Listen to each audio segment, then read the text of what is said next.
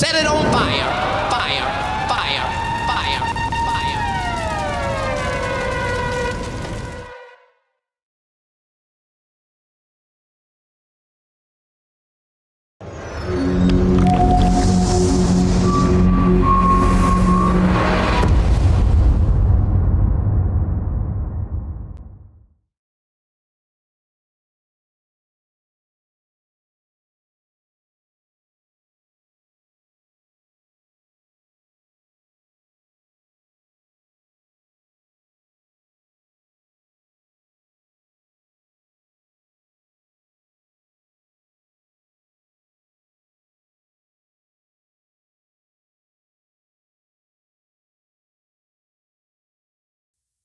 Two. There it is. There it is. There it is. Set it on fire. Fire. There it is. Fire. Fire. There it is. What's good, y'all?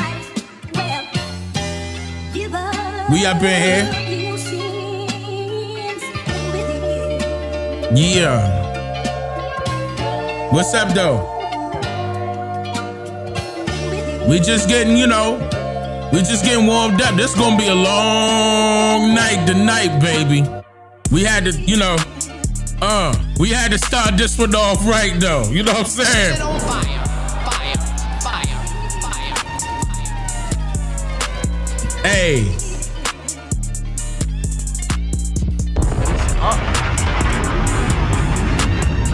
Yeah, man, I wasn't even supposed to be playing this beat.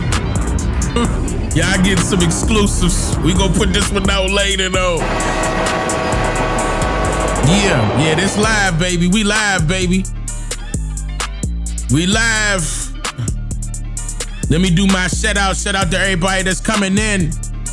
I appreciate y'all coming in. We got some things to cover, man. This is real heavy. I had a lot of stuff to the side for this too, y'all. I had plenty of videos, a lot of things I want to go over, I want to point out to you, and then y'all know they saying he gone, right? Now, it's not official. Hold on, pause the music. It's not official, okay? At least not yet, but it's a lot of reports coming out saying they got him right at his spot.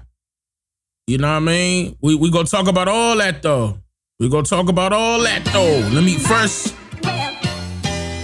Let me shout out to the people coming in real quick. Give y'all a round of applause. I appreciate that.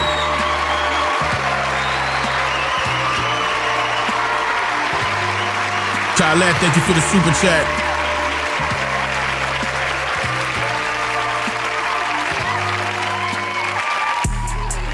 Oh yeah, absolutely, Khaled, yeah. Congratulations on the journey too. It's a beautiful journey. Especially when you know who you are, what your family was all about. Yeah. That's the key right there. Set it on fire. Fire. Fire. Fire. Arkansas in the building. Detroit in the building. St. Louis in the building. I see you. Fort Smith, Arkansas. I'm talking about Netanyahu, y'all. Yeah, Arkansas in here heavy. I see y'all. Y'all not playing. Hey. Shout out to Virginia. Now, we gonna talk about that, though. We gonna get into it. This gonna be a heavy hitter. I may even open up the panel depending on how things go. Shout out to Texas. Shout out to Florida. Shout out to Illinois.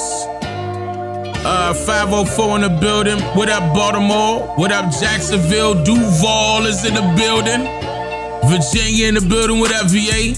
Milwaukee in the building. Boston in the building. Nashville in the building. DC in the building. Heavy. Augusta, Georgia. What up? ATL in the building. Chi-Town in the building. What up, Chicago? Mississippi in the building. What up? Baltimore in the building. B Miles. Hold up. B Miles. Hold up. I need your info. I DM'd you in the 13% community server. I don't know if you know how to utilize that. but I DM'd you inside of there. But if not, can you hit one of my moderators? They both in the chat right now, if I'm not mistaken. But yeah, I need your info, B Miles. And on top of that, you may want to pop up on the panel tonight. This one of them nights. I know you got something in the cut. You know what I'm saying? Ready to fire for this topic. Yeah, let's link. Let's link. H-Town in the building. What up, Houston? What up, Las Vegas, Jersey City, Birmingham, Alabama, Pennsylvania. Yeah. Memphis 10 in the building. Yeah, I had took a break though, y'all. I took a break. I'm back though. I didn't take no break where I was like out on the beach or nothing like that. I just took a break from the net for a little minute. But we back now though.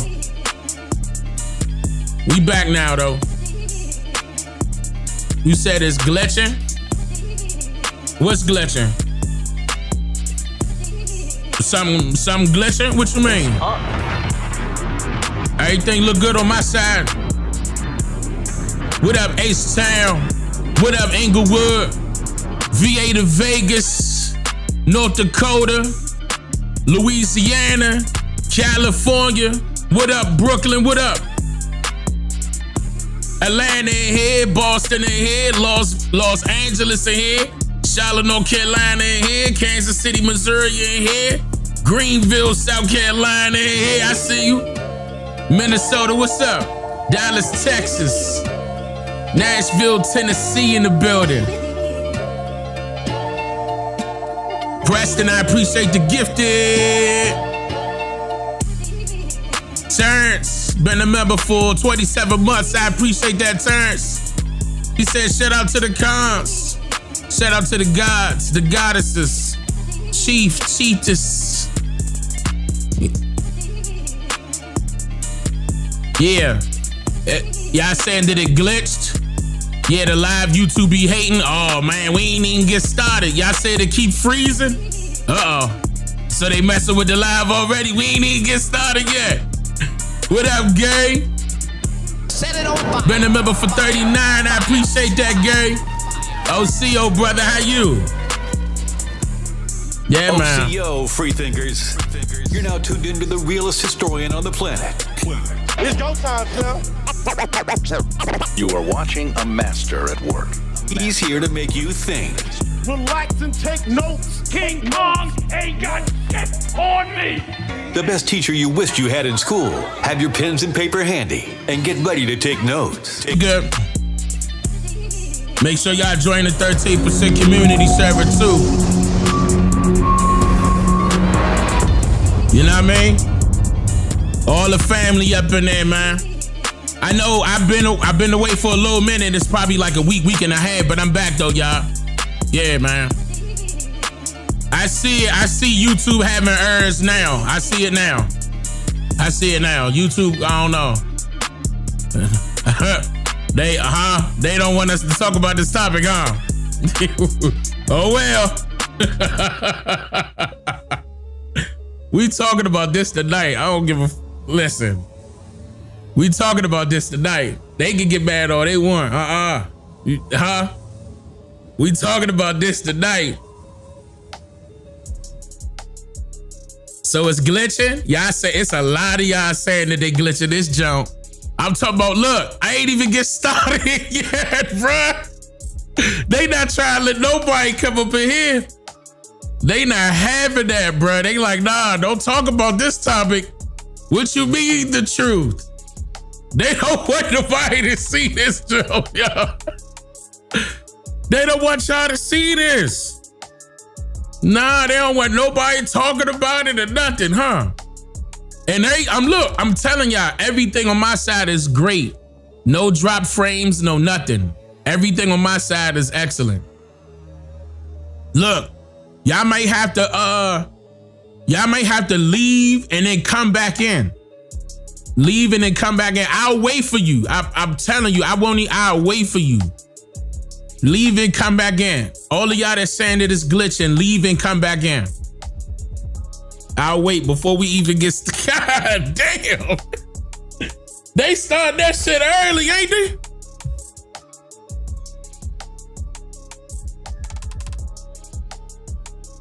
I know the perfect video to start with, too. Well, I guess they want me to beat around the bush, y'all. They want me to straighten up and, you know, and fly with them, y'all.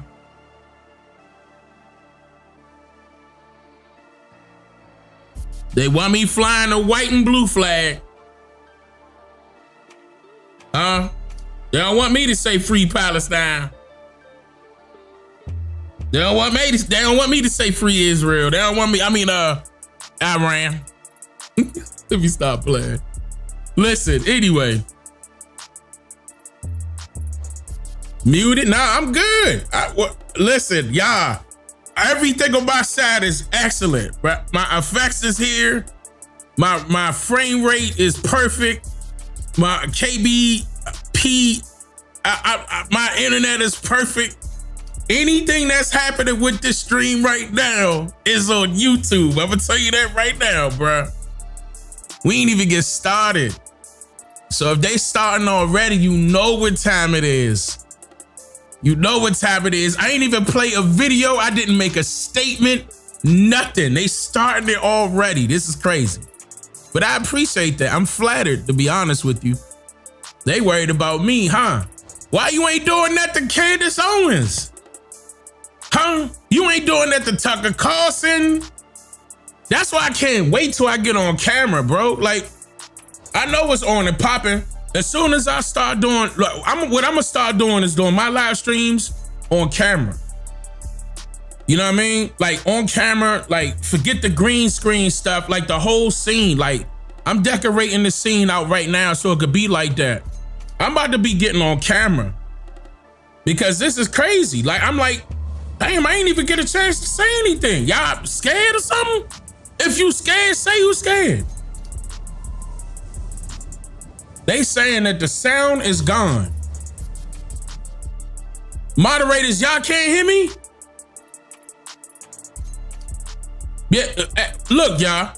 Am I loud and clear?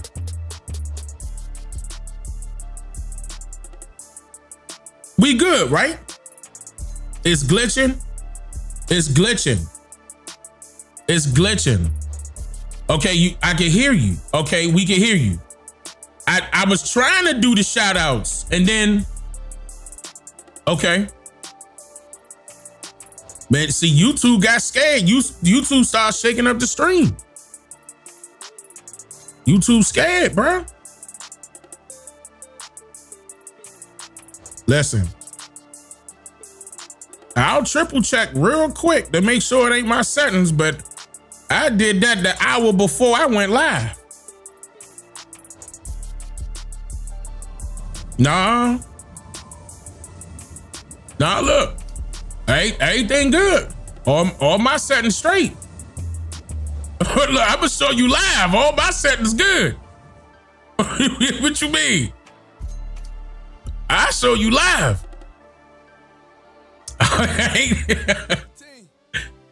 Man, it's all good. We still gonna get into it tonight.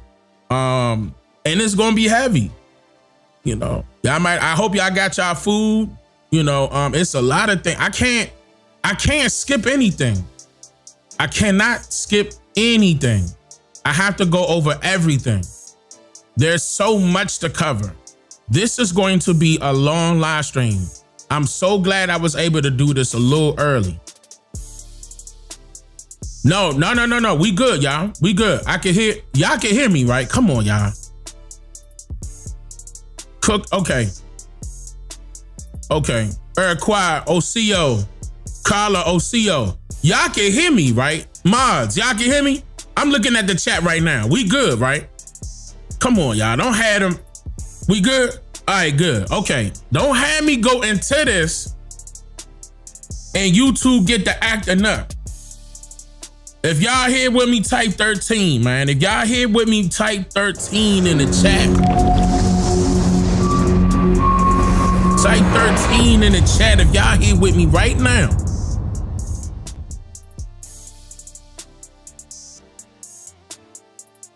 right.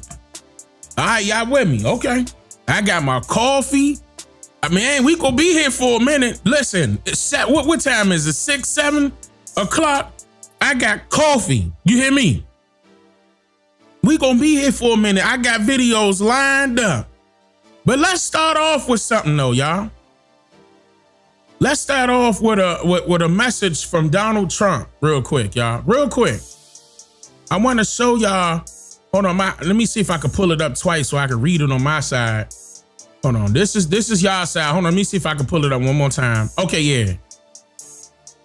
All right, so what I really wanted to point out, really quick, let's start. I just want to, y'all can see this, right? I just want to start this off with what Donald Trump said today. All right, so many countries, especially those who are affected by Iran's attempt to close Hormuz Strait, will be sending warships in conjunction with the United States of America to keep the strait open and safe. We have already destroyed 100% of Iran's military capability. Keep this in mind. He's saying 100%.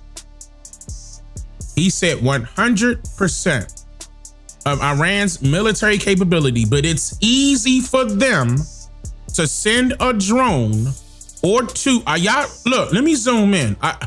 He said this. We have already destroyed 100% of Iran's military capability, but it's easy for them, listen, to send a drone or two, drop a mine, or deliver a close-range missile somewhere along or in this waterway. No matter how badly defeated they are. What are you talking about? Then he says, hopefully China, France, Japan, South Korea, the UK, and others that are affected by this artificial constraint will send ships. Wait a minute. Hold on. Trump, are you telling them that they need to be sending their people to help you fight this? I thought you said you took care of them 100%. Which one is it?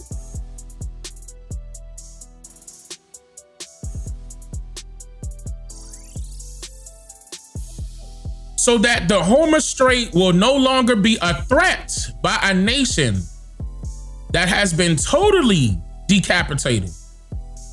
What? You just admitted to defeat. Look, y'all, all right, y'all ready for the night? Y'all ready for the night? I'm not gonna go the route that y'all probably think I'm gonna go. I cannot be wheeled in by the enemy and utilized by the enemy. I'm going to tell you exactly what I see. No cut cards, no hidden agenda. This is what he put out. This is from him, from his true social account. That doesn't sound like you won. That sounds like you are defeated. Now, I tweeted a couple of days ago. Hold on, before I go there, hold on. Now I gotta think about, in my mind, I'm thinking about which direction I wanna go. And I don't wanna take it light, I wanna go heavy. And I feel as though this part right here is heavy. And what I was gonna get into is heavy too, but I don't wanna miss anything. I wanna make sure I got it constructed in my mind where y'all can see what I'm talking about here. Now, okay, so let's stick on this part right here, what Trump is saying. We have already destroyed 100% of Iran's military capabilities, but it's easy for them to send a drone or two, drop a mine, or deliver a close-range missile somewhere along or in this waterway. Hold on, my dog's bark. Everything all right? Hold on, let me make sure they ain't send nobody to my house. Hold on, y'all, let me look at my cameras. This is a serious matter. Hold on. Hold on. I'm for real though. Like if I was on camera, you'll see I'm not playing. I'm gonna be looking at my cameras. Hold up. Just looking at everything. Let me just double check. Okay, UPS. All right, my man. All right. So anyway, Set it on fire. I know it's gonna be one of those nights, and I'm just taking it light, kinda. But okay, so Trump is explaining that he got rid of them 100%. Now, I also want to show you all something else to confirm that part right there, right? Well, allegedly confirm that part right there. So the reason why I'm saying allegedly, I'm gonna pull it up on y'all side. Give me 1 second. All right, now if YouTube decide to throw y'all to a commercial, come right back. Don't go nowhere. You go hear this tonight. This is the White House official Twitter account. Now I know some of y'all gonna say X account. I'm not a fan of Elon Musk. Okay, I'm just not. So, you know. So anyway, White House says Iran's ballistic missile capability is functionally destroyed. Okay, so now you're being specific here. Ballistic missile capacity. I say capability. Capacity. Now, they tweeted this with the picture of Trump. 95% decrease in Iranian drone attacks. 95%. March 14th, 11 today. That was today. You see that? I can't zoom in. Right here at the bottom. Look at my, look. Right? Y'all looking? Do y'all need my glasses? Today, he said, no, he said 100% of Iran's military capability. But it's easy for them to send a drone. Somebody lying. Somebody lying. Which one y'all gonna pick? Trump or Trump's White House? Which one y'all gonna pick? This is official now. This is officially from them. Okay. All right, so hold on. Let me switch screens. I got an idea. I'm gonna switch screens, right? I'm gonna move the chat over to the right. Add it. Okay. You said Trump don't lie? Trump don't lie. All right. So if Trump don't lie, hold on. Hold on. If Trump don't lie, y'all starting something. That's all y'all. That's chat. Probably the White House. Okay. So y'all saying the White House is lying. Okay. That's not Trump's White House. That's the White House, right? That ain't got nothing to do with Trump, right? We gonna go like that? That's what we saying? Chat. So it's the White House. It's not Trump, right? You need to blame the White House. You know what Trump did? A matter of fact, speaking of pushing the blame to anybody, this how you know when this nigga got something wrong. He did something wrong because he started pushing the blame on everybody in his cabinet. The situation was very quickly approaching the point of no return, and the United States found it intolerable, in my opinion, based on what Steve and Jared and Pete and others were telling me, Marco, so involved, that I thought that they were going to attack us. I thought they would, if we didn't do this at the time we did it, I think they had in mind to attack us. So he literally just threw his cabinet up under the bus. So, okay, y'all following? I was listening to everybody else's side of my cabinet. They were the ones that told me that they were going to attack. So we said, okay, we're going to. Ain't that what? Oh, I'm just paraphrasing, but one more time. The situation was very quickly approaching the point of no return, and the United States found it intolerable, in my opinion, based on what Steve and Jared and Pete and others were telling me, Marco, so involved, that I thought that they were going to attack us. I thought they would, if we didn't do this at the time we did it, I think they had in mind to attack us. And now, speaking of the attack us part, right?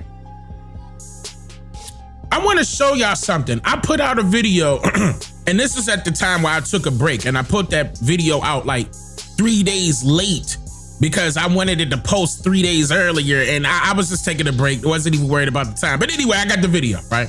My new book. So I made a whole video. Yes, definitely go get my new book. But hold on, before we get into my book, I made a whole video not even saying a word.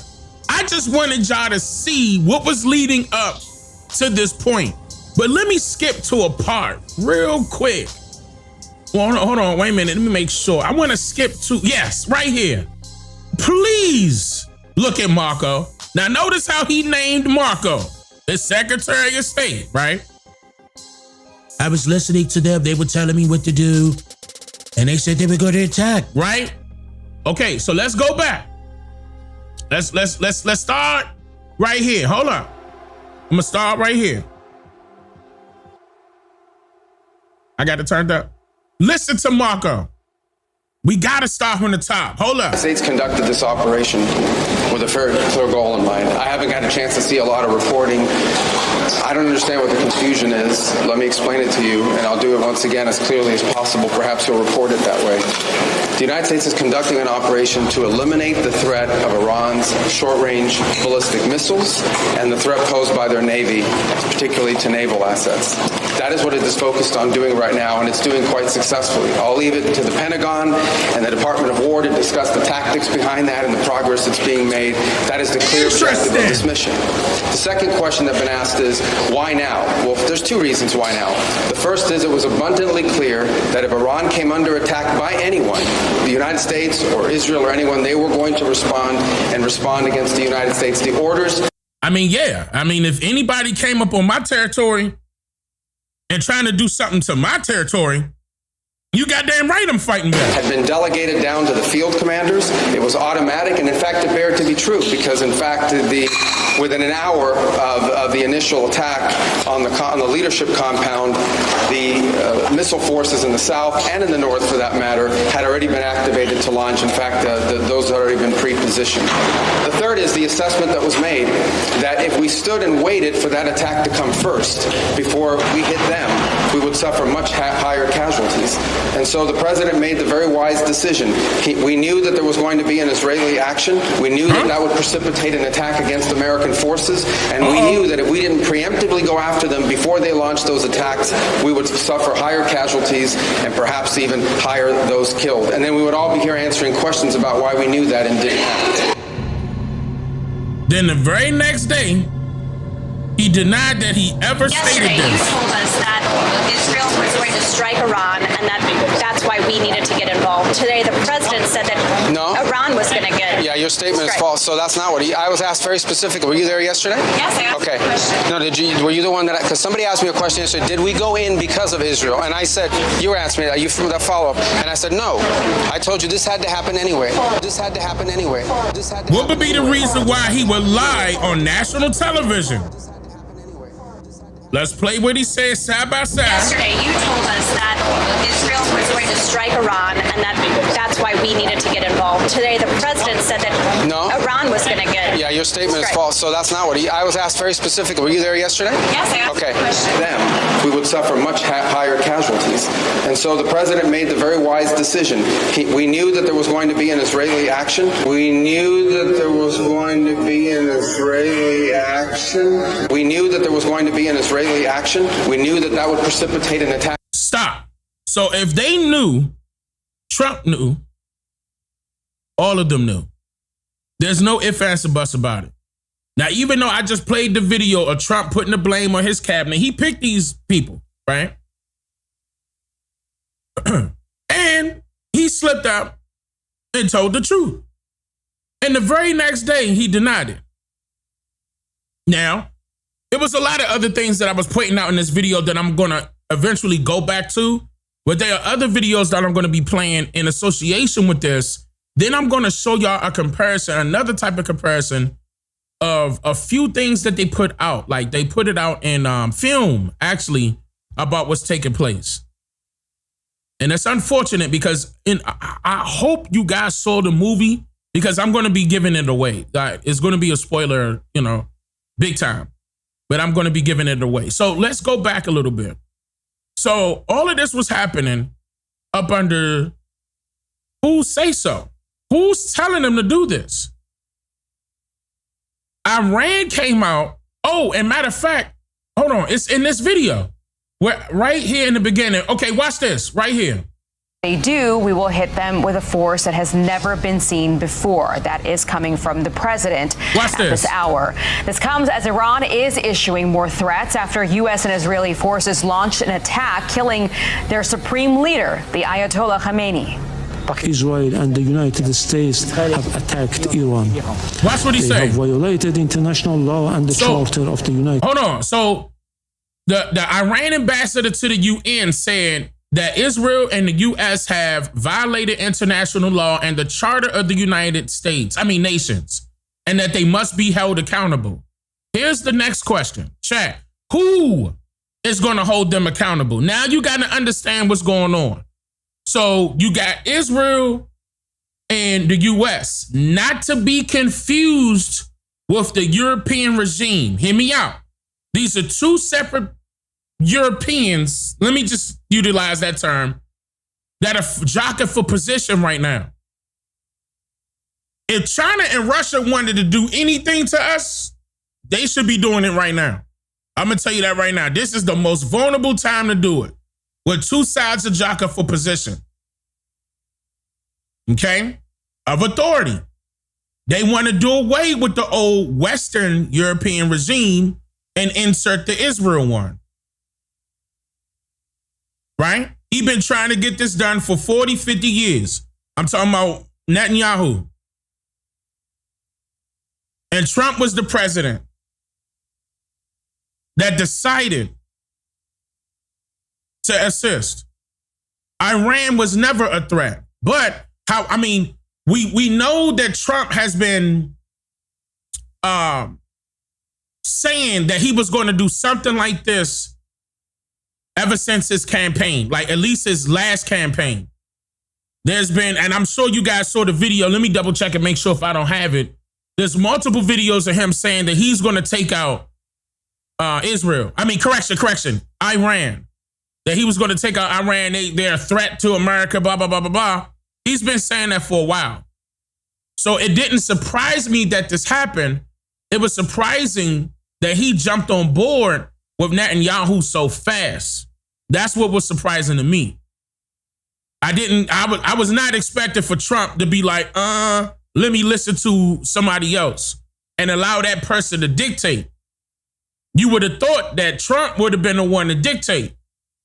Now, again, there's some rumors going around saying that Netanyahu not here. I'm going to get into that later on.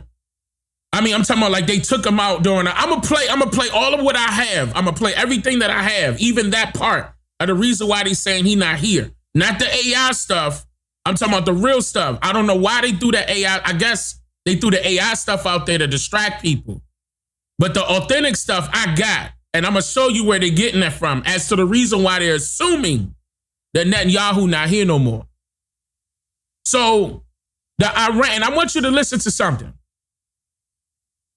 This is the Iran ambassador saying that they violated international law, right? And the charter, and he's saying nations, they must be held accountable. So long as this aggression continues, Iran will continue to exercise the inherent right of self-defense. So they're going to he's proclaiming self-defense. Iran is proclaiming self-defense. That's alarming. This is on Fox News. And Americans still believe, some Americans, not all, some Americans still believe that Iran is a threat to us. When Iran it's saying self-defense. What does that sound like to you? That sounds like U.S. is being the aggressor, right? On purpose. On purpose. Something is wrong. Now, a lot of y'all may say oil. I agree with you. I agree with you. I fully agree with you. 100% agree with you. They need more oil in their back pocket. Who was they? The United States. That would be something that they would get out of this deal. Now, when it comes to Israel, he would have more pull by having these different places who are rich in oil, making him wealthier than the older European regime because he has a stronghold on the oil. That's what he's looking for. But it's not just the oil. That's not the only thing. What else do you think it is, chat?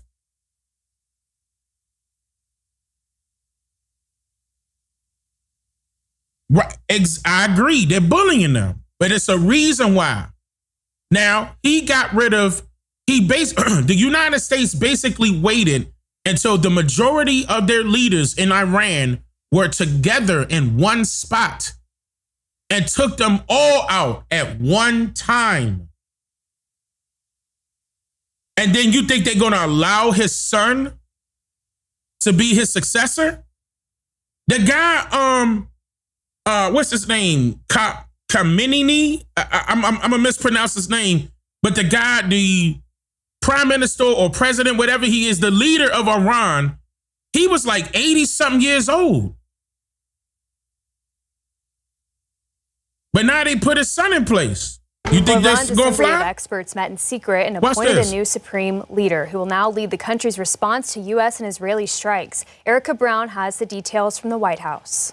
Not just a report. Look at the people. This is what I'm going to point out. Look at the people in the street excited that they got their son as the leader. Something not right. That's a lot of people. We don't see nothing like this, not even a Million Man March. Was this heavy?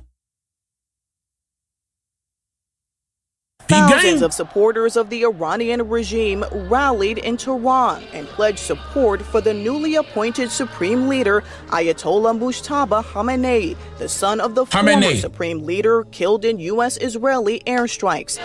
He was 85, 86. He was in his 80s. In an interview with Fox News, President Trump said he was not happy with Khamenei's appointment. He had previously pushed for the U.S. to be involved in selecting Iran's new leadership. Why? The question, y'all, why? You heard what she said? Why? Why does the U.S. have to be involved in who they select to be the leader? That is a totally different country. Totally different landmass. They have nothing to do with America. Why are you meddling in their business? Okay. All right. They want control. Imperialism, okay. NWO, all right. I'm looking at chat. I'm just reading chat. I'm just reading y'all what y'all saying. Meanwhile, China's sitting back waiting to be number one. I'm telling you, and I said this earlier, if China wanted to make a move, this would be the perfect opportunity to make a move. They are vulnerable right now. And who is they? The U.S.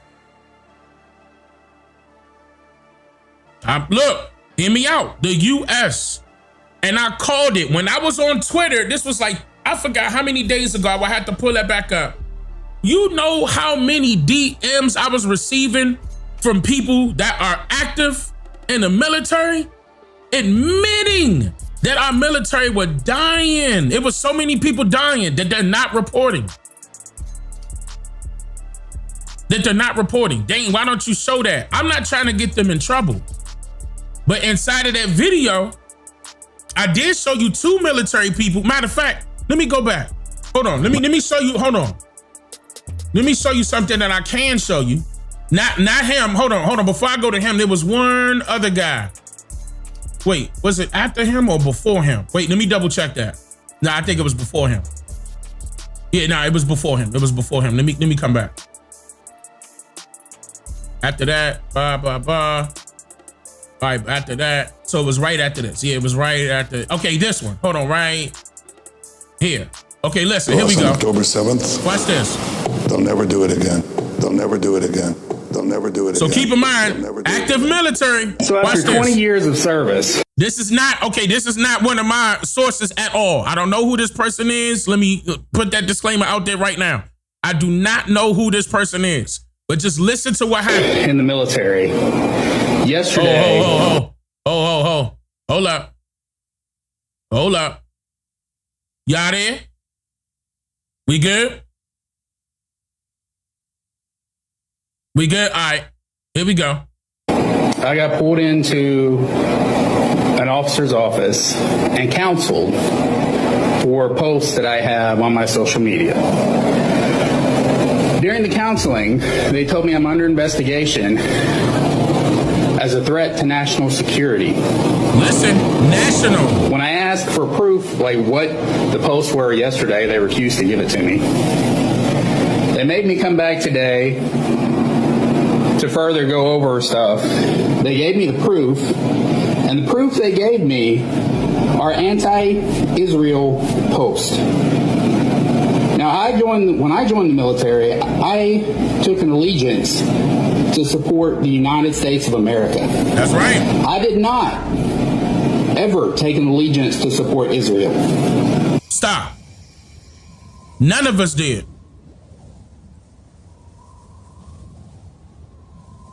None of us did. And there's nothing wrong with stating that. Nothing. There's no law stating that we shouldn't say that fact right there.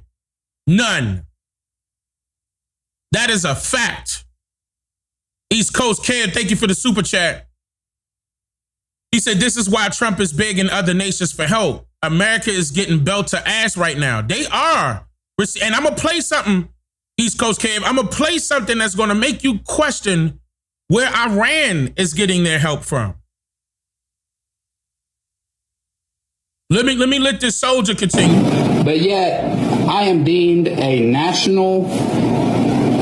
threat to national security because I do not support Israel and their genocide against the Palestinian people. Yes, you heard that right.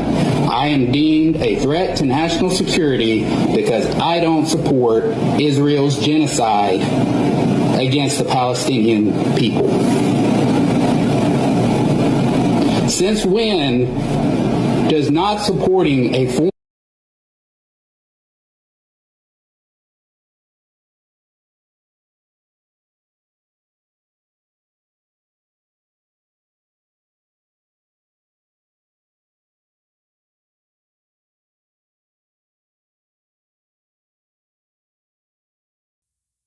Okay, no, I apologize. I'm glad y'all said I'm muted. Now, I was answering somebody earlier. Somebody said, Dane, during conflict, he is wrong by military law. But peep game, if he's wrong by military law, where's the evidence? It's not like he said it recently. That was something that they pulled from the past. He had past posts. So wait a minute. What's the problem here? He pledged allegiance. Is Dane still married? Yes, I'm taken. What type of question is that? He pledged allegiance to America. How is he wrong? And how is this post deemed anti-Israel?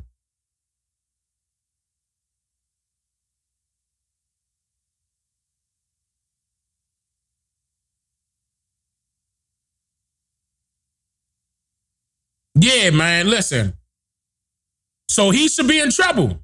As an active U.S. Army soldier. That's what you're saying? He signed up to fight for America, not Israel. He not wearing no Israel badges. He ain't holding up no Israel flag. What you talking about? Y'all say this buffering? Oh, man, come on. They about to do that to me tonight. We ain't even get... Listen, I'm going to keep going because I know they're going to act stupid. They going to act stupid tonight, y'all. Y'all just got to know that. They're going to act foolish tonight. I'm not dropping no frames. No, my internet is perfect. Everything is fine. That's YouTube doing that. They've been doing that ever since we went live tonight. It's the topic, y'all. Y'all have to know. Y'all have to know. I'm not no Candace Owens or nothing either, so you know something wrong. That's why I can't wait till I get on camera with this shit. We got some plans for these. We got some plans for them. Your stream is buffering. Yeah. He's fighting for the United States of Israel. Ain't that something? Ain't that something? All right, come on. Nation get a U.S. soldier investigated for being a threat to national security. National security. Bottom line is that I've confirmed that Israel is basically in control of our foreign policy by our own posture to be allied with them, and that is uncontrovertible, because now they're trying to do damage control. Oh no, Trump gave the order. No, our very doctrine is if Israel's attacked, we attack. And so thank God Russia's not following its agreement with Iran or China, or we'd be in war with them right now. So it is a fact. And then the neocons, the Israel lobbies, all over the internet attacking anybody that points this out and tries to say it's not the case. Well, Netanyahu. Uh-oh. Is that what's going on, Alex Jones? But listen, I mean, I wonder if they're having an issue with me pointing this out. So to go back to this video, right? We see all these people out here in celebration. This is in Iran, in celebration of the successor of Khamenei. I believe that's how you pronounce his last name. His son is taken, is the successor. The way they made it seem to us in the media, they tried to make it seem like, no, this guy was killing his own people. They said that about so many goddamn leaders in other places where they just want to be nosy, take their gold, take their oil. They just said that about Saddam Hussein. They just said that about Osama bin Laden. Who am I missing? They said that about Gaddafi. Honorable, Iron Work. Thank you for the super chat. You said Honorable Farrakhan did his best to put folk on game, but nobody listened. Folks listening now. Yeah, I agree. He also said that Israel have, hold on, I'll let Farrakhan say it. Israel is the third most powerful nuclear nation in the world. Did you know that? Think about it. Israel will not confirm or deny that she's a nuclear power. Think about it. But Israel never signed the Nuclear Non-Proliferation Treaty. Ain't that crazy? Israel would not allow any atomic energy experts to come in and inspect her nuclear plant in... Okay, so you heard that, right? That's Farrakhan saying, we don't know if they have any nuclear weapons, but they lied and said Iran does. Even Farrakhan himself saying that Iran don't have that capability. Mona Israel. But now she is the prosecuting attorney for non-nuclear Iran. Non-nuclear Iran. So I agree with you. Farrakhan did, he said a lot. He's been saying a lot over the years about a lot of this stuff. I I agree with you on that. Israel has been saying Iran has had nuclear weapons since like the 90s. When I was in the military, we went to other places other than Iraq and Afghanistan. When it comes to Iraq, we were sold an entire lie on that of nuclear weapons of mass destruction, chemical warfare buildings, and all this and that. We had a mission going into a big warehouse where they believed weapons of mass destruction were being held at. Nothing was in there but chlorine, and we had dropped 2 500-pound bombs on it. The weapons of mass destruction they were talking about, it was gold bars. Saddam Hussein had a lot of gold and a lot, even more oil. That was the weapons. Stop. It's up. That's it right there. So not just the oil, the gold. And shout out to Nick Irvin. That's Nick Irvin. When I get set up, I want to do something with Nick also. When everything's set up on my side, I want to bring Nick up. In fact, there is something else I'm going to play in Nick. But yeah, I mean, you know, he was a part of the military. He was a sniper on top of that. Very good sniper. But yeah, I mean, with him being out there, what he got to lie for? This is so many military people telling the truth. He not the only one. I'm talking about y'all don't even want to listen to your own military people tell y'all that they lying about this war. They've been coming out left and freaking right, and they've been getting removed off of these social media sites, including TikTok, Twitter, Facebook, Instagram. They're getting removed. Now Nick is on YouTube. This is a YouTube video of the interview, and I'm going to play another one later on. But Nick, what Nick got to lie for? Again, one more time. Israel has been saying Iran has had nuclear weapons since like the 90s. When I was in the military, we went to other places other than Iraq and Afghanistan. When it comes to Iraq, we were sold an entire lie on that of nuclear weapons of mass destruction, chemical warfare buildings, and all this and that.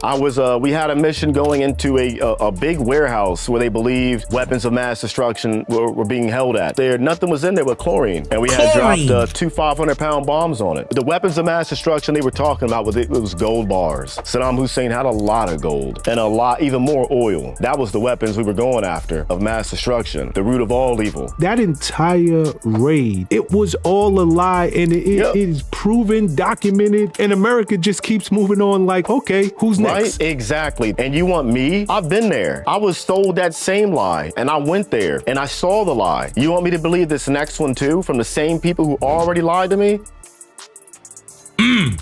Shout out to Nick. Shout out to Nick. Listen, y'all. All right. Our own military speaking. It's up to y'all.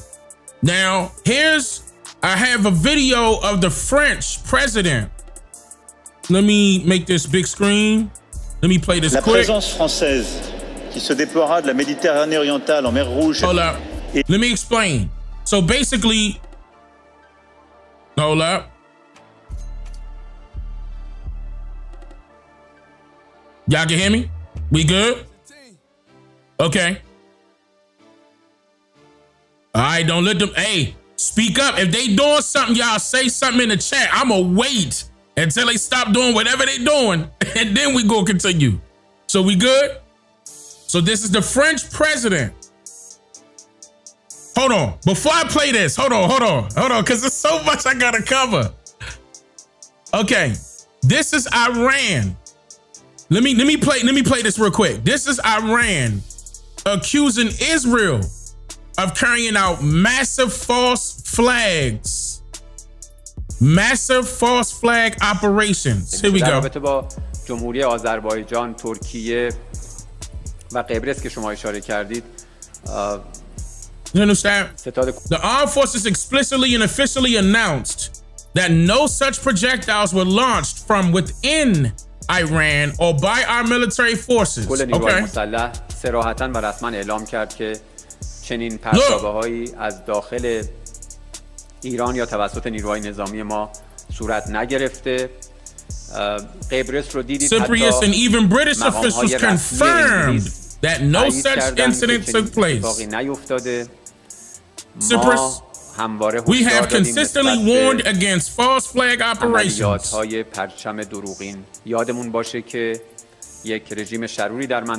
Let us not forget that a rogue regime in the regime, a region I'm in, hold on, I got excited. Go back. Let us not forget that there is a rogue regime in the region with a long history of such actions. You know who he talking about. Talking about Operation Operation Susanna در 1954 and I wanted to be quiet so you could hear that he's actually stating this. In 1954 in Egypt, یک مورد خیلی شناخته شده است. It's a well-known case of how the Zionist regime attempted through sabotage to drive a wedge between countries. Now keep that in mind. That will create a world war. So if Israel, peep game, if Iran is stating that it's Israel that are using these ballistic missiles on these other places and then blaming Iran for that, Iran coming out saying, nah, that ain't us, that's them. That's Israel trying to cause a war. Not only that, that goes back to what I originally stated earlier. These are two regimes jockeying for position of power. These are two, okay, you got the Israeli regime and then you got the older Western European regime. Basically the British. Basically the British.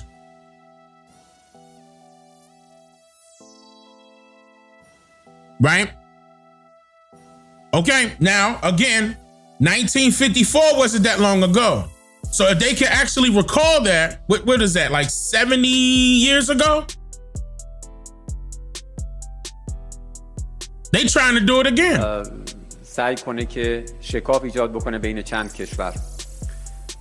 اخیراً هم خب خبرهاش اومد که در عربستان سعودی و قطر اینها مشغول عملیات خرابکارانه بودن. بنابراین همه که So Saudi Arabia, wait, I hit the button by mistake. اخیراً هم خب خبرهاش اومد. Look. They were engaged in sabotage operations. And guess who they funded by and supported by? و قطر اینها مشغول عملیات خرابکارانه بودن. بنابراین همه کشورها رو ما دعوت می‌کنیم به We call on all countries to exercise caution before drawing conclusions about developments in the region.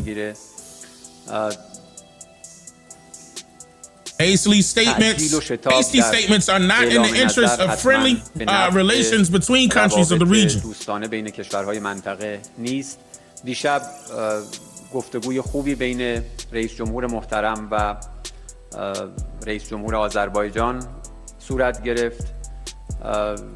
توضیح داده شد، تاکید شد که چنین اقدامی از طرف ایران نبوده. It was confirmed that no such action was taken by Iran. حسن نیت و رویکرد مثبت ایران در قبال همسایگان در هر اظهار نظری مد نظر باشه. در عین حال تأکید ما At the same time, our position remains clear.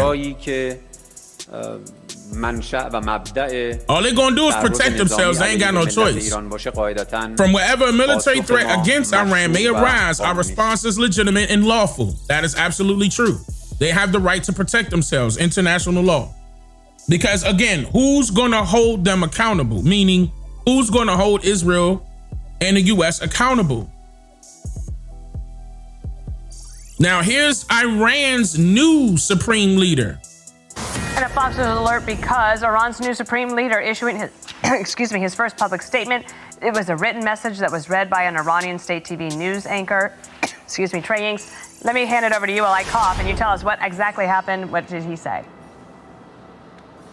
Yeah, Dana, good morning. We're just getting this in right now. On Iranian state media, a presenter read a new statement from Iran's new supreme leader, Mojtaba Khamenei, and Reuters is reporting a few highlights from those remarks, saying that the supreme leader said in the statement, "We believe in friendship with neighbors and only target the bases, and we will inevitably continue." That is not true. We know that many Gulf countries have had their residential and civilian infrastructure attacked.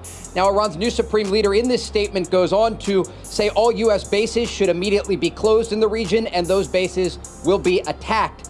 He also says in the statement, again, that was presented on state media, he does not appear in the statement, that he calls on unity among the people of Iran and participation in Quds Day. Now, Quds is the Arabic word for Jerusalem, and this day normally falls on the last Friday of Ramadan. And so, if my math is correct here, that would be March 20th of this year, the last Friday of Ramadan, when traditionally we have seen Iranian proxies like Hamas and Hezbollah launch attacks and also large demonstrations in the region. And so this is certainly something to look out for in the days ahead. But again, this is the first statement that we are receiving from Iran's new supreme leader, Mojtaba Khamenei.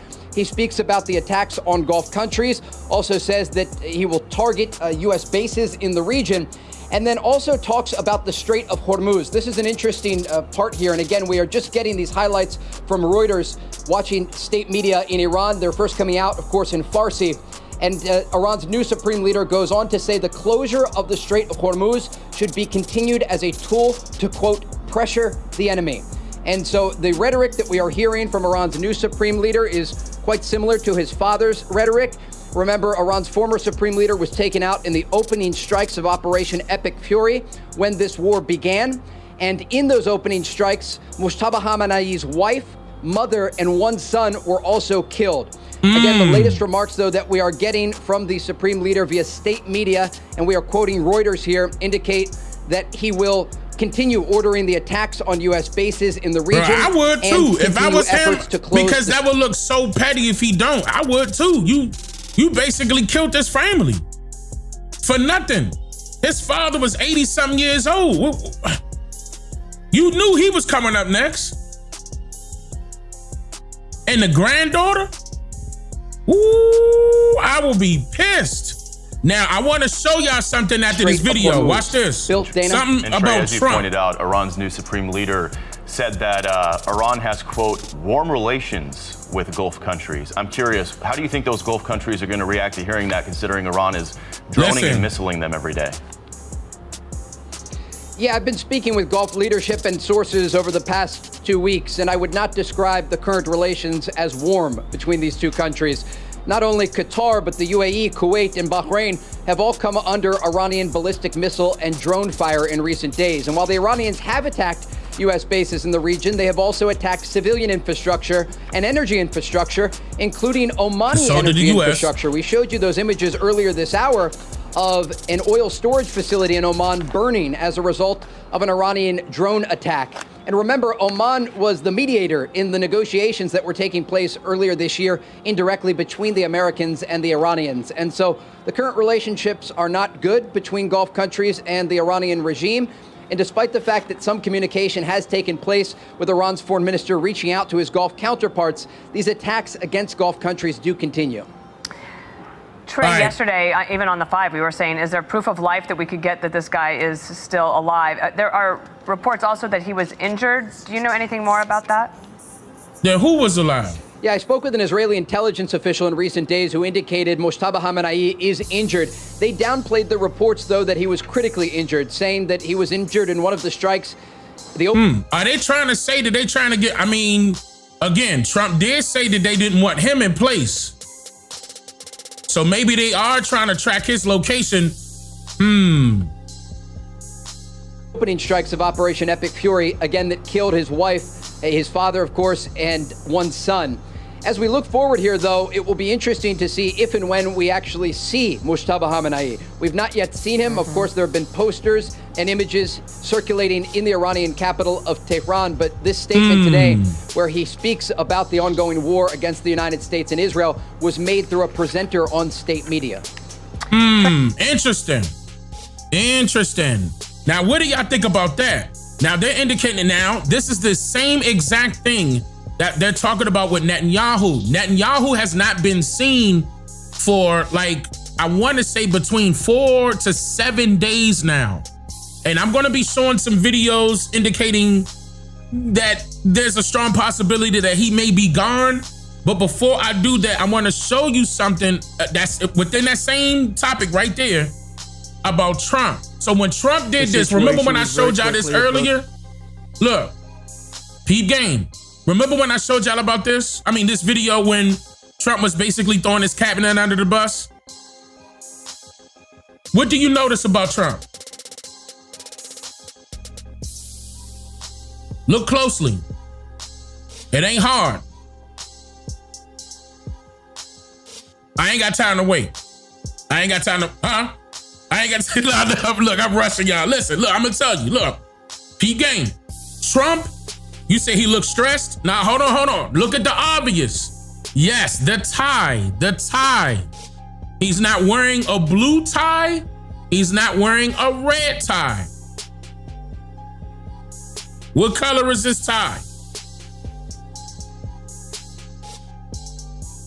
Purple. Now, blue combined with red makes what? All right, now hold on. Wait a minute, Dane. Wait a minute. You going too quick. I'm slowing it down. Listen, I'm saying this for a reason. Anytime exactly uptown, stud, absolutely.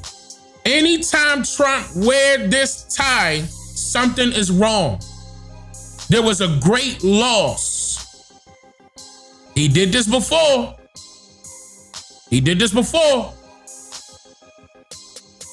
He had to make a major announcement. Now, this time around, his major announcement was that Iran was defeated. Right. Because the video, okay, what you about to say, and I'm glad y'all saying that, he's wearing that because Bibi died. And that will be the only conclusion that I will come to, because the last time he wore that purple, something was wrong. I'm gonna get into that. There are two Trumps. Dick Gregory did say that.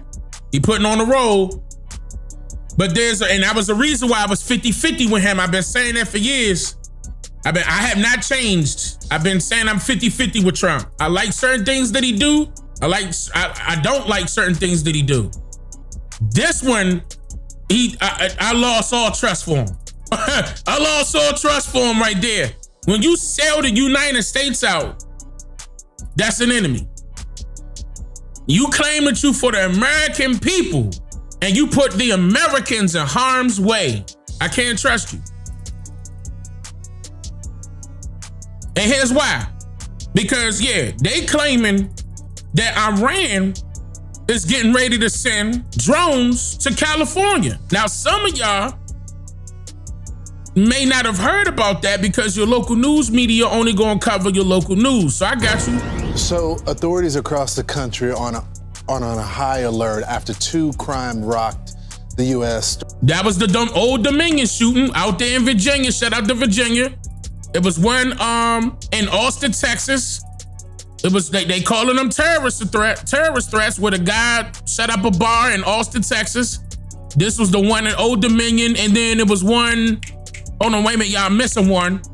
Wait a minute, they may even say it right here. In Virginia, a couple of things happened. An ROTC student in Detroit, right? Taking down a suspect who opened fire on a classroom, killing one person. The FBI, revealing sources, said that the suspect said Allahu Akbar before the shooting. Just hours later, a suspect rammed into a Michigan synagogue before exiting with a rifle. And here's the thing.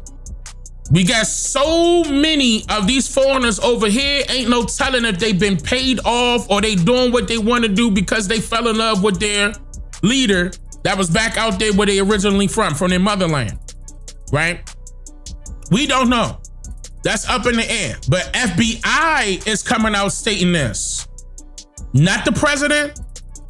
Listen. Not the president. Nobody in his cabinet. This is the FBI. That's a big red flag. What agents are calling a targeted attack. Security shot and killed him. Joining us now is James Galliano, Fox News contributor and retired FBI supervisory special agent. James, good to see you, brother. I just want to show you this growing... Hell nah. That's what I'm telling you. This is that. Why would the FBI need to, tell us this? This is something for the president to be mentioning. Look, we're going to take care of all the Americans. You don't have to worry about this. Why is the FBI talking about the safety of Americans? Hey, y'all, be on high alert. Look out for terroristic. Why is the FBI talking? So it could seem like Trump and his administration is still up under control? Maybe people would panic if Trump would say something. Come on, chat. Timeline, and we're hoping that we can nip this in the bud. But March 1st, you had that bar shooting in Austin, Texas. Saturday, attempted bombing in New York City, and then Thursday, all of them right here. The synagogue attack in West Bloomingfield, Michigan, and of course, Thursday, the Old Dominion University shooting in Norfolk, Virginia. This is spanning across the country. That's Norfolk, Virginia. It looks Virginia. like most of all of these motivations are radical Islam. You can tell he from Texas. He tore that up. Listen to his Texas accent. The synagogue attack in West Bloomingfield, Michigan, and of course, Thursday, the Old Dominion University shooting in Norfolk, Virginia. In Norfolk. Spanning. That's it. If that ain't Texas, I don't know what is. If that's Texas, that's a Texas accent. I'm out here. I know a Texas accent. Okay, and I'm from DC. It is pronounced Norfolk, goddammit. He couldn't say that to save his soul. Across the country, and looks like most of all of these motivations are radical Islam. Yeah, and LJ, I'll tell you, I think since 9/11, there's been some 53 plots that were either foiled by the FBI or law enforcement or successful in the United States involving radical Islamists. Look, this is the suicidal empathy we talk about all the time, where there just isn't a proper process to vet these people. As you pointed out, in those 4 attacks, either naturalized citizens or the children of naturalized citizens. At the same time, they trying to push that ID to y'all. Peep game. I think this is absolutely an assimilation problem, and that's something that we've got to focus on in our country right now. James, you were one of the big guns here in New York with the FBI, and you know how hard it is to build a counterterrorism case. Were you shocked to learn that one of the perpetrators of this act was convicted of providing material support and was released early? Yeah, should have gone to jail for 20 years, Lawrence, and I believe did somewhere in the neighborhood of 132 months. And again, it goes back to that suicidal empathy.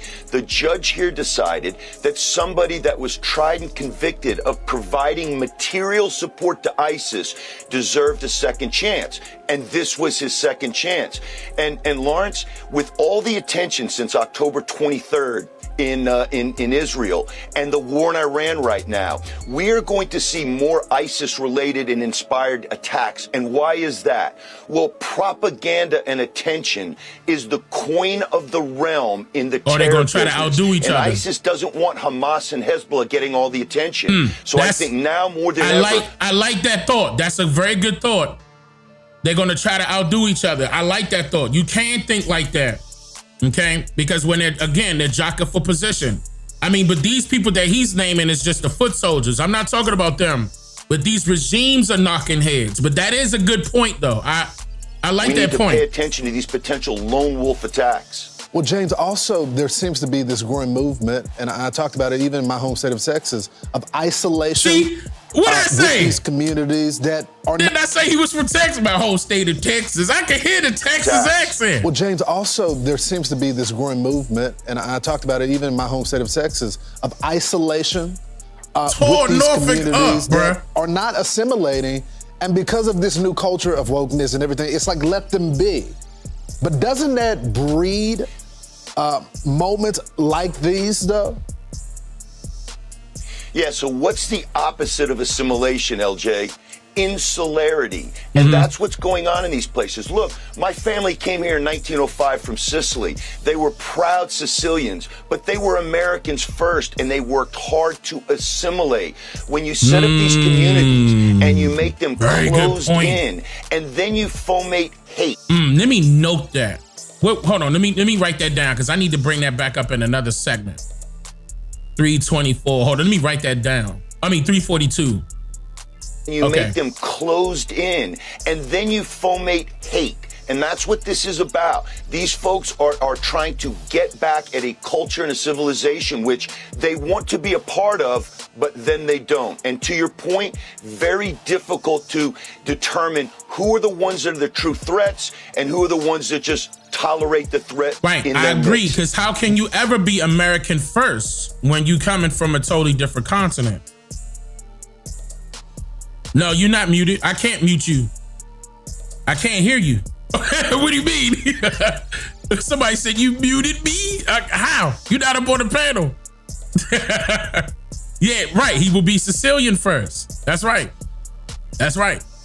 Absolutely.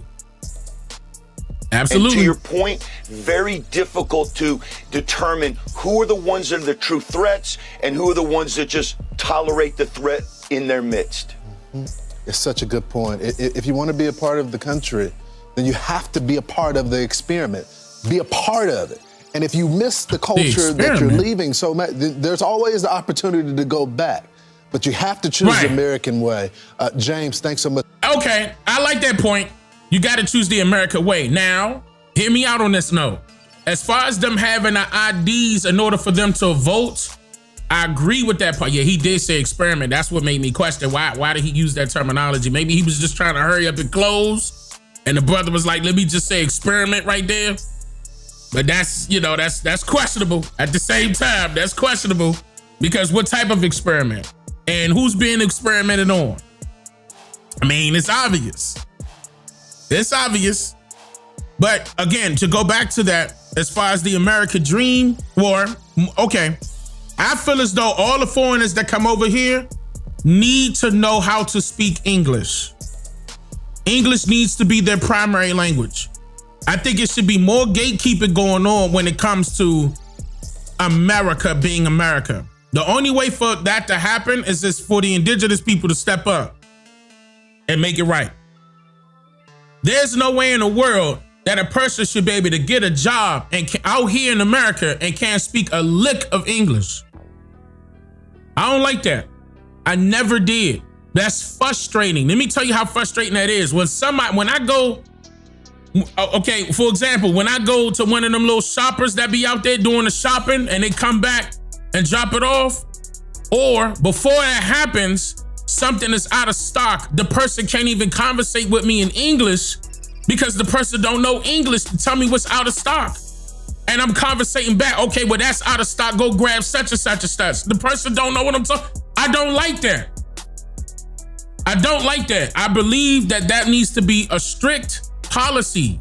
You have to speak English, period, in order to work in America. That needs to be, because we can't go, for example, we can't go to China just speaking English and expect us to get away with that. And that's it. We can't go to Mexico just speaking English.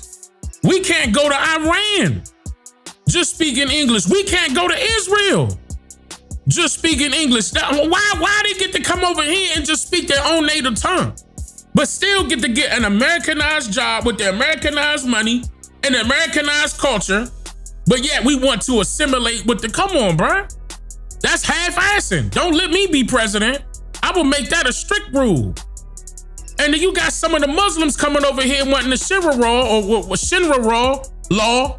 law. I'm like, well, I mean, why don't you just do that over there where you from? That's not what America is about. Y'all didn't fight for independence.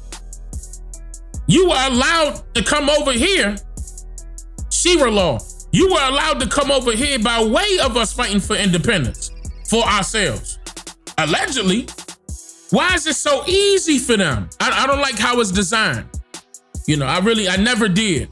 But as far as the point being made with this guy here talking about how it's going to allow those other terrorist groups to say, oh no, they can't outdo us, and want to go do something silly too.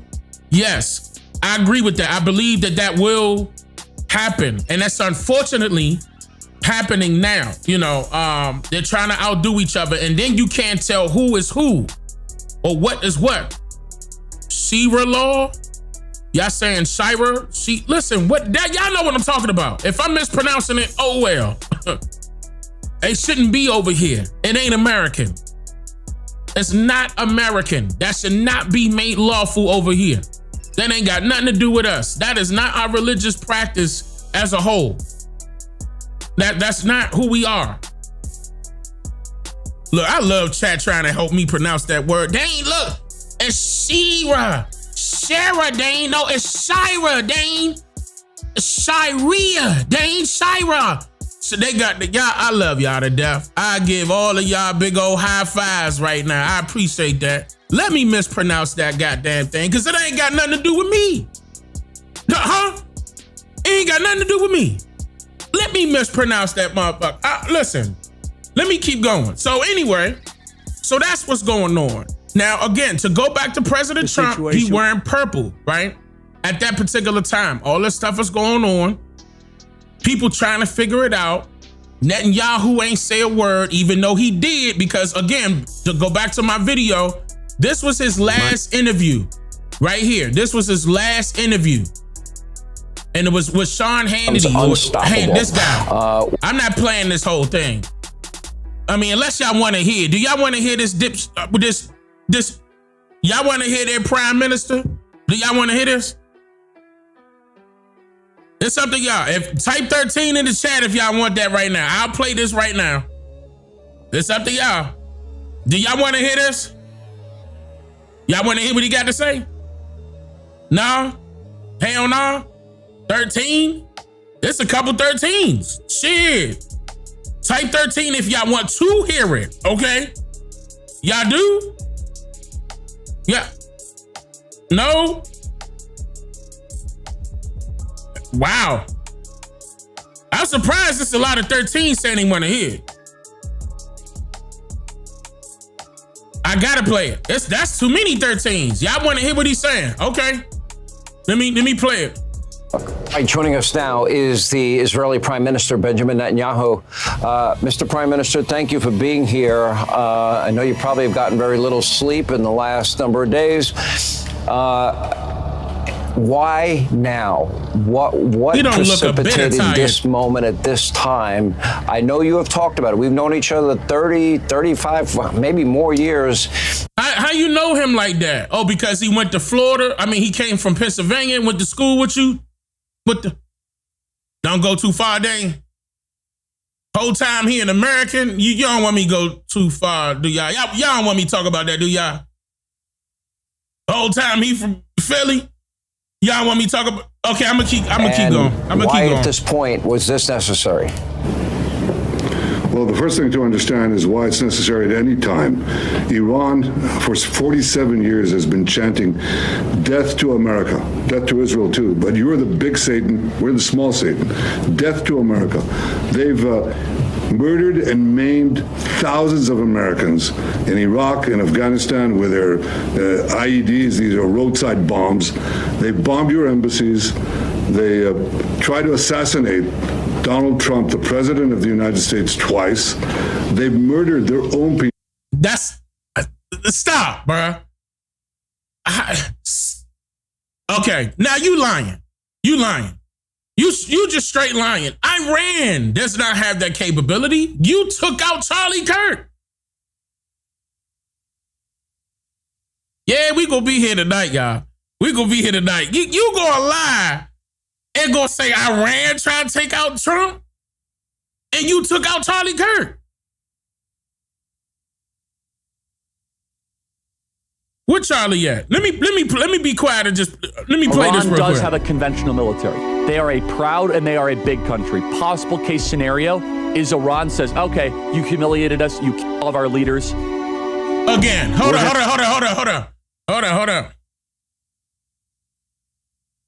They go make this. Iran does have a conventional military. They are a proud and they are a big country. Possible case scenario is Iran says, okay, you humiliated us, you killed all of our leaders. We're going to go make this a regional mess and try to get as many people involved as possible. They're going to go after Americans. They're going to go after Saudis. They're going to go after everybody imaginable just to create a big mess and to try to draw the world into it. Because understand, the Iranian people are widely respected and not necessarily are always in sync with leadership. But if and when the people of Iran feel like Persia is being defaced and humiliated and disrespected, we don't know where that is going to go. And that's my final reason why I am always skeptical of military intervention. And when a lot of the sometimes warmongering wing gets too excited, you don't know, actually. You need to have a lot of humility. It's up.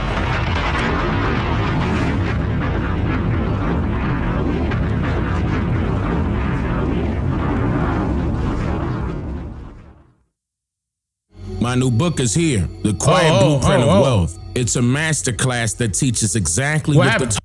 Oh, I'm going too fast? All right, hold on. Let me move up. Right here. The Prime Minister of Israel, Benjamin Netanyahu. Take a look. Take a look. Right, joining us now is the Israeli Prime Minister, Benjamin Netanyahu. Mr. Prime Minister, thank you for being here. I know you probably have gotten very little sleep in the last number of days.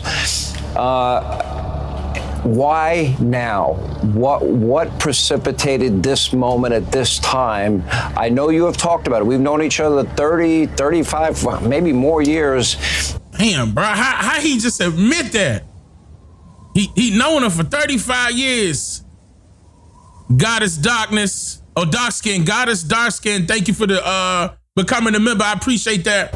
And why at this point was this necessary?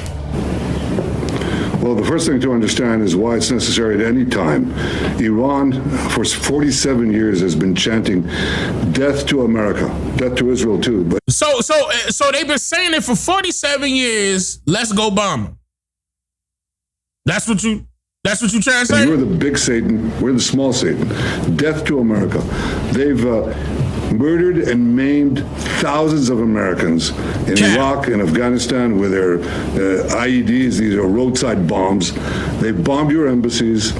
They tried to assassinate Donald Trump, the president of the United States, twice. That part right there, not true. They murdered their own people. They massacred so many. And they spread a worldwide web of terror. So this is a regime committed to destroying the United States of America. It's the only country on the planet that says so openly and works tirelessly to achieve that goal. The reason that we had to act now is because they were, after we hit their nuclear sites and their ballistic missiles program, you'd think they learned a lesson. What nuclear sites? But they didn't, because they're unreformable. They're totally fanatic about this, about the goal of destroying America. So they started building new sites, new places, underground bunkers that would make their ballistic missile program and their atomic bomb programs immune within months. If no action was taken now, no action could be taken in the future. And then they could target America, they could blackmail America, they could threaten us and threaten everyone in between. So action had to be taken, and you needed a resolute president like Donald J. Trump to take that action. And we are his very strong and able partners, and our alliance today is so strong. We had to take the action now, and we did. Otherwise, the Iranian mass murder regime would have immunity from future action. Steve How would they have made immunity? this statement, the Middle Eastern envoy, and he made it last week, that they absolutely are clinging to their ability to build out a nuclear weapons program. And the president, as he said, he wanted a peace deal, gave them every opportunity for peace, like they did before Operation Midnight Hammer. And they steadfastly refused. In the first 30 seconds, I've never seen anything like this in my life. The supreme leader, the Ayatollah Ali Khamenei, and his top 40 leaders were wiped out, Ahmadinejad among them. That's how you know it was a setup. You got to all of them at one time. So based off of what he just said, that's 41 people simultaneously.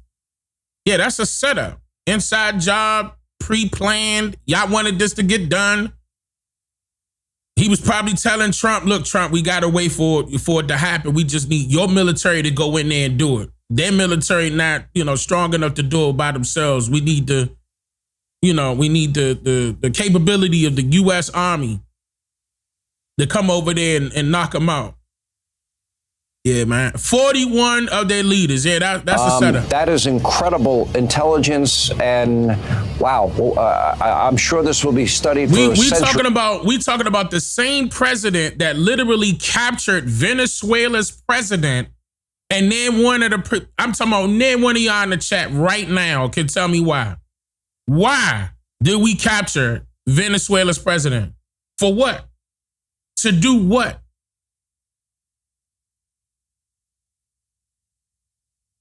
No, okay, you mean to tell me that a president didn't have a team? So where's his team? Because you took out the Iran supreme leader and his team. So you went, I look at the whole chat saying, you went after Venezuela's president, captured him, kidnapped him. That's basically what you did, and brought him over here to face trial for some bologna and cheese sandwiches. I did a video on this. It's on my channel right now if y'all haven't seen it. And it was for oil too. So you mean to tell me, is that a reason? Is that the reason why, Trump, you want Greenland? So why does Trump want Greenland?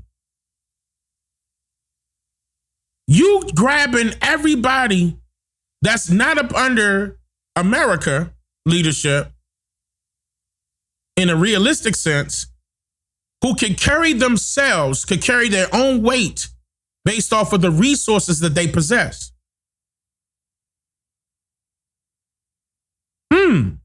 Strategic moves for whose favor? But now that this part has been exposed,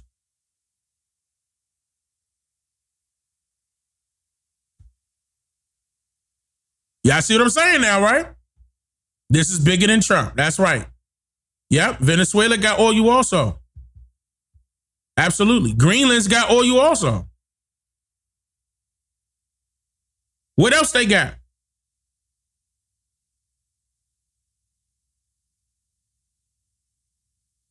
Bro, I'm talking about, that's yesterday's news now about Venezuela. When have we ever seen this? And remember when I showed you we seen this before? Inside of the video? Well, you get to pull up on a president, or whatever you want to call him, a prime minister, whatever you want to call him, of a totally different country. We're going to capture you. You are now in prison. We got this territory.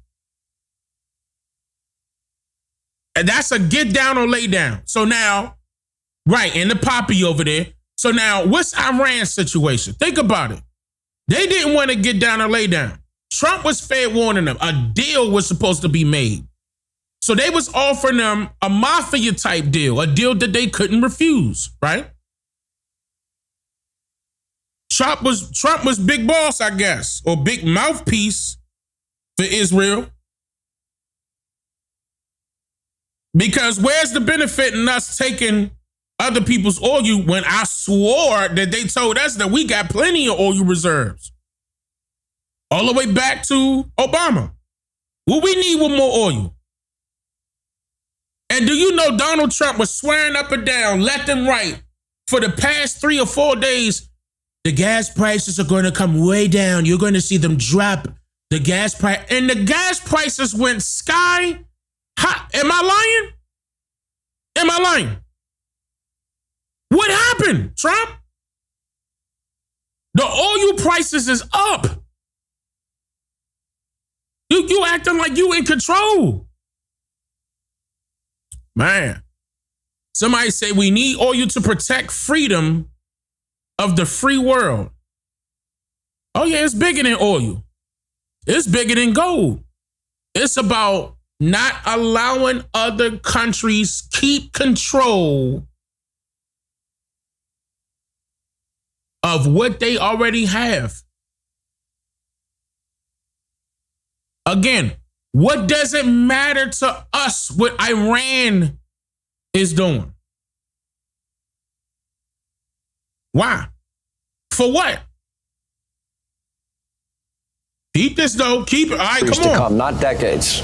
Not decades. Well, you know, when America, the indispensable ally for Israel and the greatest power in the world, and Israel, America's model ally, as the National Security Council just called it. When we work together, amazing things happen. We work together and amazing things happened. But I have to tell you that it wouldn't happen without the leadership of President Trump. Because he just, you know, I met him in Mar-a-Lago. You may remember this because I think you live close by and I saw you at that time, right before his re-election. Okay? And, or before. Y'all heard that, right? He met him in Mar-a-Lago. And I think you were there because you live close by. Hannity was like, I remember. Y'all heard that, right? He was inaugurated the second time. And we met in Mar-a-Lago. And the first thing that Donald Trump said to me, he said, you know, we have to prevent Iran from getting nukes. As simple as that. He said that because he saw that as a clear and present danger to the security and well-being of the United States. To have a regime like that, so fanatic, that it just defines itself by destroying America, exporting revolution, exporting terrorism, exporting the worst Islamist fanaticism that attacks Arabs, attacks Israelis, attacks Americans, attacks everyone in sight. They just fired now their ballistics in sight around in the Middle East, including Cyprus and Europe. To have a regime like that plans to eradicate the United States. And didn't I show y'all that Iran came out and said that they were not the ones that hit Cyprus? I showed y'all that earlier in the stream. Right? Don't forget any of that. Now, I made this video right here that I'm playing. I believe that's now been a week. So, and this is Netanyahu's last interview that he did where we were able to see him live. Okay? All that rest of that crap that they putting out right now is AI. And I'm going to get into that because there's a lot of reports coming out stating that he's not even here anymore. They were able to get to him. I'm about to get to that next. Have the weapons of mass death would have. Again, I'm not confirming that he's dead or alive, but I'm going to just show you what they ain't going to show you. Been the greatest threat that America would face in the coming decades. And so he said to me right off the bat, I didn't say to him, he said to me, we have to make sure they never get the nukes. And that's what he did.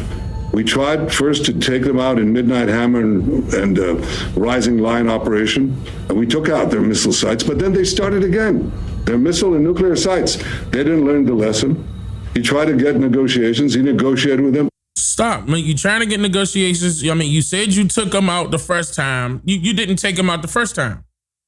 And they did it again. Now, I'm going to tell you right now, them missiles and the launchers that they utilize in order for missiles to be fired, that's expensive. Oh, the oil. Dane, don't forget the oil. Dane ain't rich. Don't get scared. What you scared of, Israel? I'm trying to understand. When soldiers are telling us, U.S. soldiers are telling us that there is no threat, we're just coming over there just so we can get those people, their people's resources. Then these politicians are putting on an act. They not the ones out there fighting. They not the ones out there I'm talking about on site. It would have been more honorable if I would have seen Trump dressed up, at least boots on the ground out there in Iran, directing traffic or something. I mean, you know, I'm just saying. I know that's a little like we talking about enemy lines now because they done did what they done did. But don't North Korea got more nuke capabilities than Iran?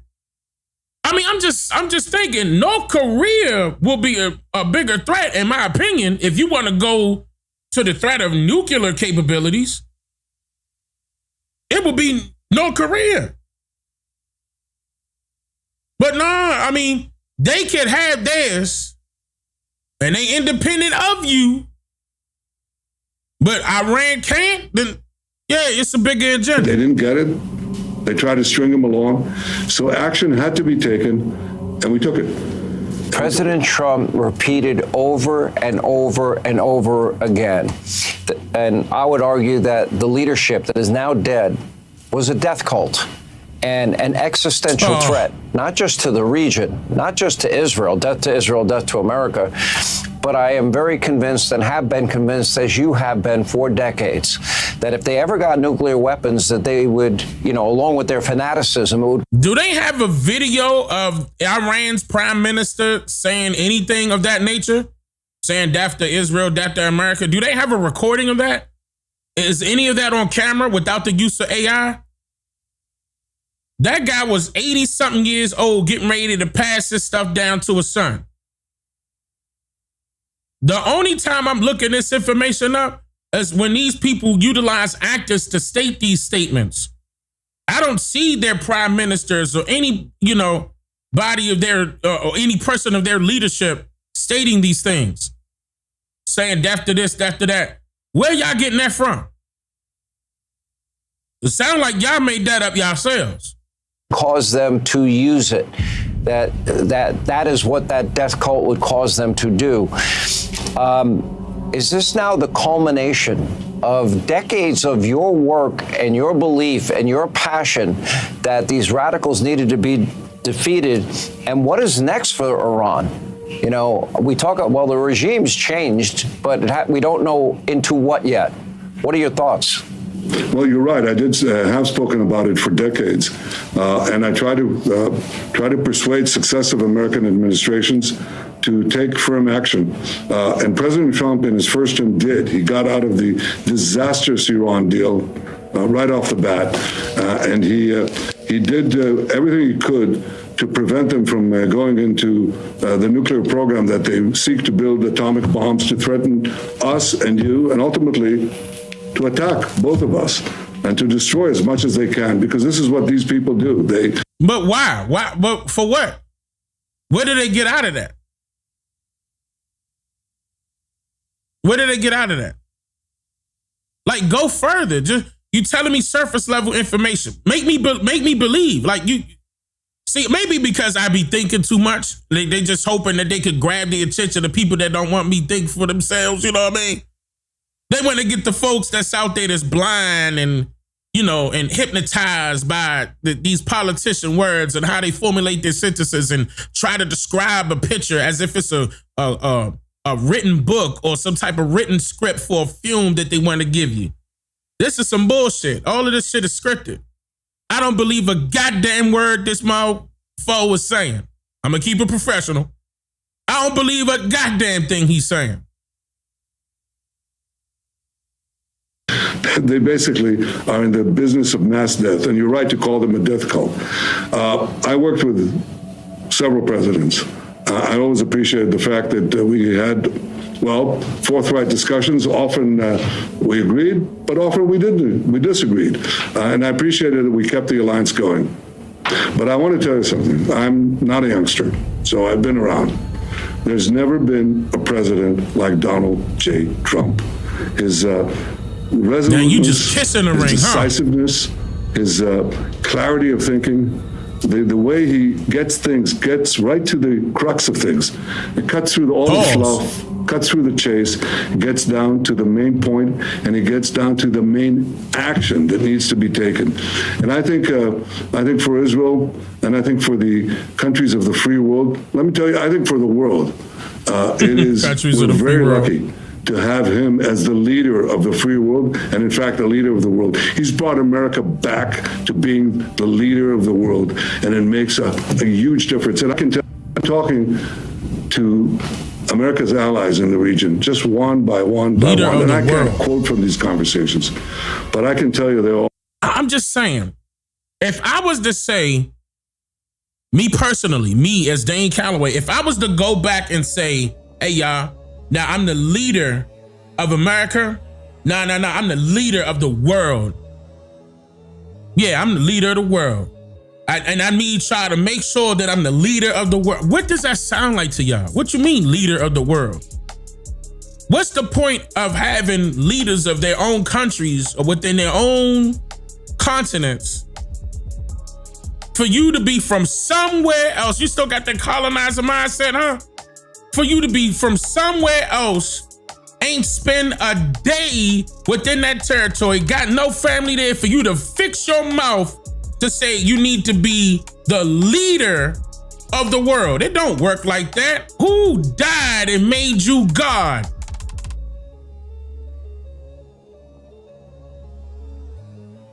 You need to be the leader. And it was going back to what people were saying as far as the NWI. I see y'all in the chat. Chat, y'all going off. I'm looking at you. I'm looking at you. Whole time like, And it goes back to what that, I guess he was the supreme, whatever their titles were, the guy, their administration back in Iran, the guy that I played earlier, where he was talking and letting folks know that, nah, we ain't got nothing to do with this. And who's gonna hold Israel and the United States accountable for breaking international law, for violating international law and their charter? So basically they had a peace treaty in place, and US and US and Israel decided to attack Iran at a time where they were vulnerable. It just seemed like they set that up. It just seemed like that was supposed to be the meeting that Netanyahu and Donald Trump was supposed to go in order for them to, have a new deal set in place. Let's say that we're going to meet there and we don't show up, and then boom, we drop a... Don't that sound like something Trump would do? Make sure we don't show up. Dress it up and say that we got... Yeah, you know how to plan to meet. It seemed like that. If I wanted to be a ruler of the world, I would do that. Set them up. Backdoor them. And that's exactly what they did. Took out 41 different people. I'm tired of hearing this Yahoo. I'm tired of hearing this guy. So let me play something else.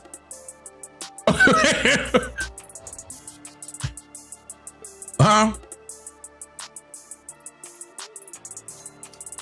All right, so here we go. Let's expose Israel a little bit with a newscast from Fox News that happened back in the 90s. Real quick, I think it was in the 90s. Let me double check. Nah, probably early 2000s. I think this was early 2000s. And by Fox News indicate that even prior to September 11th, as many as 140 other Israelis had been detained or arrested in a secretive and sprawling investigation into suspected espionage by Israelis in the United States. Investigators from numerous government agencies are part of a working group that's been compiling evidence since the mid-90s. These documents detail hundreds of incidents in cities and towns across the country that investigators say, quote, may well be an organized intelligence gathering activity. The first part of the investigation focuses on Israelis who say they are art students from the University of Jerusalem and Bezalel Academy. Documents say they, quote, targeted and penetrated military bases, the DEA, FBI, and dozens of other government facilities, and even secret offices and unlisted private homes of law enforcement and intelligence personnel. This is Fox News. This is Fox News.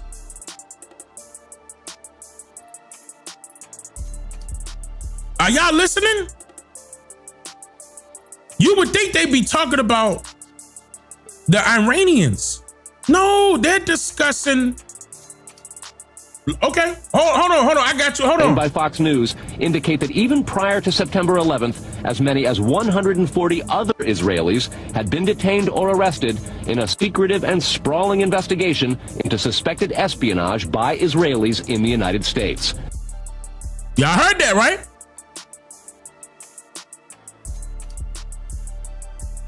Fox News. Israelis. Oh, we on the same page? YouTube not messing this up, y'all, because I'm gonna keep playing it. YouTube not messing this up, Audie. We good? Y'all heard that loud and clear, right?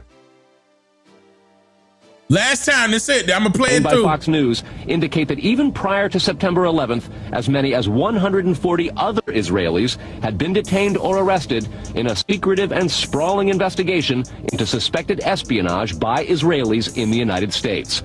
Investigators from numerous government agencies are part of a working group that's been compiling evidence since the mid-90s. These documents detail hundreds of incidents in cities and towns across the country that investigators say, quote, may well be an organized intelligence gathering activity. The first part of the investigation focuses on Israelis who say they are art students from the University of Jerusalem and Bezalel Academy. Documents say they, quote, targeted and penetrated military bases, the DEA, FBI. They targeted and infiltrated. Did he say military? Did he say military bases? And dozens of other government facilities and even secret offices and unlisted privates say they, quote, targeted and penetrated military bases. Yep, that's what he said. All right. I'm just making sure. The DEA, FBI, and dozens of other government facilities and even secret offices and unlisted private homes of law enforcement and intelligence personnel. The majority of those questioned, quote, stated they served in military intelligence, electronic surveillance intercept, and or explosive ordnance units. Why would Israel... And they got a problem with Iran with ballistic missiles, explosive ordnance, and Iran's drones, electronic surveillance intercept, because the drones can be used to intercept as well, and then military intelligence. Interesting. And Israeli though. Units. Why would Israelis spy in and on the U.S.? A general accounting office for explosive ordnance units. Why would Israelis spy in and on the U.S.? A General Accounting Office investigation referred to Israel as Country A and said, quote, according to a U.S. intelligence agency, the government of Country A conducts the most aggressive espionage operation against the U.S. of any U.S. ally. The document concludes, quote, Israel possesses the resources and technical capability to achieve its collection objectives. What about this question of advanced knowledge of what was going to happen on 9/11? How clear are investigators that some Israeli agents may have known something? Well, it's very explosive information, obviously, and there's a great deal of evidence that they say they have collected. None of it necessarily conclusive. It's more when they put it all together. A bigger question, they say, is how could they not have known? Almost a direct quote, Britt.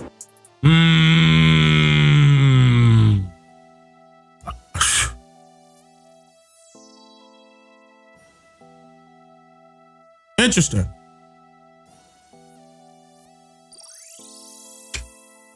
Around that time, they was trying to make us afraid of people that was wearing the hijabs.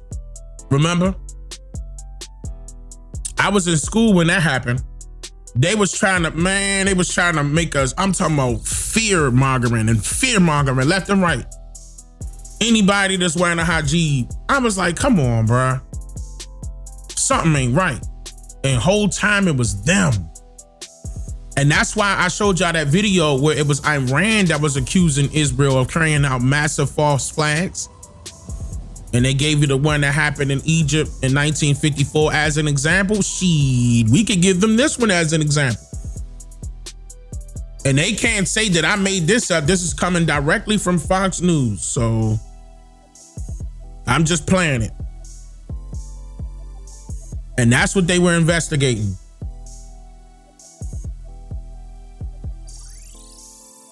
All of a sudden, Trump did say, let's go back to that.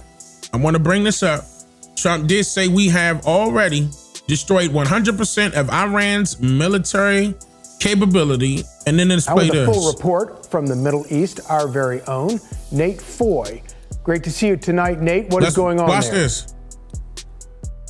Hey, Charlie. So despite all of the hits that the Iranian military has taken, they still do have ballistic missile capabilities, and we're seeing them respond. Stop.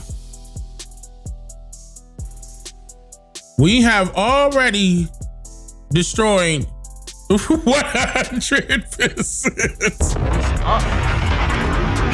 of Iran's military capability What type of false fake news Trump on, bruh? What is he talking about? On to the U.S. military strikes on Karj Island, firing ballistic missiles just north of Tel Aviv this hour. But the message from President Trump is clear.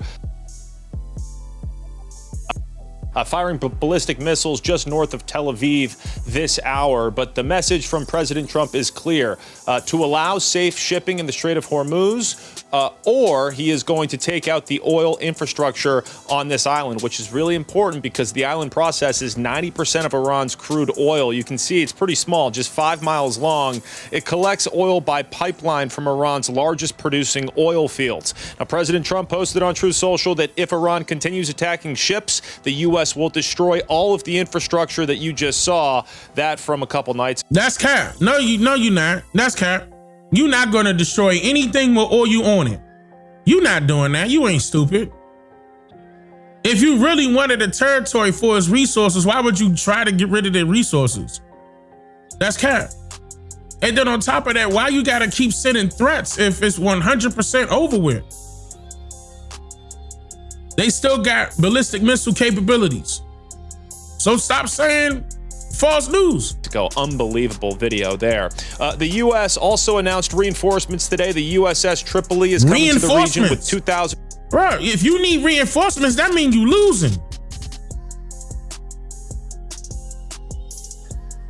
They said today that Trump announced that we defeated Iran.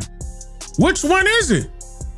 Make up your mind. 500 sailors and 2,500 Marines. They will help protect U.S. bases and target Iran's ballistic missiles. The U.S. and Israel have struck more than 15,000 targets in Iran so far and counting. And look at this, Charlie. Some of them happen next to thousands of people rallying for Al-Quds Day. Many of these people chanted, quote, death to America and death to Israel as they burned American flags why don't you play the audio? Next to airstrike positions. Play the video. Meanwhile, Iran's offensive capabilities were on display. You go play the video with no audio. I want to hear them stating that. And I want to make sure that it is not a Fox News camera at the scene or whoever news camera at the scene. It could have been anybody that you paid. I want to see that. I believe you're lying. First video is the result of a cluster bomb on the outskirts of Tel Aviv. And look, I'm gonna tell you right now, if they saying it right now, it was because you strike in their country. If they saying it right now, it's because you strike in their country. In Israel, at least 58 people are injured from an Iranian missile attack that landed in a neighborhood. Now, Israel is also responding to Hezbollah's offensive on its northern border, conducting airstrikes in Beirut and throughout Lebanon all day, taking out 2 Hezbollah commanders, as well as striking the group's military facilities and financial infrastructure. We'll send it back to you, Charlie. Nate, do we have any guidance from official guidance about how long it takes the USS Tripoli to get into place where it needs to be there? Damn, why you need to know that? It will be here in the next 1 or 2 weeks, so a 2-week maximum. And again, these forces are going to help the troops who are already here, who have been taking And the reason why it's going to take that long, remember when I was telling y'all that it's going to take a boat to travel from here to Europe 90 days. Correction, to Africa. From here to Africa, 90 days.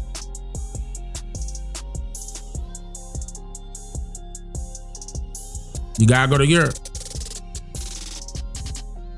These boats don't move like as quick as people think. I mean, they talking about boats. They're not really talking about submarines. They travel quick, but in a way, not really. Not like as quick as you think. Any boat, like any ship, is going to move slow, for sure. Slower than submarines, in my opinion. That's very important because it's going to take the reinforcements. He's saying 1 or 2 weeks to get there, right? But let's be real here. It's probably going to take longer than that.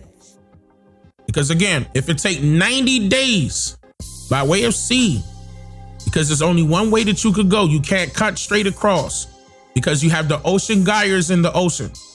There's no such thing as cutting across nowhere. Realistically, you can look that up. You can't cut straight across nowhere. There's no shortcut.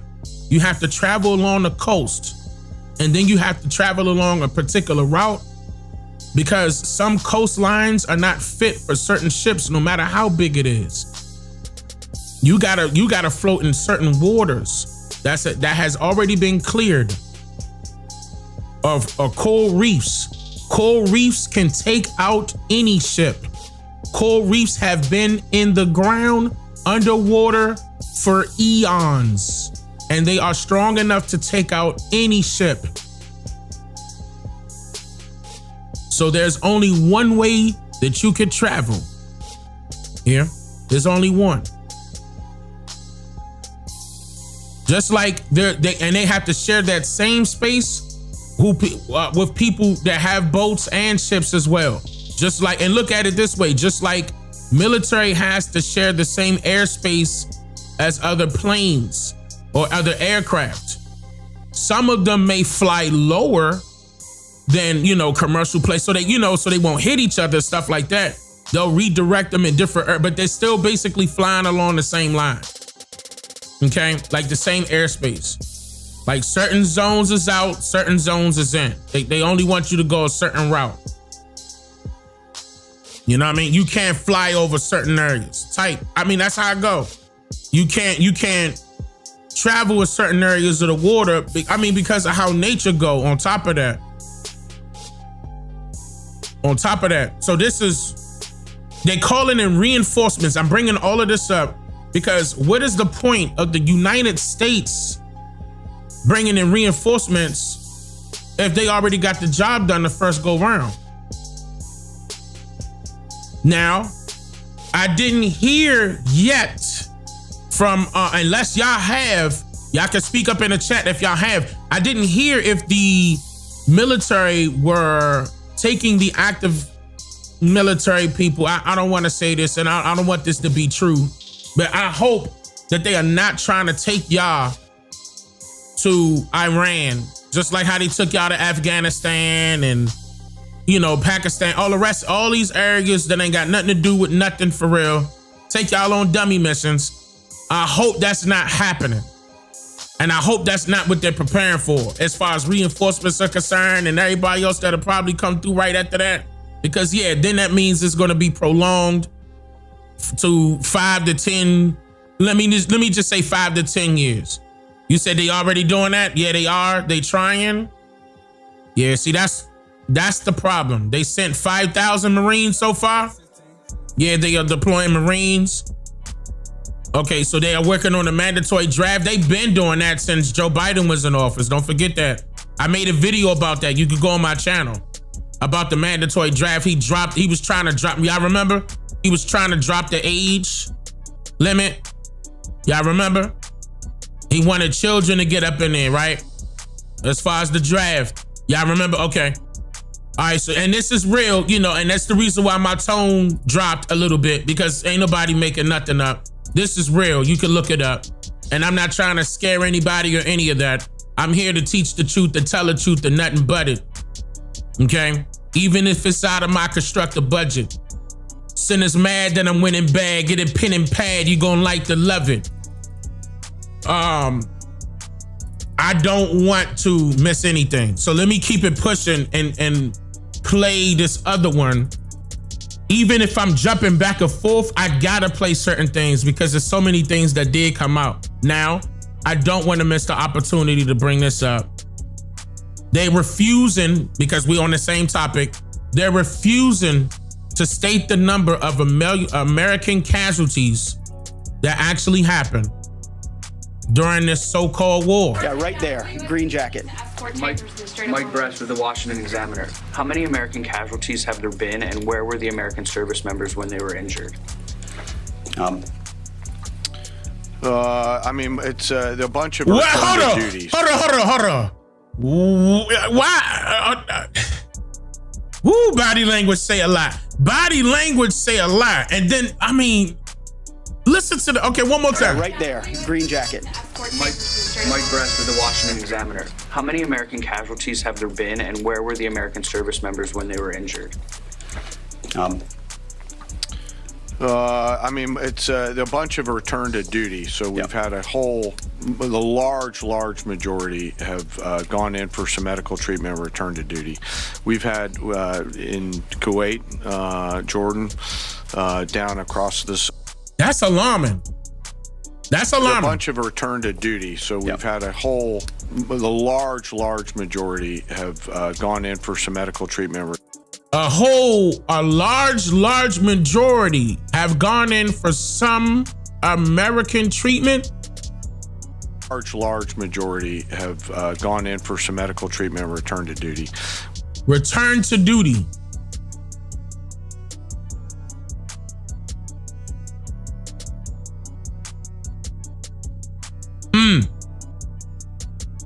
Y'all saying 1,000?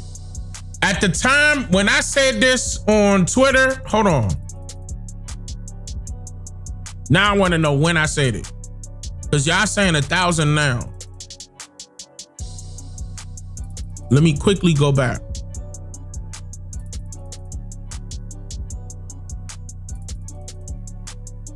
Oh yeah, and I want to play that too. Hold on. I'm glad I saw that. Hold on.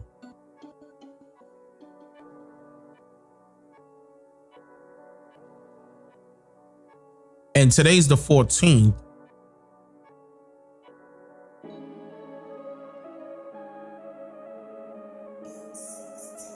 Wait, where's the tweet?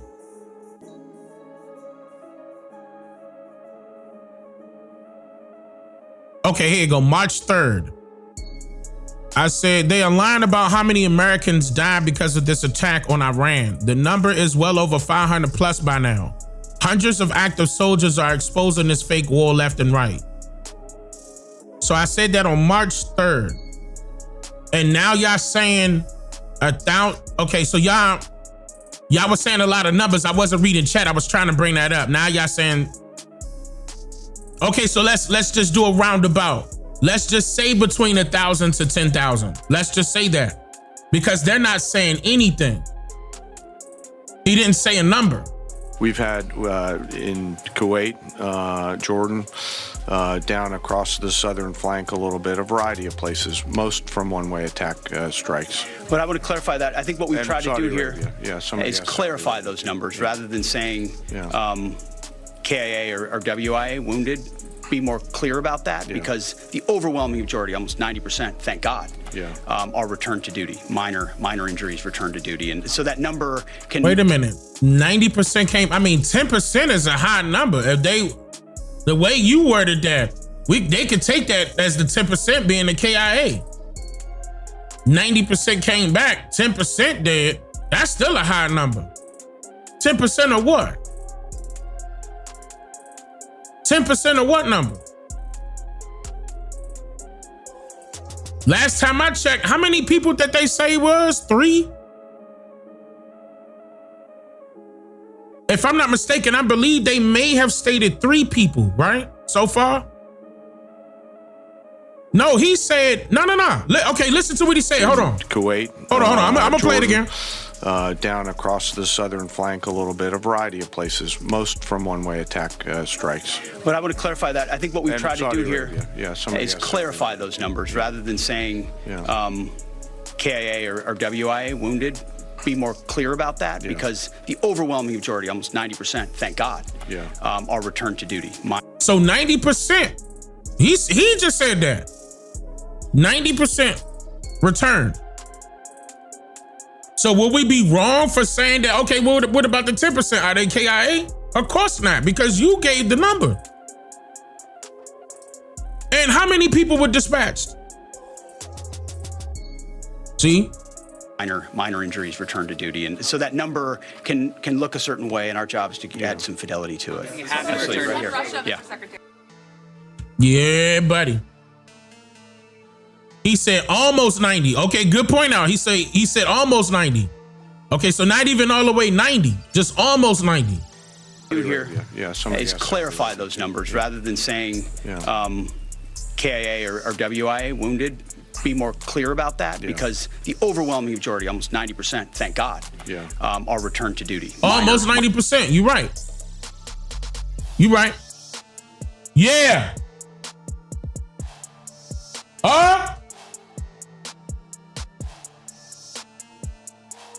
The hell is that? Y'all all right?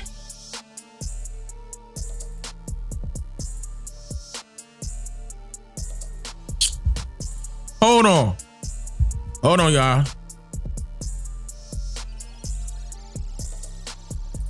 Let me check my cameras. Hey, what is that noise?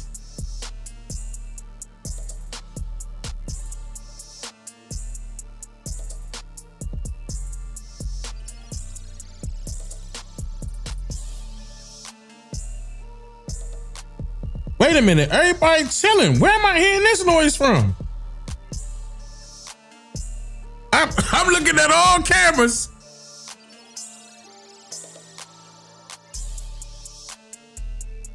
Okay.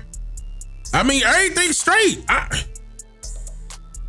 That sound like somebody up here. That's one of my kids doing that. I'm telling y'all, one of my kids picking with me. They doing something up here. And I believe that's Dayton, purposely. He know what he doing, okay? Yeah, my 10-year-old. I'm gonna whoop his tail when I get off of here. Don't worry about it. I got him. Oh, yeah. Yeah, Dane, don't do nothing to him. You better not. He got it coming. He got it coming. So, nah, I'm just playing. I'm just playing. All right, so anyway, you said they probably in the live.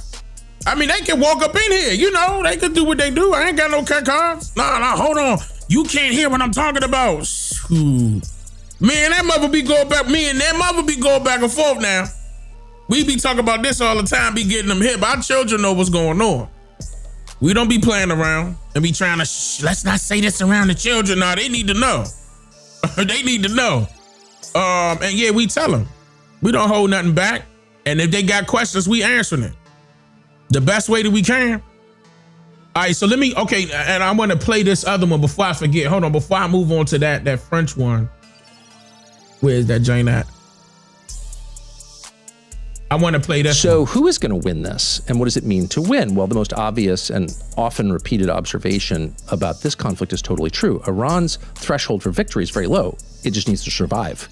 The regime has to remain intact. Now, in order to change the regime, everyone pretty much agrees you would need ground forces. You'd need troops, boots on the ground, American boots on the ground, in order to do that. And there is zero appetite for that in this administration, much less in the country. Israel would like us to commit ground troops, obviously, but it would take a lot to get us to do that. It would take some sort of terror attack in the United States, probably like 9/11, in order for us to do that. But that doesn't happen. Look, you see how everybody on one accord thinking the same way, y'all? I don't want y'all to feel like y'all left out. I don't want y'all to feel like y'all was left out. Everybody thinking the same way. They not crazy. You not crazy for thinking like this. You're not. We all thinking the same way because there's only one way to look at this. Like if you're about the truth, you're going to get to it.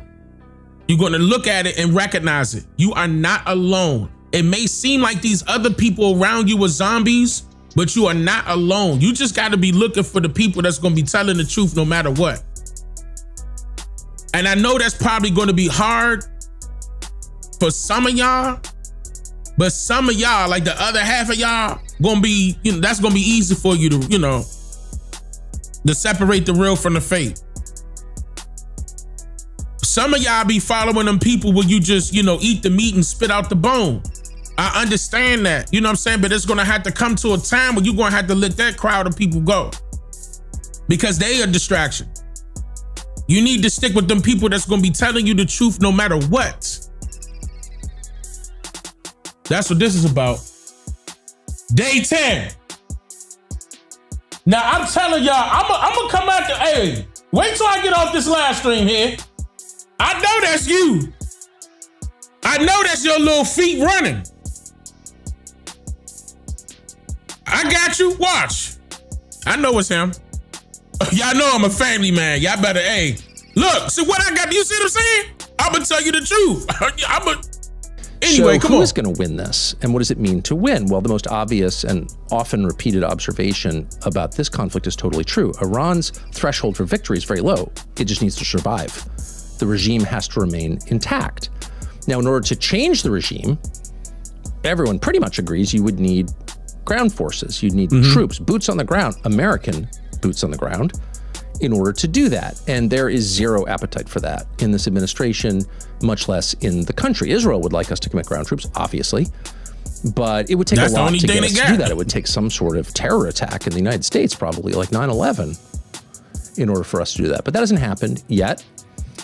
We pray it never happens. So at this point, we're not going to commit ground troops, which does sort of put the whole exercise in perspective. But it just seemed like they did. Based off of what y'all telling me, it seemed like they did committed some ground troops.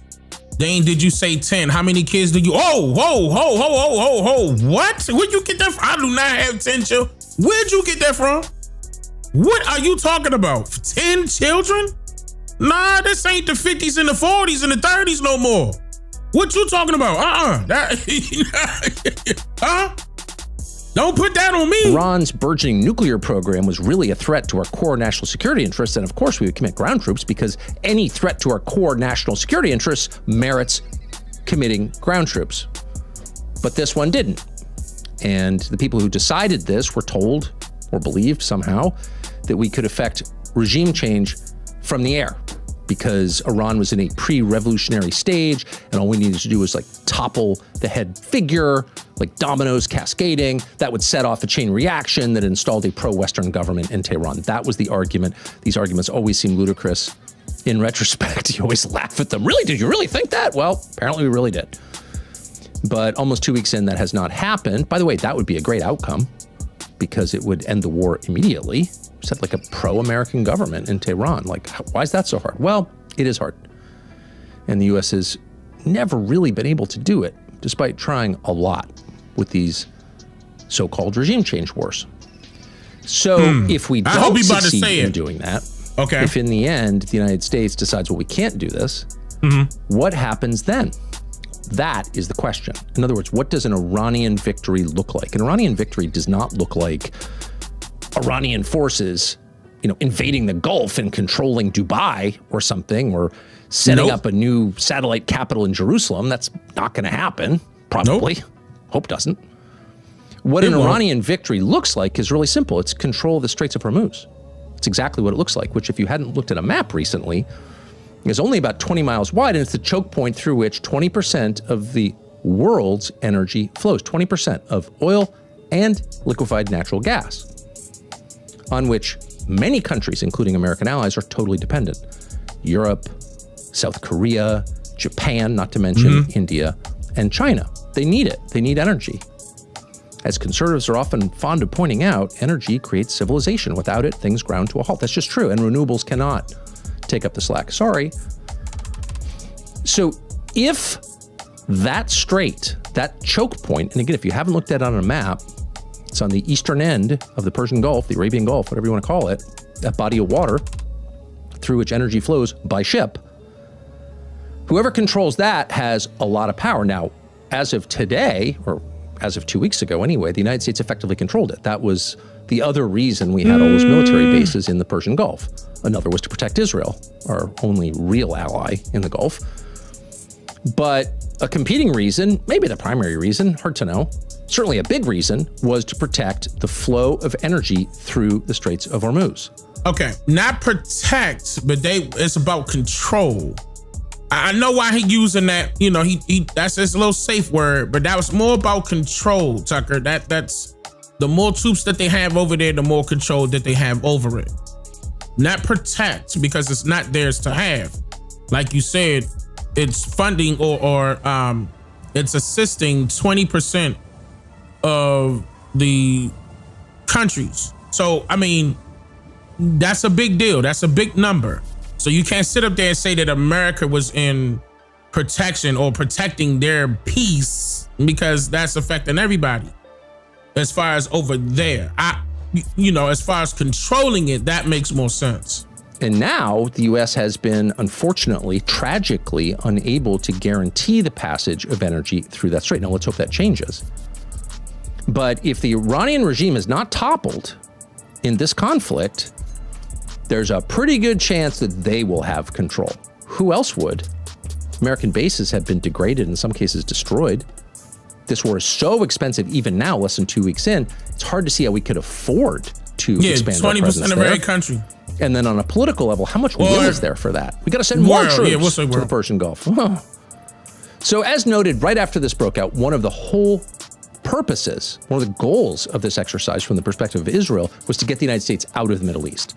So Israel could be the dominant regional power, the hegemon, so it could expand its territory without getting hassled by the U.S. State Department, without asking permission from the U.S. president.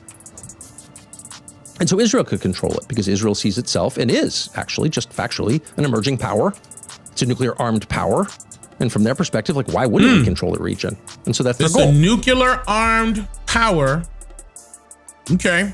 But one impediment to that is Iran, which is opposed to Israel's existence and has been funding proxies to fight against Israel, most notably Hezbollah in Lebanon, but also Hamas, the Houthis in Yemen, et cetera, et cetera. So you got to get rid of the Iranian leadership, probably just turn the country into a chaotic civil war, because that suits Israel's purposes, and you got to get the U.S. out. So they've already done a lot to achieve the second goal, get the U.S. out. It's hard to see how the United States can guarantee safe passage of shipping through the Straits of Hormuz after this. We can't now. And if the Iranian regime remains, they're the ones the rest of the world is going to have to negotiate with. So just to be totally clear, isn't Japan, it their oil South to begin Korea, with? China, India, the European nations, 40% of the heat. You talking about their territory, by the way. Their territory. I'm just saying. This is their territory. But no. We don't want to negotiate with them. Okay, then what? Oh, we just gonna take it. Seriously? And you think they not gonna put up a fight? No, stand down. Let us just take the oil. Ain't nobody doing that. British Homes comes from LNG from Qatar, moved by boat. So big countries, some of them allies, some of them rivals, have a structural That's what they was hoping the deal was. In this region. And it's not going to happen. So in the end, it seems possible, if not likely, that a resolution to the core economic question here, which is shipping, will be resolved by those countries, directly talking to Iran. So China, India come in and they negotiate with Iran to open the straits. Think about that for a second. Does that diminish or enhance Iran's power? Well, it definitely enhances. You're negotiating directly with China, India, South Korea, Japan. Oh, Europe. well. You're more powerful than you were when this started. Come on, bro. Like, everything that's made out here, like, let's get out of this ideology as if China is our enemy. If that's the case, then why are we still trading with them? Everything that we got right now is made in China. So we could do business with them, but they can't? Make it make sense. Everything that we have is made in China. And since you think it's a threat that if they help China out, as far as their deal is concerned, make it more structural for them, in order to say, hey, we know this is your land, but can we, borrow some of these resources at 20% with such and such number? We could do it for this many years. What's wrong with negotiating like that? No, you don't want to negotiate. You want to be a dictator. That's what this is about. You want control. It's always been about that.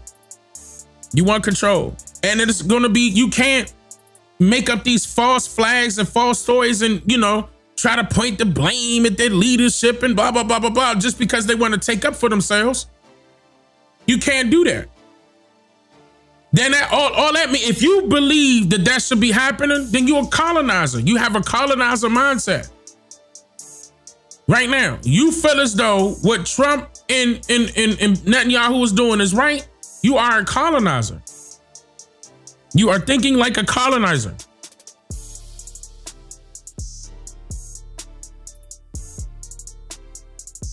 That is not for them to do.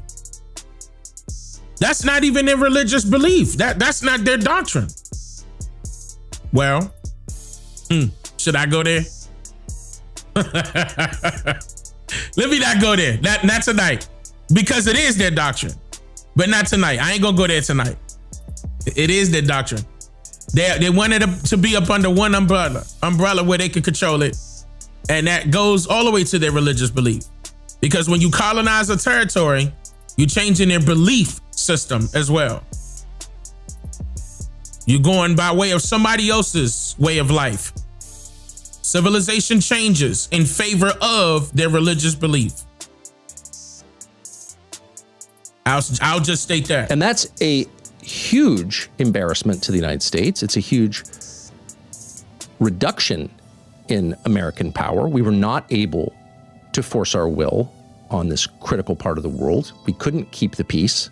In fact, we shattered the peace. And we weren't able to restore order once we did. And guess who did? Oh, there's no such thing as peace without war. But from a regional perspective, this is a huge deal to the Gulf states, which have just been bombed for 12 days and really damaged in some cases by Iran. But the biggest problem this poses is for Israel, because Iran is a sincere opponent of Israel. At this point, more so than ever. It has been for a long time. They say it openly. They're one of the few countries in the world that opposes Israel's so-called right to exist. Israel has every reason to regard Iran as an enemy. Iran is an enemy of Israel, and again, now more than ever. But so if Iran emerges with its leadership intact, with a leadership that might be even more anti-Israel than it was 3 weeks ago, why wouldn't it be? We just killed their leader, their 86-year-old religious leader, and his family. 86, right. How does Israel live with that? Exactly, okay. And if Israel doesn't live with that, what are its options? If you start to think about this for about 2 minutes, it gets bracing. It gets a little scary. Less than that. It's hard to know exactly how much damage the IRGC, the Iranians, have done to Israel because there's so much censorship. But we know, we can conclude fairly confidently from available information that the port of Haifa, which is the most important port in Israel, controlled by the Chinese, I think, actually, interesting, and Tel Aviv, the second biggest city in Israel, have been hammered, and there has been widespread infrastructure destruction, and there's been loss of life of some kind. We don't know, but the video that seems real, they're hurting. Yeah, and they're hitting them in the civilian communities of Israel as well.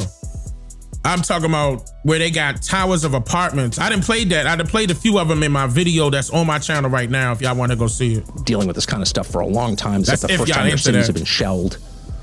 They've been shelled a lot over the years. And so their tolerance for this kind of stuff is much higher than it would be in the United States. If you shelled Chicago, people here have no experience of that, and understandably they'd be, completely freaked out by it.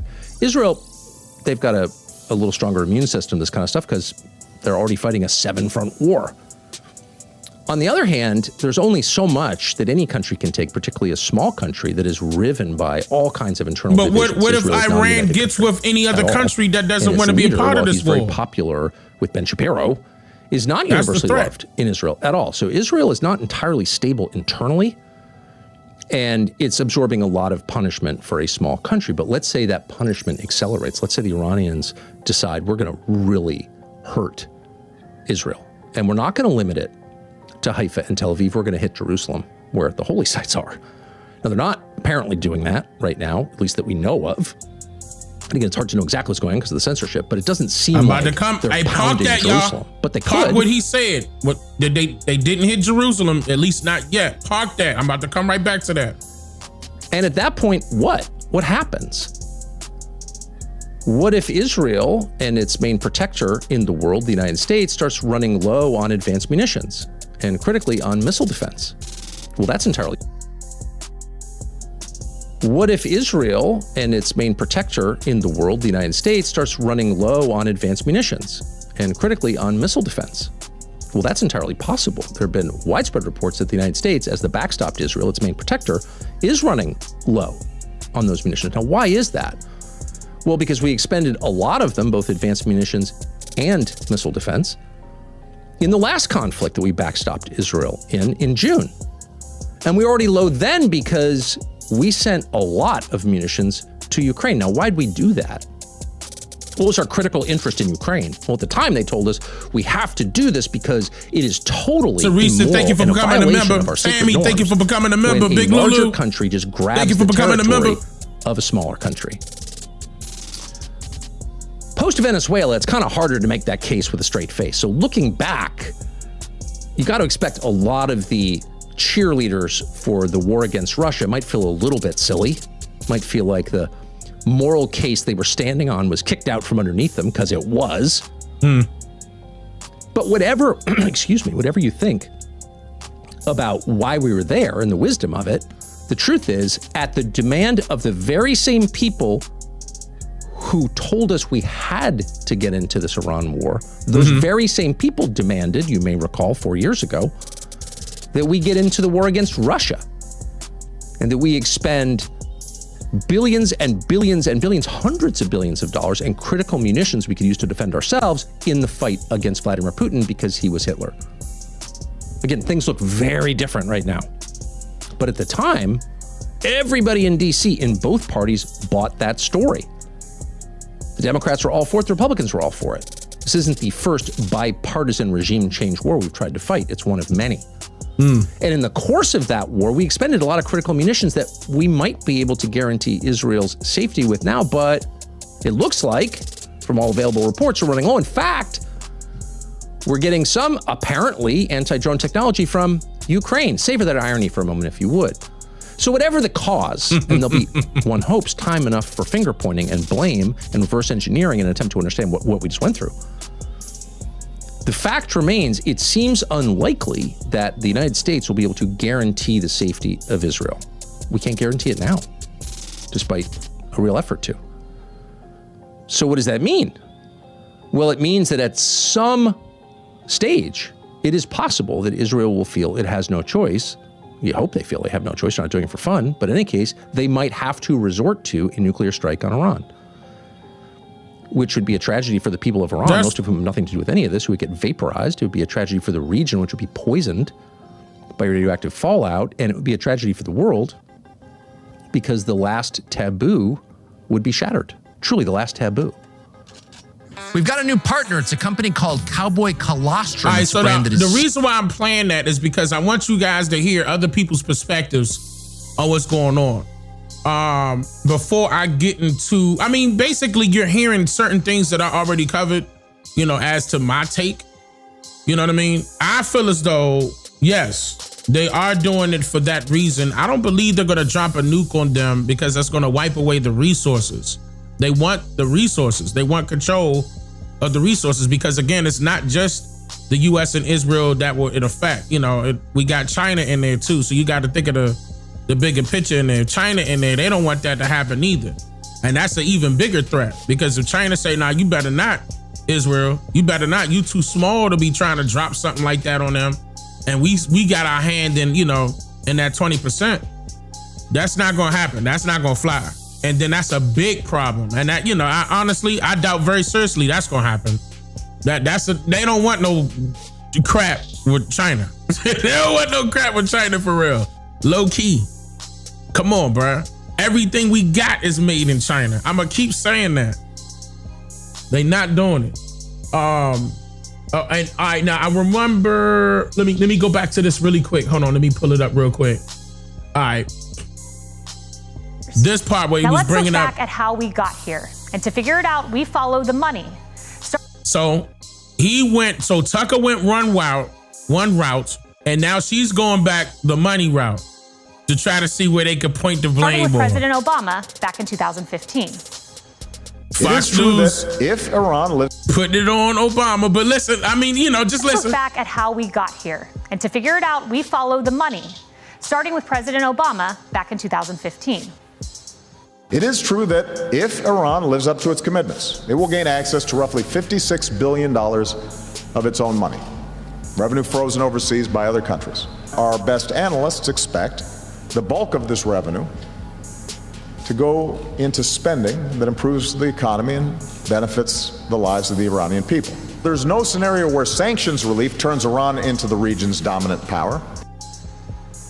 1 year later, a $400 million cash transfer was flown out to Iran. And on the exact same day, Iran released 4 American hostages. CNN called it a possible quid pro quo. Continued outrage and controversy over that $400 million cash transfer to Iran by the Obama administration. On the same day, 4 American prisoners were released by Iran. The White House denies that the money was a ransom payment. Footage aired on Iranian television, however, purports to show the money arriving in Tehran, and that is raising renewed questions about whether this was a quid pro quo. $400 million was just the tip of the iceberg. 1 month later, the Wall Street Journal reported the Obama White House sent 3 different payments to Iran, totaling $1.3 billion with a B.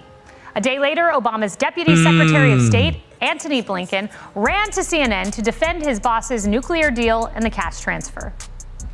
First, $1.3 billion. Can you verify that number? Is that how much has been transferred to date? Well, I haven't seen the report, but here's what's going on. We achieved a nuclear deal with Iran to prevent it from getting a nuclear weapon. It's made us safer, made countries around the world safer. Was any of the money that's been sent to Iran a quid pro quo to get those Americans freed? No. You're 100% sure of that? Absolutely. So all of these discussions about the planes and the money, that's just spin? Absolutely. Just spin, he says. Well, fast forward to 2023, the Biden White House cleared the way for the release of $6 billion in frozen Iranian funds, saying it was for humanitarian purposes.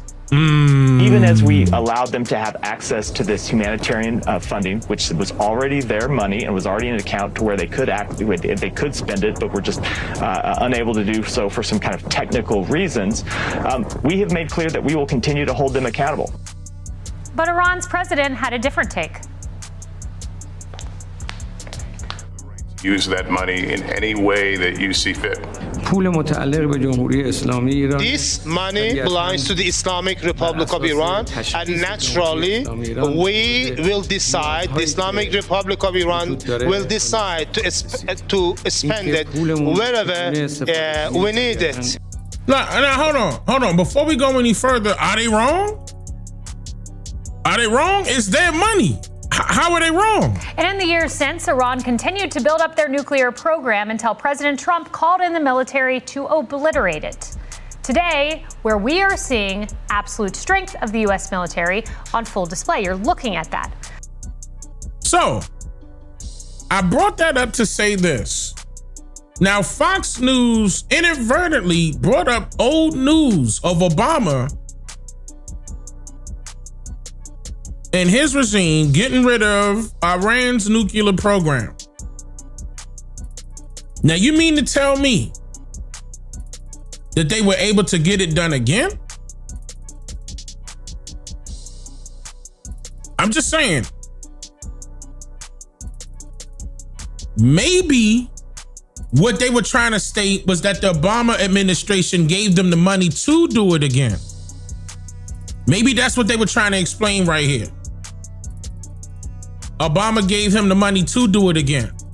But I mean, to me, $6 billion just on military artillery, I don't think so.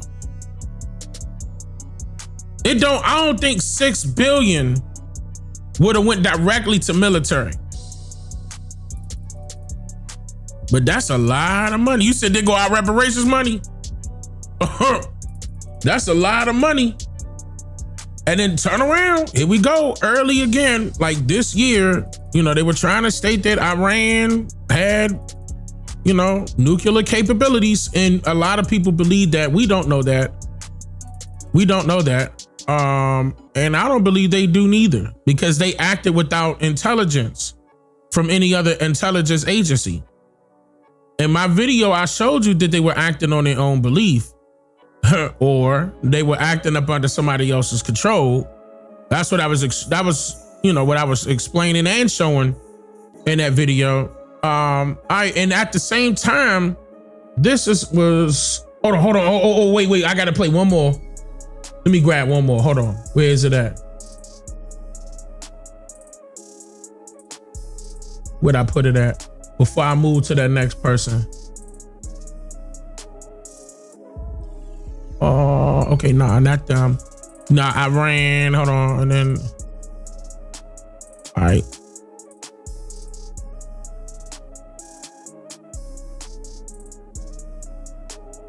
Very excited now to be joined by our friend of the show, Professor Jeffrey Sachs. Good to see you, sir. Thank you so much for coming back. Great to be with you. I wish it was under better circumstances. We did, of course, want to turn to you for a bigger picture of what this all means. Let's go ahead and first start with our first element. Prime Minister Bibi Netanyahu saying the quiet part out loud. He says, in bombing Iran, Israel has now the assistance of the United States, my friend, President Donald Trump, and the U.S. military. This coalition of forces allows us to do what I've yearned to do for 40 years. 40 years, it's a dream that the Prime Minister had, despite all of the alleged pretexts about preemptive attacks, nuclear strikes, ballistic missiles. This is something that has been in the heart of the Bibi Netanyahu project. I just was wondering if you could react to that and frame your general thoughts around this entire regional war that has now erupted. I hadn't seen that quote, but if he said it, what an asshole he is. I've been saying that for years, that this is his dream, his campaign. I've put it at 30 years since 1996, a doctrine called clean break, which was a madman's document of a madman, Bibi Netanyahu, and his arch neocon extremist Zionist advisors in 1996 that basically was the blueprint for nonstop war in the Middle East. And now Netanyahu says what I've been saying. When I've been saying it, people have sometimes scoffed. But, now I know it's a 40-year plan, not just a 30-year plan. The man is a psychopath. And this is the reality of it. We have been roped into endless war by these extreme Zionists. And we're now in an ever greater escalation to full regional war for the purpose of Israeli hegemony in the Middle East. Of course, it aligns with the madmen in Washington and Langley who want U.S. hegemony in the world. But that's what this is about. They don't count how many schoolgirls are dead. They couldn't care less. That's the whole point. There's nothing in this about the dead. This is all madmen's delusions. Let's go ahead and put up E2 on the screen here. So Trump is saying now he wants to talk to the Iranians after assassinating, their supreme leader and bombing their country and starting this war. He told The Atlantic, quote, "They want to talk. I've agreed to talk, so I will be talking to them." On the contrary, though, it does not appear that the Iranians want to talk for understandable reasons, especially after we used diplomacy now multiple times in a row as a ruse in order to attack their country. But what do you make of this outreach from President Trump and also the relative silence from the administration after launching this war? Trump's crazy. Mr. Guy, appreciate that. This, but been he's a member crazy. for only 9 months. Or he's psychopathic. I appreciate that. Or it's what's called the dark triad personality, extreme Machiavellianism, inability to understand anything, murder the other side and say, we love you.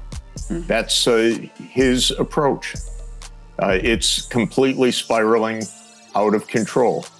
I don't think he's the only agent of this, by the way. I think this is this is the CIA long-standing effort. It's what Netanyahu said. So it goes back to what I was showing you guys earlier about the older report. Remember when I played that older report of the Fox News investigation into the Israeli, whatever you want to call them, the perpetrators, whatever you want to call them, insert, example. But anyway, the psychopaths, right? But anyway, absolutely. This is them trying to jock for position right now. And I can't believe that Trump is helping this guy. I can't believe that. But at the same time, think about it. Again, I'm better informed this morning, thanks to you. It's 40 what years. What are you getting out of it? Not 30 years. I always put it at a 30-year effort. But we have gone to war in Libya, Sudan, Somalia, occupied Palestine, Lebanon, Syria, Iraq, Yemen. Yeah, I meant to say Iraq earlier. For this no, I did say Iraq extremist, delusional purpose. And what have we gotten out of it? Millions dead, but we're not supposed to count the dead. Trillions of dollars of loss. Chaos from Libya to Iran. I mean chaos. A region across the entire North Africa, Horn of Africa, and the Middle East in chaos because of this insane Zionism and the U.S. complicity in it. Right. And the delusions of control. How many wars will we get into? But, you know, interestingly, 2 points. One, the American people see through this entirely. Especially now, I agree. They're completely against this. Trump, well, to say that Trump lied is to sound like an idiot. Of course, Trump lies every time he opens his mouth. But his campaign was about not doing exactly this. Yep, I played that he's a puppet as well. I played that as well. In my video, if y'all want to go back and see that, or if y'all want me to play that right now, Trump was, matter of fact, let me quickly play. Okay, what number? 535. Okay, I'll come right back to this because Trump was saying all of this. Hold on, let me skip right up to that part. We do not want war with Iran. We actually want peace. The Iranians are clearly not very good at war. Perhaps they should follow President Trump's lead and give peace a chance. Kamala is campaigning with warmongers like Liz Cheney. How do you think that is? She picks Liz Cheney, whose father virtually destroyed the Middle East. You know, Liz Cheney, she talks big, oh, I want war. She always wants war. Every time I was with her in the White House, we should attack this nation, that nation. Nations that people never even heard of, we should attack. She's a big, tough guy. She sits back in Washington, oh, we ought to go and attack Iran, Iraq. We're going to attack everybody. That's why I broke up with her. All she wanted to do is go to war with everybody. These war hawks, they want to draft your kids to die in wars, and they will never fight themselves. You know, we'll stay around the country for 15 years, just bomb the hell out of everybody, make everybody miserable. Nobody knows why we're there, you know, the wars that never end. These endless wars that we've been in, I've gotten us out of so many. We don't want to get into wars. We're tired of fighting. I'm the only president in the last 84 years that didn't start a war. Under Trump, we will have no more wars. No more wars. No more wars. We will have prosperity and peace. We will have prosperity and we will have peace. Remember, I'm the president of peace. They said, he will start a war. I'm not going to start a war. I'm going to stop wars. He's going to start a war. I said, no. My rhetoric is going to keep us out of wars. And that's what happened. My proudest legacy will be that of a peacemaker. That's what I want to be, a peacemaker. We will measure our success not only by the battles we win, but also by the wars that we end, and perhaps most importantly, the wars we never get into. Our president will start a war with Iran because he has absolutely no ability to negotiate. He's weak and he's ineffective. I believe that he will attack Iran sometime prior to the election. What does that say about him? And perhaps the only way, he's weak and he's ineffective. I believe that he will attack Iran, somewhere with Iran, because he has perhaps most importantly, the wars we never get into. Our president will start a war with Iran. Our president will start a war with Iran. He ain't gonna be able to negotiate. He's going to be too weak. Because he has absolutely no ability to negotiate. He's weak and he's ineffective. So what does that say about Trump? I believe that he will attack Iran. I'm just saying. What does that say about Trump?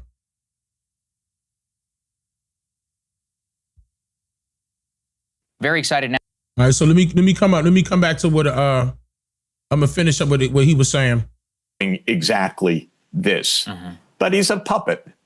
He's a puppet of the CIA and a puppet of Miriam Edelman and a puppet of Bibi Netanyahu. So he's a puppet or blackmailed or something. So this is one point. The American people are completely against this.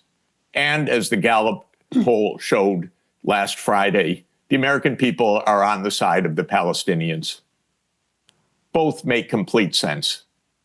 This is a madhouse. This is not in any remote way rational, deliberate, legal, honest, aimed at our security. It's aimed at the delusion of complete control. Yeah, and you can't control the world this way. Right. Madmen have tried for millennia. We're just the latest in this, but it comes to a very bad end. And I think that we're seeing that all right now, especially with people like Lindsey Graham at the forefront. Why don't we take a listen to his comment about what the future of Iran should look like? Sounds a lot like what we have had in store for Iraq. Let's take a listen. In a social media post Sunday, President Trump wrote this, quote, hopefully the IRGC and police will peacefully merge with the Iranian patriots and work together as a unit to bring back the country to the greatness it deserves. Is hope the plan for the future of Iran? No, the future of Iran is going to be determined by the Iranian people.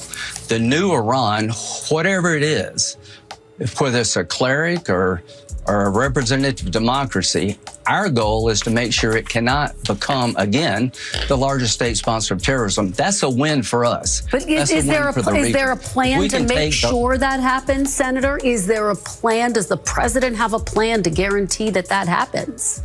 No, it's not his job or my job to do this. How many times do I have to tell you?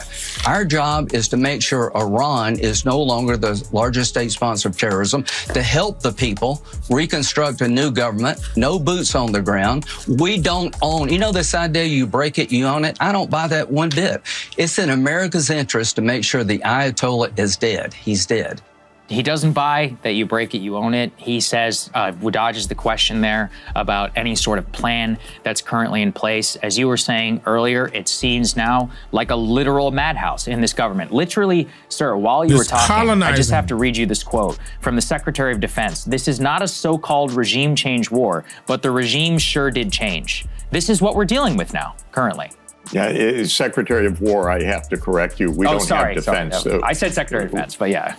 we have war. They changed it now. Well, I've spent decades along with bemoaning Bibi Netanyahu and clean break, thinking that Lindsey Graham is the stupidest person in Washington, the most vile. That's a very tough competition, by the way. But that man has never opened his mouth in 30 years without wanting more deaths of other people. And now he also says so clearly, no responsibility. I would like the American people to understand, I'm sure that they do, but just to clarify, we have been meddling in and destroying Iran now for 73 years actively. It was in 1953 that the CIA and MI6 overthrew the democratically elected and popular government of Prime Minister Mossadegh. Yeah, that's right. Just get the land back. All this chaos with him. Complete audacity to say that the oil in Iran should belong to the Iranian people. This was far too much for Alan Dulles at the CIA and for MI6, who knew full well that the oil in Iran belongs to Britain and to the United States. So they overthrew him. In that case, there was a, quote, successful regime change operation, which put in place a police state. The state led by the puppet, the Shah of Iran. In 1979, he was overthrown in a mass revulsion against decades of an American-imposed police state. And this government came into power. Immediately, the United States armed Iraq to kill hundreds of thousands of Iranians in the Iraq-Iran war between 1980 and 1988. Saddam Hussein was our guy. He was the CIA's guy. Of course, when the CIA is done with you, they kill you. So Saddam became the worst enemy of the United States soon afterwards, after he had done the bidding of the United States for years. Since Osama then, bin Laden the same it has way. been, actually, now I know it, since 1986, it's been Bibi Netanyahu's dream to overthrow the Iranian government. I always counted it as 1996. But the United States has been using every subterfuge, covert operation. It has been using assassinations, economic warfare, crushing the Iranian economy ever since. The Iranians have said all that time they don't want a nuclear weapon. Bibi Netanyahu, who is a psychopath, said in 1996 they're weeks away, days away, months away. And he's been saying that for 30 years. For all I know, he's been saying it for 40 years. He is a vulgar, blatant, genocidal liar. I hope I'm being clear. We're dealing with something absolutely dangerous in this world that is running our country. So it's extremely dangerous. The Iranians did not want a nuclear weapon. The religious leader who they just assassinated was the one that said, no nuclear weapons. It's against Islam. So kill him. It had nothing to do with nuclear weapons all this time. The Iranians reached out constantly to negotiate. Years old. And in 2015, they concluded an agreement with the United States, Britain, France, Russia, China, and Germany, the P5 countries plus one, called the Joint Comprehensive Plan of Action. And it put Iran strictly under UN supervision in the International Atomic Energy Agency. Bibi Netanyahu had a fit because he wanted to overthrow the government. He did not want peaceful relations with a non-nuclear Iran.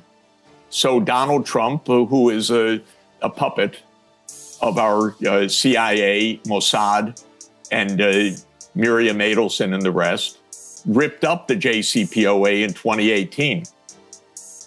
That's the story.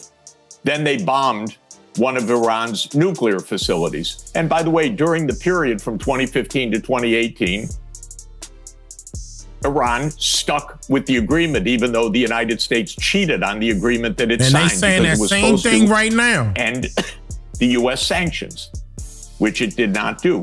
Then Trump ripped it up. Then they began a campaign of assassinations. Then they began bombing Iran's nuclear facilities. And that's the story. They don't want an agreement. Last year, he's talking about the U.S. doesn't want an agreement. And then in the middle of the negotiations, bombed Iran. This year, again, they negotiated and then bombed Iran. You might ask, why did Iran come back to the negotiating table this time after the falsity last time? I'll tell you why. There's no negotiation. It's a little strange. It's a little weird. But nobody behaves as badly as the United States. So it's very hard to calibrate when there is a government that says, we're negotiating, when they bring in a mediator, in this case, Oman, when the U.S. negotiators, Witkoff and Kushner, say, oh, we're making progress. It's hard for other people to calibrate the evil that's under it. This was a premeditated war. Right. And the negotiations are a pretext. So this is what's happening. It's amazing. You don't see this anywhere else in the world. By the way, at the emergency meeting of the UN Security Council that I attended on Saturday, you see how we're in the looking glass because one country after another attacked Iran for its violence. Even Bahrain called it and Iran said that wasn't them. Attack by Iran. Well, it's actually easy to do the scorecard. If your country hosts the U.S. military, first of all, it means that you also host the CIA. It means you are an occupied country. Go back to both World Wars. So it's the same thing, same playbook, exactly the same. An occupied country by the United States. Exactly the same, Mystical, and I appreciate that. Thank you, Mystical. When we listen to Merz or to Macron or to the Danes or to the British, the U.S. military and CIA is all over those countries and has been for decades. These are not independent voices. These are part of the vassal states of the empire.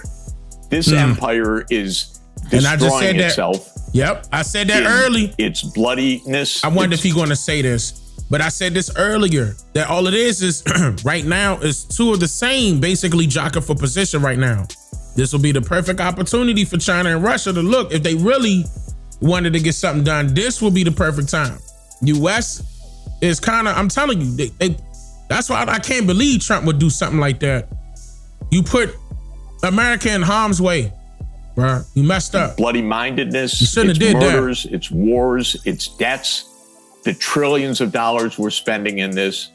But this is an empire that is behaving so shockingly that others actually can't calibrate. They don't understand that negotiation means we will come to murder you. And that the best thing is we will murder your religious leader. Let me go ahead and put E5 go back to religion, what I said earlier. To your point about the Gulf allies here. So there was a Saudi analyst who went on Al Jazeera and told them, quote, America has abandoned us and focused its defense systems on protecting Israel, leaving the Gulf states that host its military bases at the mercy of Iranian missiles and drones. And we have seen some impacts throughout the region, including, unbelievable images in Dubai, which is, of course, a playground of the global rich, where some of the luxury hotels have been hit. I can scarcely wrap my head around the level of, damage, brand damage, and economic damage that will be done over the long term. What do you make of these comments and potentially a reassessment that is being done here by the Saudis as they see that the U.S.'s number one priority is ourselves and the Israelis? Well, I would refer them to two observations. First, by President John F. Kennedy.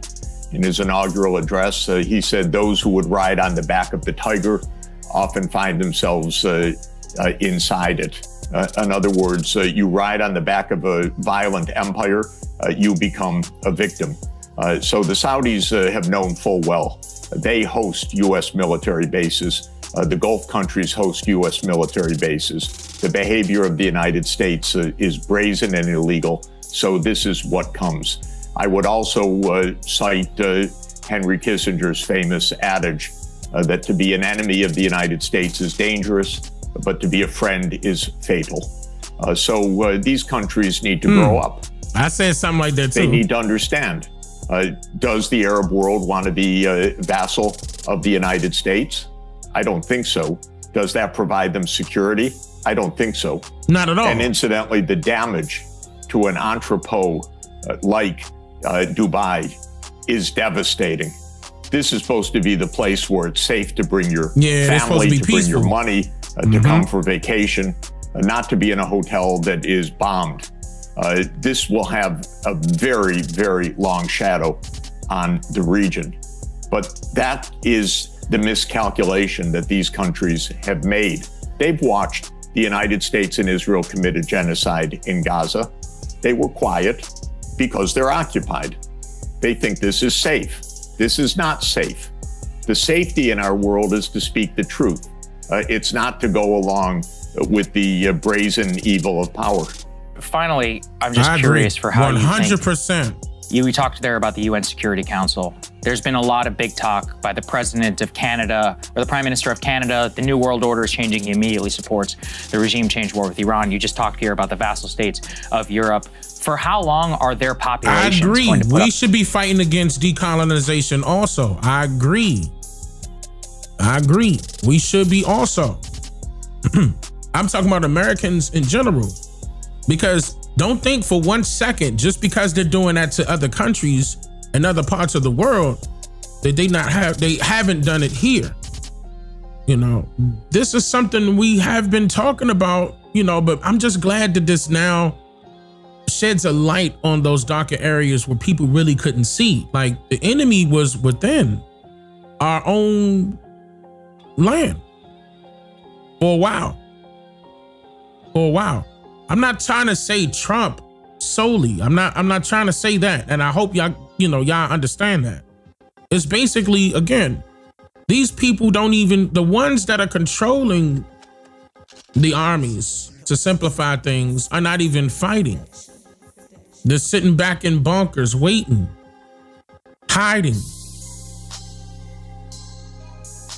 The ones they didn't like, they took out. Yeah, ask President Lincoln. Ask President Kennedy. He brought up Kennedy. The ones that want to get now, again, they threatened Trump, though. Remember Netanyahu? I played that video where he was saying that Iran was trying to take President Trump out twice. We know better than that. Trump was threatened. And he wasn't threatened by no Iran. We know better than that. Because look at what happened to Charlie. There's no ifs, ands, or buts about it. They got an answer for Charlie. I don't care what they say. I'm pretty sure they probably gonna stop the video and all that, whatever. I don't care. I know for a fact that was them. That was them. They got that done. As soon as Charlie straight up told the truth about Israel, after he saw for himself, he saw for his own, with his own eyes, he was boots on the ground. And when I saw that video and he broke that shit down, I said, oh, that's why they took him out. He was talking. Charlie did not hold back.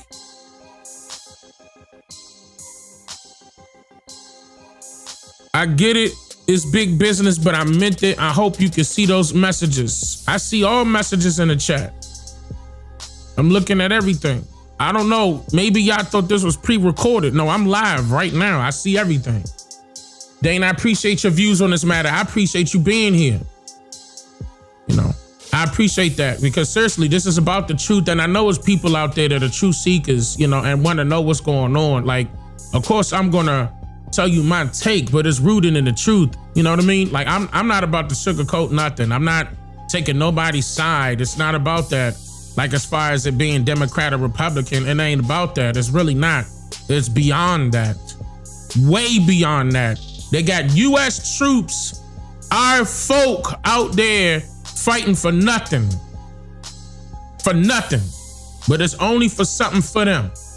It ain't benefiting Americans. One way or another, it ain't.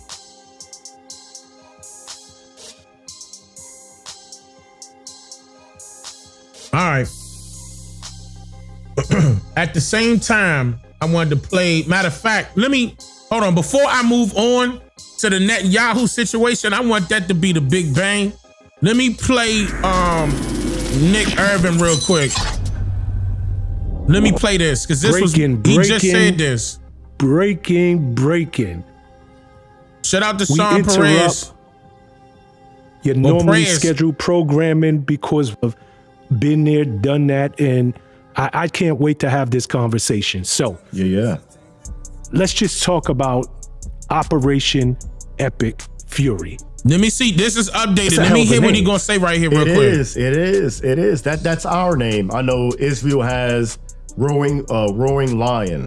That's their name. Correct. Which is still pretty, significant, but different. Yeah. Yeah. Last time you and I spoke, I asked you specifically, did you think that this was going to happen? Did you think we were going to go to war with Iran? Mm-hmm. You didn't think so. You said you give it 3 to 6 months, if I can remember correctly. If, by the time this thing airs, there is a strike. Whew, but it definitely seems like we're gearing up for it. I was going to give it, if we're going to do anything, 3 months to 6 months max. 3 months. I could see something in 3 months. Yeah. Yes, sir. Yes, sir. I believe 3 to 6 months, but then, after you had informed me Please tell the truth, brother. I know you are. Like since 2003, we haven't had that buildup in the Middle East since 2003. Then I was like, okay, been there, done that. I know it's about to happen. This is my first time seeing this, y'all. Dropped, or the day we got done doing the interview, the next day is when it popped off. I don't know if I'm like a bad omen at this point, but I don't know. But yeah, it was way sooner than when I predicted. I gave it a few months. Nah, you know why I thought, that it was about to go down? And actually, if I could remember my words correctly, I was like, by the time that this interview airs, I wouldn't be surprised if the U.S., if there was a strike. I didn't realize at the time, or I didn't think at the time, that it was going to be the U.S. and Israel. But, they didn't let nobody know. If you watch, why would they? The news, and it's always the buildup in the media. They prep you for stuff like this. Yeah. They desensitize you. They get you ready. So I saw all of the warning signs like, this is, they're prepping us because we're about to strike. And it didn't surprise me at all, truth be told. Okay. Before we get into Epic Fury, I think that the last operation, I don't even know if it was 2 months ago, Operation Midnight Hammer, I think that's what it was called. In Venezuela. Correct. Yeah. No. That was actually in Iran. Was Operation Midnight Hammer in Venezuela? Midnight Hammer. You're right. That was I'm sorry. Are you talking about the nuclear facility? Yes. Okay, that was a few months ago. When we struck in Iran, allegedly.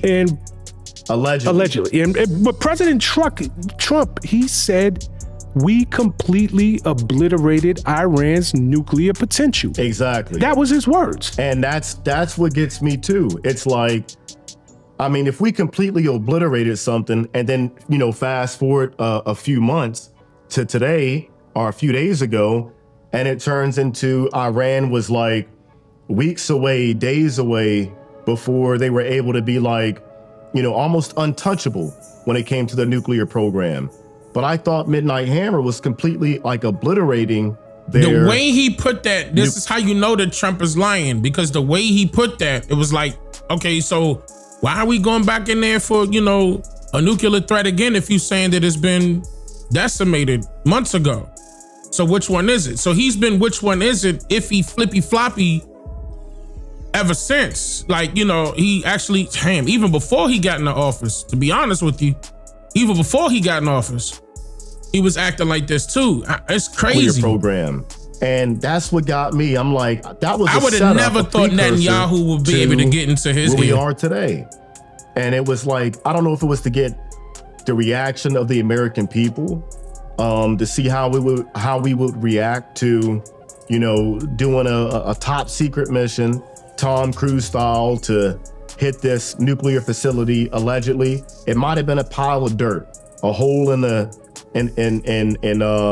side of a mountain, But there's one thing I do know about bombs and mountains. You go back to Afghanistan, 2001, 2002. We bombed the shit out of Afghanistan. Back when we had bin Laden, rest his soul, Dalton Fury, a Delta Force commander who was on that operation. He wrote a note in my book, and if anybody who reads my book, they'll see Dalton Fury's endorsement in my book. And really great guy, rest his soul. But it's like, you can bomb and drop bombs on these people, but when you're like, embedded in the side of a mountain, deep underground, there's only so much you can do. And allegedly, bin Laden got away. I don't know if that was the U.S. let him got away type deal to prolong the war. They protected Osama bin Laden. He was former CIA agent. And I know 2 Delta Force operators who were on that operation, and they suspect the same thing I suspect, that we kind of let him get away. Some helicopters came in, picked somebody up. I don't know. I wasn't there. But I do know, having fought in this war, you can drop bombs on these people, and it's like they just get tougher over time. It's not like, pumping a mole, pumping gas underneath. That's right, where Reigns. moles live at. I appreciate that. And setting it on fire, or blowing it up, or whatever. This is different. These people are built different. They've been fighting this, wars since before I was born, and they've been planning stuff since like the 1940s, or 50s, for that matter, for situations just like this. Do I think we hit anything? I don't know. But what I do know, if you're smart about war, or even have the paranoia that, hey, some countries might be after me, I'm gonna move my stuff underground, off radar. And I think that's what Iran may have did. But do I think that the Operation Big Dick Hammer, whatever you want to call it, do I think that obliterated their nuclear program? I didn't think so from the get-go, but that's what our government told us. And the first thing that, that dies in war, like I told you, is the truth. That's the first thing that goes in war. I don't believe anything. I've been in combat, 6 deployments, contracted.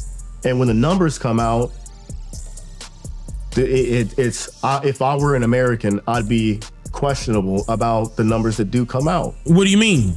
I've been on multiple operations where the news, I was sitting in a chow hall one day. This happened on a couple of times. We would get done a mission. I'd come back, a few hours later, I'm at the chow hall eating breakfast, and I watched that another unit did X, Y, and Z. This many people were killed, and we got this guy. Yeah, we got this guy, but the unit was wrong. The casualties were wrong. But it's being put out on Fox News and CNN. And I'm like, oh shit, I was just on that mission. And I've watched it multiple times. That's so crazy. What side are you talking about? I do want to highlight what you just said. Man. The first casualty of war is truth. I would have asked that follow-up. I mean, that is such a deep statement when you think about it. And you having been over there, witnessed it firsthand, participated in it, and you look up from the chow hall and you see almost immediately that the truth is distorted. Yeah. The facts are completely different from what you know to have happened. Yeah. Okay. I think in large part, that's what we're dealing with here. Again, allegedly, a month or two ago, the nuclear potential of Iran was completely obliterated. But here we are, fast forward 6-8 weeks later, they want we're their at resources. war with them, and it is specifically because they have the makings of weapons of mass destructions. Yeah. What's right? Hey, like what are we supposed to believe? That's the alleged I'll tell part. you what you believe. Looking back at 2003, before that, like 2002, 2001, 2002, going to war with Iraq, they told us the same talking points. Anybody who remembers that, I used to study war. In middle school, I studied war. I used to steal books from the library, like break in, steal books from the library. Me too. Just to read books about war. That's some nerd shit. I got in trouble for it. And I've been studying this stuff all the way to my adult life, to today. I still study war. But the same talking points that are being spewed out by our polytricksters in office, it's the same talking points that got me to believe that I was really gonna go help out in Iraq. And I don't believe that now. I've gotten older. I've been there, done that. Granted, at the time I did have a lot of fun. Depends on what you classify as fun. I don't look at the killing anymore as fun. To a degree, there were certain cases where, also said it was Iran that started. It was all right, but that started it over a year ago, and that's when they started pulling troops last year. And I don't think the American people has had enough time to digest that. I appreciate that, and that's crazy. Based off of what I hear, even if they did start it, meaning what? Like they took charge and started bombing them. As far as U.S. facilities amongst their own territory, They got the right to defend themselves, and they got the right to take back what's theirs at any given time.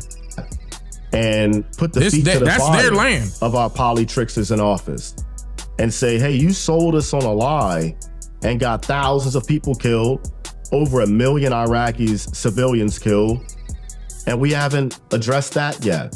And those same talking points that allowed us to do that is happening right now. No, you're absolutely right. And the truth of the matter is, we sit home and all we have to go on is the news cycle, your social media feed, and you don't know what to believe. Mm-hmm. You really don't. If you are pro-war, then of course you're going to latch on to the idea that America is defending not just itself, but the world at large from one of the greatest nuclear threats. And that's BS. Of our era. That's BS. You know, Bad sociology. North Korea. Right, I said that earlier. There's a few other countries that have nukes, but we don't touch them. We just seem to be going after the same brown people. Stop. Wow. Didn't I say that earlier? I said North Korea will be a bigger threat than Iran. They got the possibility. I mean, they have the nuclear capabilities right now, and they not going after them. I said exactly that earlier in the stream, and here we go. Good. Okay. Absolutely. There's good. A few other countries that have nukes, but we don't touch them. We just seem to be going after the same brown people, the same brown people who live in a desert. We keep going after them. There's a few other countries that have nukes or the potential to have nukes, but we don't go after them. We go after these people who live in the desert somewhere in the Middle East under this guise that, oh, they're about to have nukes, like we talked about last time. Bibi Netanyahu has been talking about this for like 40 plus years. Right. Or whatever. Since the 90s, he's been talking about it. They've been weeks away, days away. Yeah. We obliterated it. It's completely set back to the Stone Age. And then a couple of weeks later, it's like, oh, they were about to get it again. And they're weeks away from it. It's the same talking point. And I'm like, we just keep going after the same people. And is it really for our best interest? Is it for our freedom? Or is it for somebody else's? You know, and that's the $1 million question. We don't know what's behind this. Oh, I do. We don't know. I mean, it's obvious, I do. bro. I think we all know what's behind it. And it It's starts obvious. with the letter I, ends with the letter L. Exactly. You're right. Exactly. It's, ISIS, Ra, and Nah, say L. it. Say it. It's Israel. Say it. Israel. I don't know. I hear you loud and clear, bro. Ain't no, I don't know. I think they have. We know who it is. We don't gotta AIPAC, I don't sugarcoat know. this shit. I think it's way too much pull and way too many strings being pulled on our polytricksters that they're nothing but actors at this point. They're paid actors. Right. And their producer is in another country in the Middle East somewhere. And they get paid to go out here and act like politicians, act like they have us in our best interest.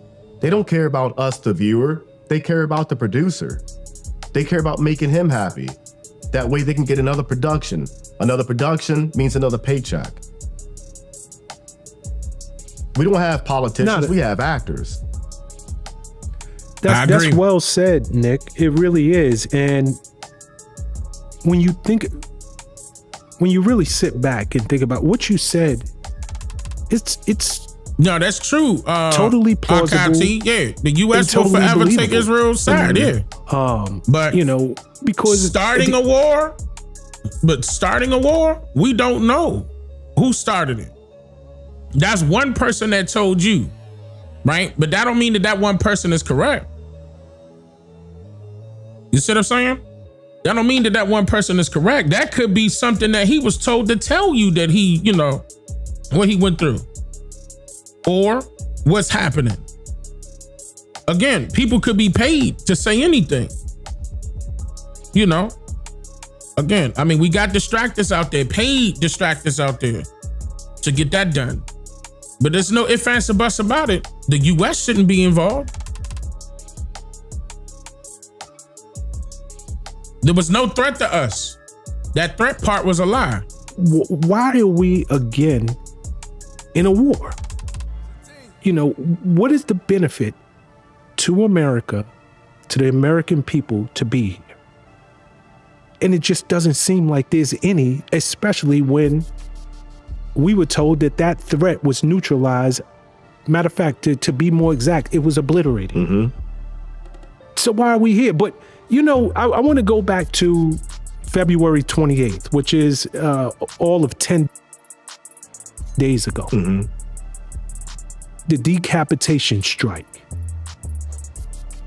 At 1:45 a.m. Eastern Standard Time, the U.S. and Israel simultaneously launched a massive joint air campaign on Iran. Over 2,000 targets were hit that day. Mm-hmm. But I really want to focus on the supreme leader, Ali Khamenei, if I'm saying it correctly. Yeah. Ali Khamenei, the supreme leader of Iran, was killed. Yeah. And the reason I want to talk about him specifically, and I really want you to sit with this. In that region, the supreme leader, it's above a president. Mm-hmm. It's above a prime minister. It's above a king. Mm-hmm. It is literally the second in command to God. Yeah. He sits right under God. It's like the Pope almost. Them. It's like the Pope. Yeah. First, I want to get your thoughts on us taking him out. But I want you to think about it. The man was 86 years old. Exactly. How much more time did he have? That's what I'm saying. Yeah. He was 86. What was the point? I look at it like, I break it down appreciate in that. like a few ways. I guess you could say, one, what threat was he directly to the U.S. people? You know? Two, I think about, is the U.S., are we still involved in active assassinations? The last time I checked, I don't think we're, like heavy in that game of assassinating foreign leaders. But then to call it not a regime change, but you want to kill the regime leader and then have say-so in who the new supreme leader is going to be. Right. Sounds a lot like regime change to me, just like they are not calling it a war, except for, on Wednesdays and Thursdays when it is a war. Other than that, then it's just like a targeted campaign. It's the equivalent of calling 9/11. It was just targeted attacks. It wasn't like not an act of war. Or Pearl Harbor, it was just targeted attacks. Those were all acts of war. But when we do it, especially Pearl it's Harbor, just like strategic attacks, targeted attacks. It's not war. 3, like you said, yes, he was 86 years old. How much more time did he have? It's like the Bin Laden on dialysis, traveling through the mountains of Afghanistan and Tora Bora and making it to Pakistan, all while on dialysis. Then you do the raid and you don't find a dialysis machine. I don't know. I don't know. I do know that I don't believe anything that's being put out. And I think that this was all about regime change, but not in our benefit. And not just regime change. I feel that there's a certain country that kind of wants to control the entire Middle East. Mm-hmm. And if you look at the wars we've been fighting since I can remember, it's all about the Middle East. It's always been. And whose interest are we fighting for? Is it the American people? If it truly, really was, then go back to 2003. You don't got to go back that far. 2003. Saddam Hussein, weapons of mass destruction. Like, what threat did that really pose against us, the American people? all to get over there and find out, oh, it wasn't even like that. We don't know what we saw on Midnight Hammer, whatever that operation was. We don't know what they really hit. No one was there. You got presented some satellite imagery of some holes in the ground. Those same satellite images back in 2003 where Colin Powell was talking about, oh, these are missiles of mustard gas and X, Y, whatever the fuck he was trying to say it was, WMD, turned out to be nothing. It was all made up. So if they're willing to lie, those same people, and it's not the same people, it's the same entity that's Thank you for the cash app, then and lie to you before that. The warmongers or the people who are all about war, it's like, one, those same people who are all about war, you ain't fighting shit. You never fought shit. Mm-hmm. You're too much a coward to get off your fucking mom's couch, stop eating Cheetos, get in shape, go put bullets in people. You don't want to do that. Man, Squabbles with because the those 5 bullets fly 2 gifted. ways. And that's the quickest way to find out a coward. Is somebody who runs their mouth about, oh, we're all about war. I want to go, we should go do this. We should go do this. No, this isn't French. It isn't we. Nigga, it's I. You won't go do shit. You'll sit there behind your little computer screen and talk about how much you love war, but you never had to go see your friend's head blown off. You never had to taste your friend's blood. I've had to do that. I've had to stick fingers in bullet holes. I've had to swim neck deep in water and taste my best friend who just saved my life. I've tasted his blood.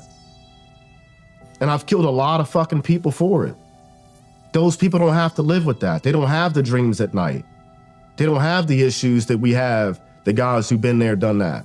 So yeah, fuck a warmonger. I don't believe that. If I ever did become president, which I have no desire to, you better believe it's gonna be like George Washington, but I'm black. I want to be there on the front lines. I want to support if I'm going to support you, there's no better way than to support a troop than signing that dotted line and go play volleyball with some bullets. Nobody wants to fucking do that. I said that earlier, Night Crave. I said that early in the stream. There's a recruitment station in every hood. Go to a high school. Go to any lower income high school in America. You'll find a recruiter there. They're not hard to find. But yeah, I don't. Low end, thank you for becoming a member. I don't like those people. Am I proud of what I've done? I don't know. Quinzel, I appreciate that still. But not everything. But yeah, those same people who sold me that lie are doing the same thing today. Why would they change that? Right. You never trust it. Once they show you who they are, believe that shit. Exactly. Believe it.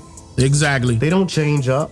Our government has never went to rehab, never went to go seek help. And they never been held accountable. They don't even seek help from us, the American people who vote. Those who do Absolutely, vote. We ain't they stopping. Don't care. So why keep believing the game? Damn, Nick. I mean, you are spitting straight facts like that. You are spitting today. What you're saying is so real and it's so powerful. And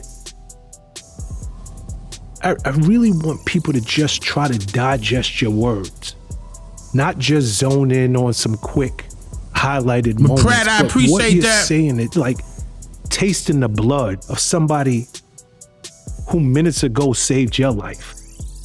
Yeah. That's crazy. We not going to war with these folks just for our powerful words, safety. man. Powerful words. They learn about that. You know, you spoke about regime change, and let's not get this Yes, twisted. the gifted According memberships to will be polls, going to random people, whoever selected first. 81% of Iranians I don't determine didn't that, like by the way. that regime.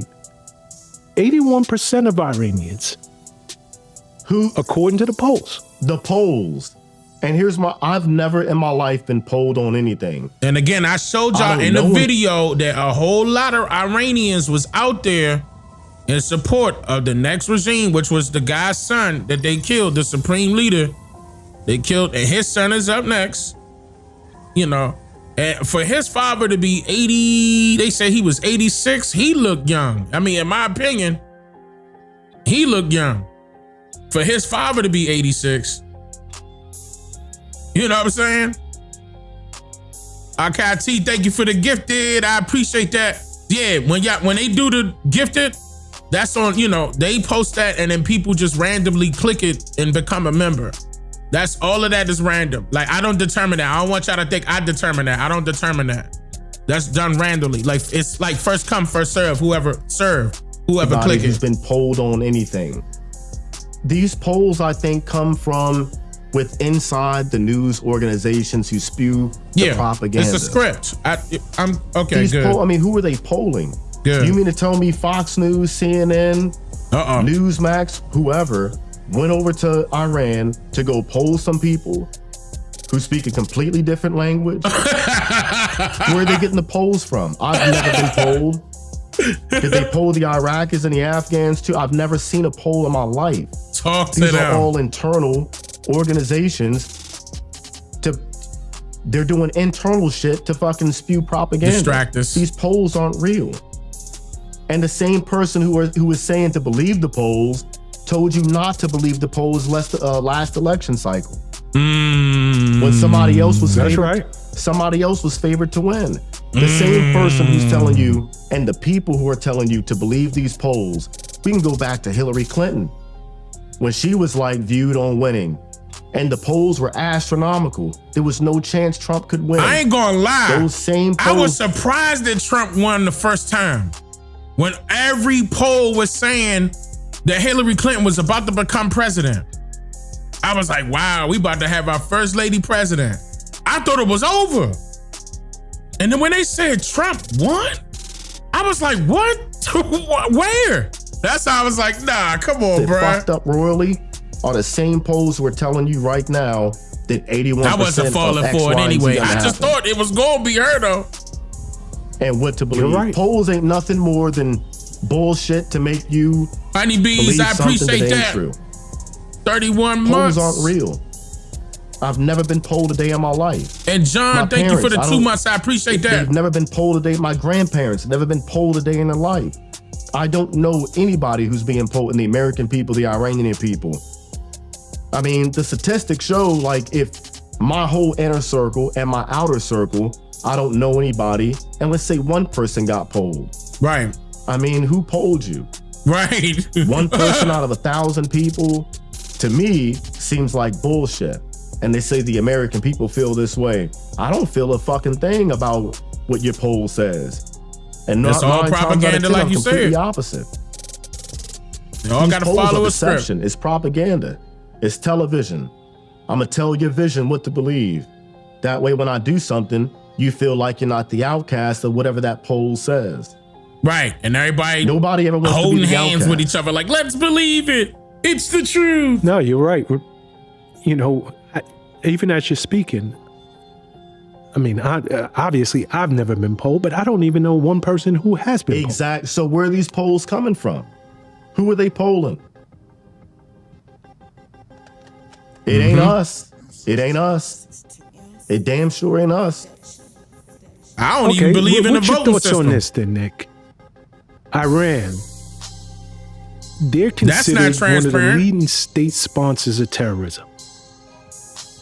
This is, if we're speaking again, what's out there in the media and being pushed on us.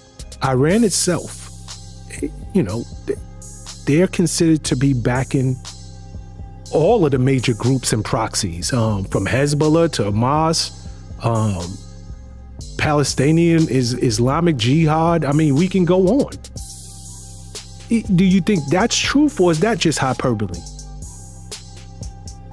I think it may be a mix of both. And what I mean by that, if you want to look at the biggest contributor to terrorism, we gotta, I'm be 100% honest, we gotta stop looking at ourselves as the good guy. Out of our 250 plus years of existence, we only haven't seen war for 14, 16 years. We've got over 200 plus years of continuous Catrice, war, thank you for becoming a being member. Involved in war, killing innocent children, women, men, people who have nothing to do with nothing. But we go over there and bomb the fuck out of them, you'll go send guys like me who didn't know at the time what we were doing to go kill a bunch of people. Thousands of them as a unit. Dozens and dozens and dozens as individuals. So who's the real contributor to, like, we've killed more people, more innocent civilians than all those terrorist organizations you just mentioned combined. If you add up all the casualties from these terrorist organizations compared to the civilians that we call it, it's the cost of war. So that makes it okay? I think the definition has been skewed in such a way to make people believe that, these people, because they say Allah Akbar and the way they look, those are the bad guys.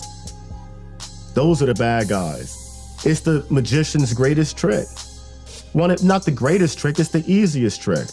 I'm gonna keep telling you, look over here, and behind my back, I'm setting up everything I need to set up to fool you again. And we've been fooled. Like I said, 250 years plus of existence. As a nation, United States, we had like 4. Yeah, I know what I'm gonna insert right here. I would love to be able to talk to this brother though. I would love to have a conversation with him though. 16 of those years. Because there's a few things that he's missing right there. That's as far as the history part. Like, why are we so obsessed with war? Why are we so obsessed with violence? You know, Nick, one of the most profound things that you just said was we have to stop looking at ourselves as the good guy. Yeah. Yep. I agree with that. So profound. Because and I remember you're when talking you about and I the United first States, started not you as a person, not to him have as a these person. You got to understand, you can't say we when it's not you that's doing the action. Okay, he can because he was enlisted in the military. He can say we. Not everybody else can say we. You know, I mean, he participated in the war. Okay, I'm not saying that everybody else should be saying we. Like, even if you are in your household and not even leaving out to go fight in the war, you still shouldn't be saying we. I'm talking about either way. If you want the war or you don't want the war, you shouldn't be saying we anyway. You didn't participate. You were not a part of it. So you don't see the trauma that he went through when he enlisted as a youngin', and he over there not noticing. He thinking he over there fighting for his country, the freedom of it. Yeah, let's make sure y'all don't mess with America. Whole time he destroying the country, their families and their next generations. And he like, why? What is this about? My target is a resident of this country? Who's the enemy over here? And all he could do was see that he had to protect him and his fellas. They became a unit because they figured out too late that they was actually in a country that was protecting themselves from an enemy. Once he realized he was actually an enemy. But see, not everybody that's in the military would think like that. But once they do, a lot of them, y'all know what I'm talking about. That's why they got the veteran hospitals for a reason. I ain't gonna go too far, you know what I'm saying? Because I got veterans in my family and not everybody take it well. Not everybody do well. You see what happened to them. It affect their mind. And I'm proud of this brother that, you know, you could tell he's still dealing with something, but at least he not overboard. You know, we done seen a lot of people cross the line. Shout out to our veterans. I'm not trying to be funny at all, like at all.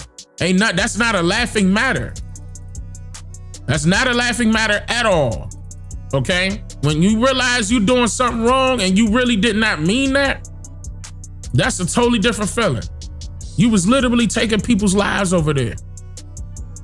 And you thought it was for a good cause. You thought it was for a good reason. And that messed you up when you young. Turn around, you finally wake up and smell a coffee. You like, wait a minute, this coffee don't smell good. It smelled burnt. Then you started realizing that a lot of windows were not open for you. It was only open for somebody else. And yours was always closed and locked, and they threw away the key. that hit them real hard. Anybody in the military, y'all know what I'm saying. Y'all got military folk in y'all family, y'all know. This is not a laughing matter. It's not. And they doing that with our own people. And then they got the nerve to try to scare people, tell people they're gonna open up the draft again. Forcing people to go to war. If you wanna go to war, send your ass there then. Let me see you on the ground. Boots on the ground rapping. Let me see you do it. You would speak about the young Nick signing up, going to war, and you would always have this Candace, thank you for the blanket cash app, statement. Candace. The bad guys, the bad guys, because that's what they sell us. Everybody who is not us is the bad guys. Right. The people who sent us over there at one point to go do bad things to bad people, as soon as that job is done, you know, they act like Pontius Pilate and wash their hands of the whole thing and they're done with it. That's how I feel. Yeah. I mean, you touch great points. You said they sent us over there to do bad things to bad people. And I just remember that, you know, I remember that very distinctly because I would speak to you and it just, if they can get you to believe that these guys are the bad guys, but they do the same thing to do whatever. Any institution, they're doing the same thing too. So it's deeper than just the military. Or should I say it's not just the military. They're doing this to you in school as well. It's an institution. They're doing it to you in church as well. It's an institution. Anything that they institutionalized is definitely to program you to fit their narrative. And whatever they make you do is for their benefit. And then they force it on you to make it seem like it's for your benefit. Nah, you're getting crumbs compared to their whole cake and pie, whatever you want to put there. They getting everything in return. And meanwhile, you taking many losses. That's done on purpose. Ladies and gentlemen, that's a group of, I'm talking about a very small group of people colonizing a territory when they literally don't have control.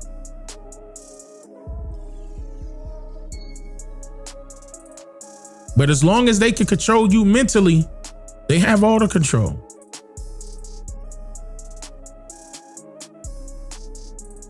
And it's crazy. We got to stop that. If they can get you to believe that, take them chains off your these brains. guys are the bad guys. Marius, thank you for the then cash I can app. tell you to do whatever I want you to do. And you have no conscience about it. Exactly. I'm keeping America safe. Yep. Because those are manipulation. The bad guys. Yeah. Without thinking about their lives, their families, their cause, and the fact that they look at us the same quasi exact control. way Is there such a word? I know, right? The bad guys. Yep. And it's like, I look at it like, not even gonna say like Hitler or whatever. I mean, you kind of could. He convinced an entire group of people to do bad things to good people. Allegedly. Or whatever. And then there's one side who believes that. There's another side believes that, the opposite. I don't know that. You don't know which one is true. Our definition of what bad is skewed. And I think that we've been pushed so far as a nation to, back before we had social media, it was just the news stations. And our parents and my parents, and back then you'd have the radio, they all believe because that's all there was. We had no way of fact checking or verifying. You couldn't talk to someone in Iran. You couldn't talk to someone to Israel. I've been to Israel, and I may or may not have been to Iran once or twice while in the military. Torian, thank you for becoming a member.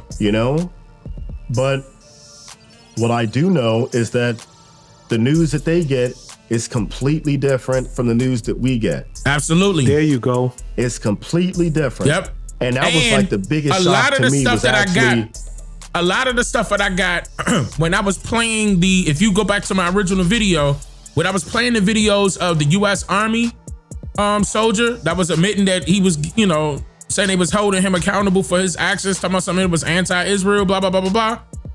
If you notice, it was in their writing. They're actually putting this stuff out. And another one that I played was actually in their writing as well. You saw their Arabic words because they're putting it on their news screens. They were actually proving that they didn't do anything. And that was being ripped off the internet. Like anything that they put out was being ripped off the internet from YouTube on down. TikTok, Instagram, Facebook.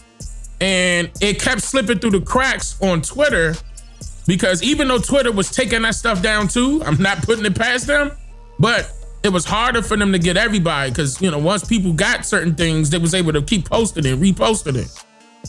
But yeah, and then, if you pay attention, you'll be able to see it, right? But yeah, they were trying to take that down. Are the soldiers coming out and saying, nah, something wrong. Here's why.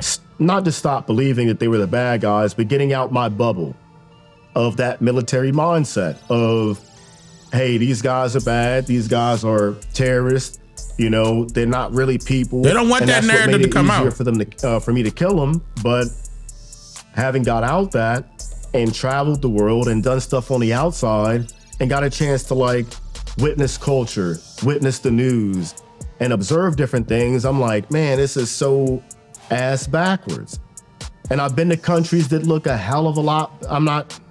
I've been to countries to where you've been told that, oh, this is the shithole country. But I've been there. And it's the exact opposite. It's the exact opposite. I'm like, man, I don't know. I think there's way they tried to say the same thing about Africa. The same way I was. So no one could get mad at me for being the way I used to be. I was under that same brainwashing spell, that broadcast, that casting of that big spell through television. Indoctrination. I've been under that same spell. So you can't get mad at me, just like I can't get mad at no one else, other than the people who constantly want violence and war, who've never seen it. Yeah, fuck you. You don't know what that's like. But everybody else, I think it takes a lot more getting outside that bubble. But that's one of the most uncomfortable things to do, is to get outside your own bubble and experience life for what it actually really is. We get so caught up on our own made up reality. To shatter that would be detrimental to our own sanity. Why would your brain doesn't work like that. It's all about comfort. So to break that cycle of comfortability, to be comfortable and believe this, whatever the fuck you believe, whether it's a lie or not, it makes you comfortable.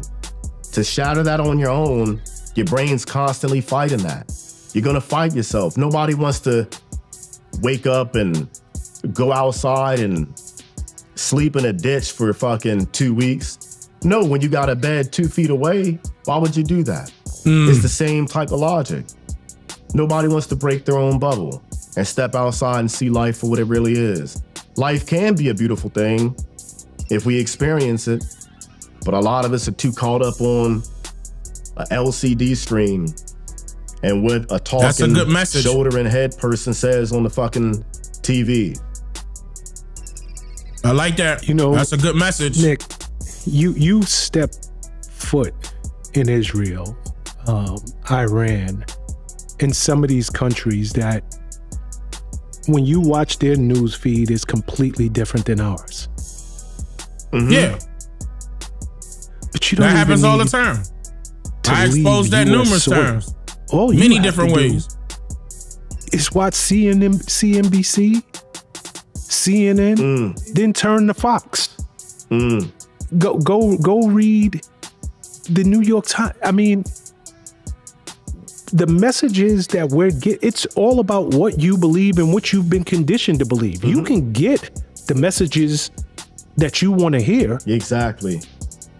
Yep. It's almost like the dealers. Like, I'm gonna go over here because this is what I'm addicted to. And it strokes my own ego. It strokes my own belief. There you go. And that's the problem, what I think with news. News isn't news. It isn't news, entertainment, weather, and sports. It didn't. None of that shit. It's a large broadcast spread to the north, south, east, and west. That's what the news is: north, east, west, and south. It's a wide broadcast, and depending on what side of that compass that you lie on is the one you're gonna go to, because that one fits me. I don't like the south. I don't like the north. I don't like this. I don't like the west, because I don't like the way that they say things, and it's not what I believe. But what you believe, maybe people trying to control the narrative, and what you believe, so they're like not just wrong. What you believe is just probably made up anyways. There's a lot of shit that people do, and I've been in the same boat. I probably still am in certain cases. But there's a lot of things that we do and believe to be right isn't right. Okay. Have y'all heard of this movie that came out earlier this year? It was called Mercy. How many of y'all heard of this movie called Mercy? It came out earlier this year. It was like maybe a month or two ago. I think it was in January.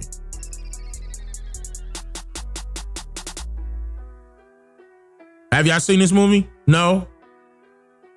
Okay, I'm gonna play, with Chris Pratt, right? Let me play the trailer. 90 minutes to prove your innocence. Get me out of here! Let me really quick. I want to show y'all something.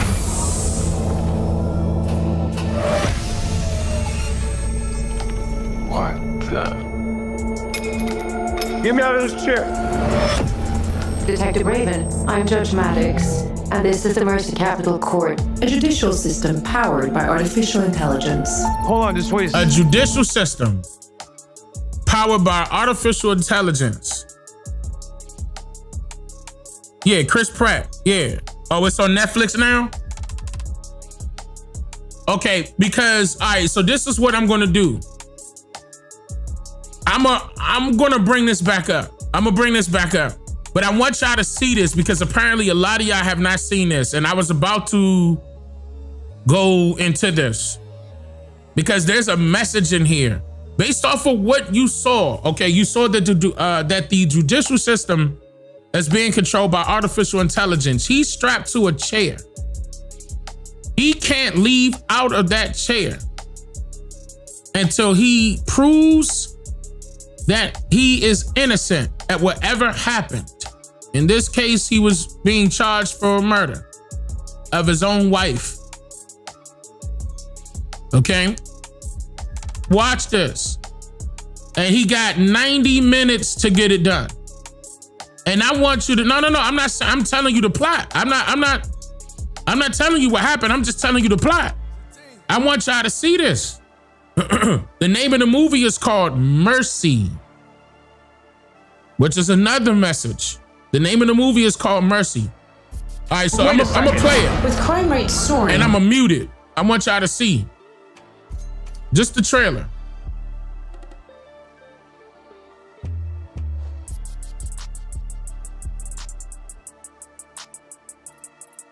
Really, because. All right, wait. Hold on, I don't want them to go too far. Hold on. Because if y'all didn't see it, it looked like this a revealing trailer. And I don't want to give nothing up. No. Let me stop. Hold on, let me stop. I want y'all to see this. So we'll come back to that. I'll pick that up the next live stream. Come on, oh, don't. Was he a politician? Nah, he was a detective. He was a detective, but I want y'all to see what happened. Like, I'm not trying to give it up. But anyway, it's relating to what I was going to play after that. I guess I'm gonna have to move that entire segment over. So let me go ahead. This is what I'm gonna do. I'm gonna go into the Netanyahu situation. Let me go into the Netanyahu situation right now. And what I mean by that is how I'm talking about so many people saying that he's gone. And I want to show y'all this video. Oh, let me make sure if this isn't. No, this isn't it. No, that's not it. Hold on, wait. שהמחיר יהיה כבד מנשוא. כרגע המחיר לא כבד מנשוא. מה זה התקפה רבת היקף על הרשות הפלסטינית? לתת על הפחד שהכל מתמוטט. לא פוחדים, משחקים להם ירו לנו לתוך הישרת וצחוק ופשוט הם לא פוחדים לסובב. זה מה שמביא אותם ואז רגע, אבל אז השוק גם העולם יגיד מה אתם חושבים. אתה לא מפחד מהעולם, ביבי. במיוחד היום עם אמריקה, אני יודע מה זה אמריקה. Give me a second. להזיז לכיוון הנכון. לא יכניעו לנו. אז אם אנחנו עושים איזה משהו, אז הם... יש עליהם, נניח שהם אומרים משהו. 80% מהאמריקאים תומכים בנו. זה אבסורד. לא פחדתי להתאבד שם. לא פחדתי להתאבד עם קליטון. לא פחדתי להתאבד עם אופן. מה היו הסכמי אוסלו? הסכמי אוסלו שהכנסת חתמה עליהם. שאלו בפני הפרוטוקולים, אוקיי, בתנאי כפוף להדדיות וצמצום הנסיבות. אבל איך נצמצם את הנסיבות? אני אתן פירוש מההסכם שיאפשר לי להפסיק את הדהירה הזאת מקווה ששם. איך עשינו את זה? אף אחד לא אמר מה זה אתרים צבאיים מוגדרים. אתרים צבאיים מוגדרים, אני אמרתי אלה אזורי ביטחון. בקעת הירדן, מבחינתי זה אתר צבאי מוגדר. Particularly, are you speaking with Prime Minister Netanyahu, and are your objectives the same in terms of ending the war? I think they might be a little different, I guess. You know, they're a different country than we are. But he will tell you there's never been a power like the power of the United States. I built our military in my first term, continue to do so, but I built our military and rebuilt it. It was in bad shape, just like the wall, just like the border, just like everything else in our country. It was all in bad shape, but I rebuilt the military in my first term, and we're using it in this term to, you know, really for the sake of...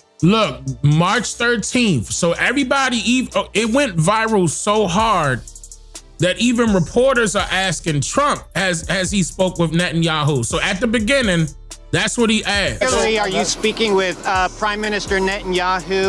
Y'all heard that, right? So that's even popping up. So notice how he's skipping that though. But I'm determining the reason why Trump wore that purple tie right here, that is not blue, that's purple. Usually he's wearing red or blue tie and he wore that purple. Usually he pull that purple out. When something is wrong, I believe that's when they were notified that he's gone. And I'm gonna play another one.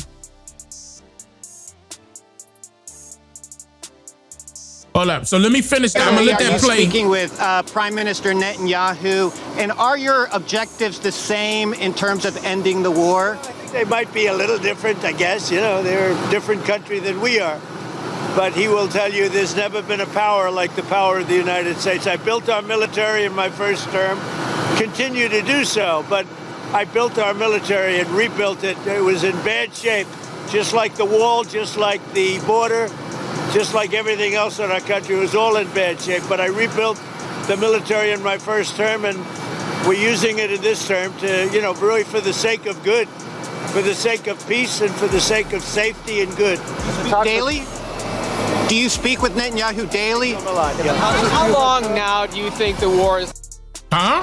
For the sake of peace and for the sake of safety and good. Daily? Do you speak with Netanyahu daily? How long?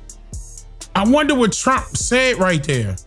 Do you speak with Netanyahu daily? Why? Again, the reason why that matters to these reporters is because this is going viral. They're saying that Netanyahu is gone. He's no longer here. He was, and I'm about to show some other stuff. Now, let me forewarn you about what you about to see really quick. This was posted by their official Twitter page and then removed. And then I'm gonna tell you right now, they're trying to make it seem like AI did this. Y'all can see this? And I understand, you know, certain things are coming out. Nah, he not dead. Woo. But the reports are stating that he got hit at a place with some family members. It was him and his brother they got removed. And the bomb, or, you know, I mean,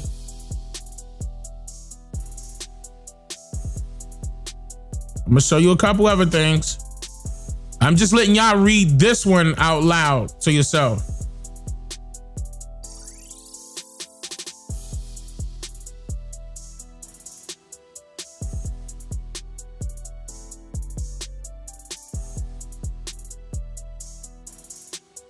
Okay. Now, the one I'm getting ready to play now, and I got to pull this up on the other one just in case it don't play really quick. I'm going to pull it up right here. Okay. Wait, it's not playing? Wait, hold on.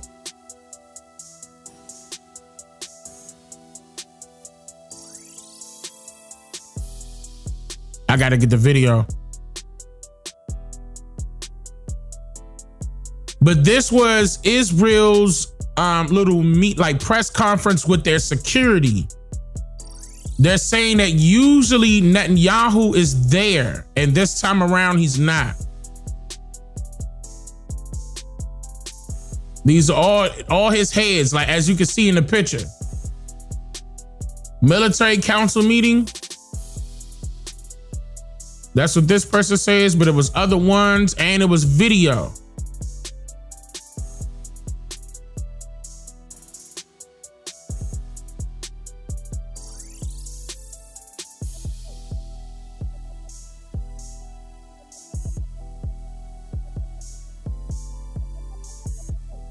They're saying that the new guy is still sick for some odd reason.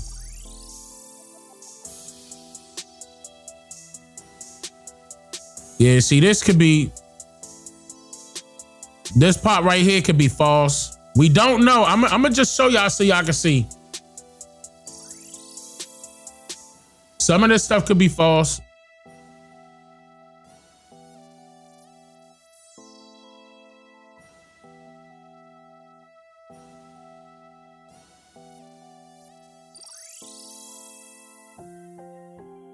Tucker Carlson said the CIA has been reading his texts.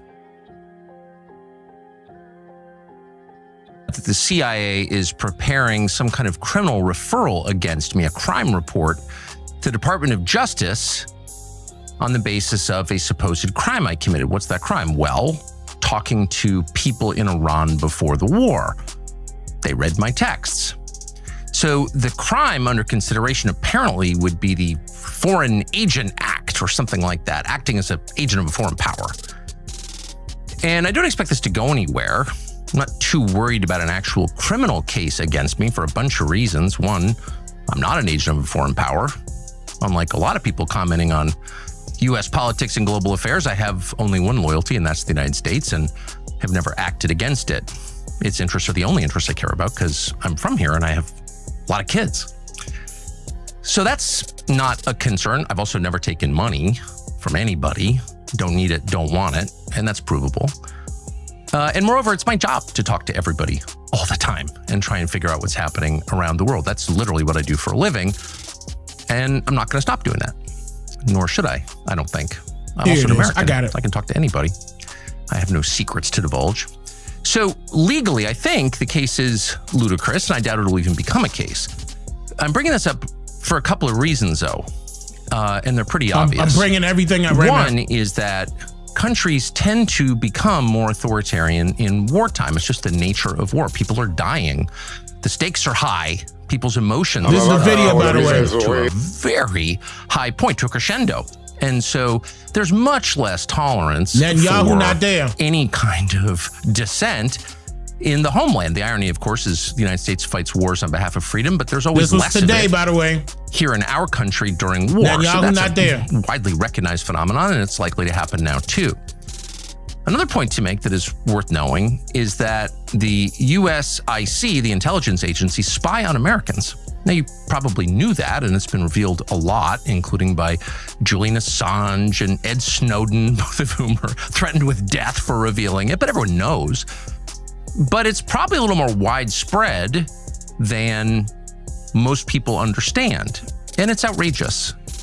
There's no justification for your government, which you own, you're a shareholder in it, you pay for it, to be violating your privacy like this. But Okay, so they coming after Tucker. They must probably didn't want Tucker to say anything about Netanyahu's death. Je suis Pascal Tréfingui, le colonel Pascal Tréfingui. Je suis le chef du gouvernement royal militaire. The French colonel who says Netanyahu is dead and the announcement will come tomorrow. En exil au Brésil, March formé 14th. à la demande de Sa Majesté le roi Henri. Translate. Wait, a French colonel explains that Netanyahu died on March 11th and that the public announcement is scheduled for March 15th. Oh, wait a minute. No, that's not the same date that Trump was saying that he was going to give America back to God, is it? Wait, no.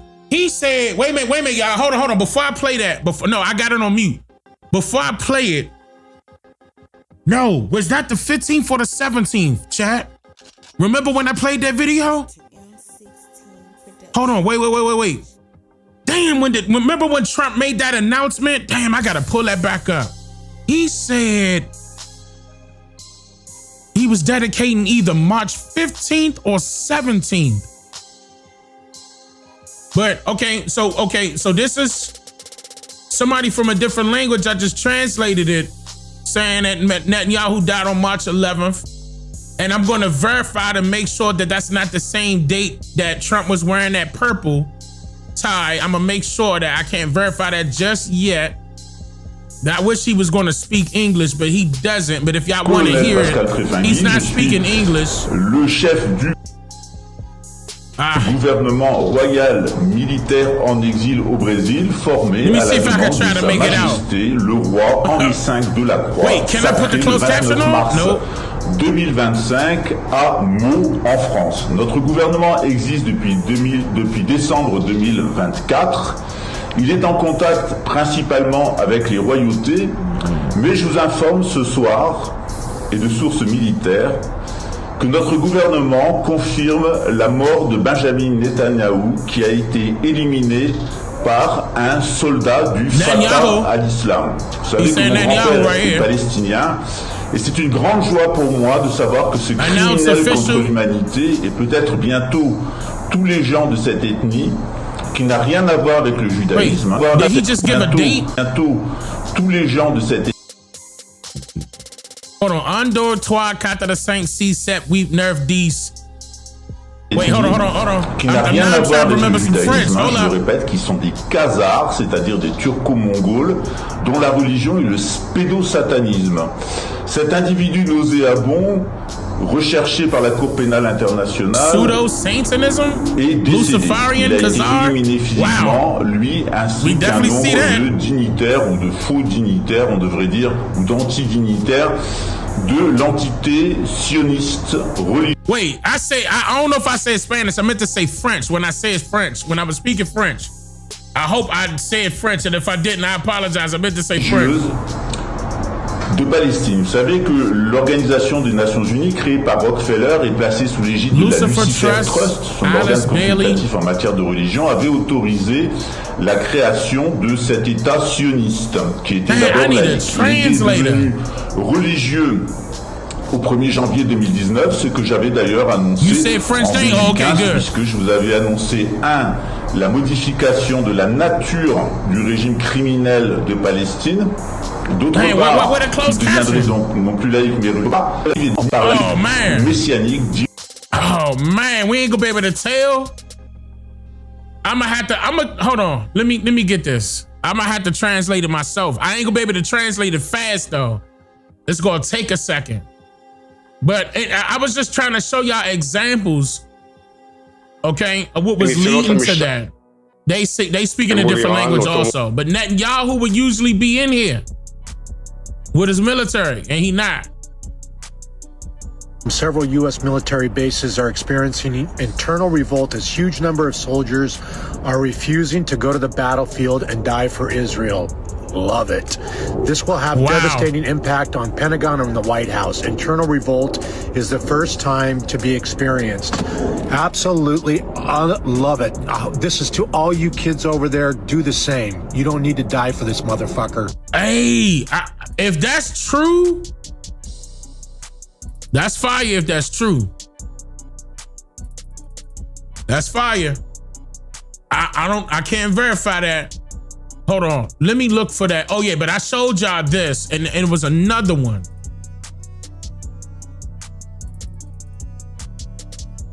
Give me a second.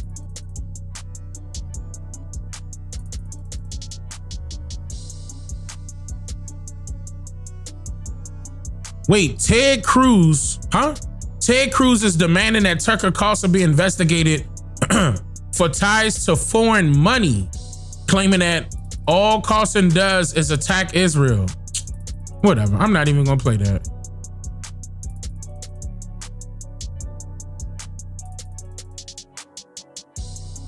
The surface summer strings emerging. Okay, no, that was 4 hours ago. Where is that at? And I moved it to the side. Here you go. This is it. Yes, I'm so glad it popped right back up. Now, this is the video where they saying that Netanyahu got hemmed up at. Because this was, let me explain. This was an Iranian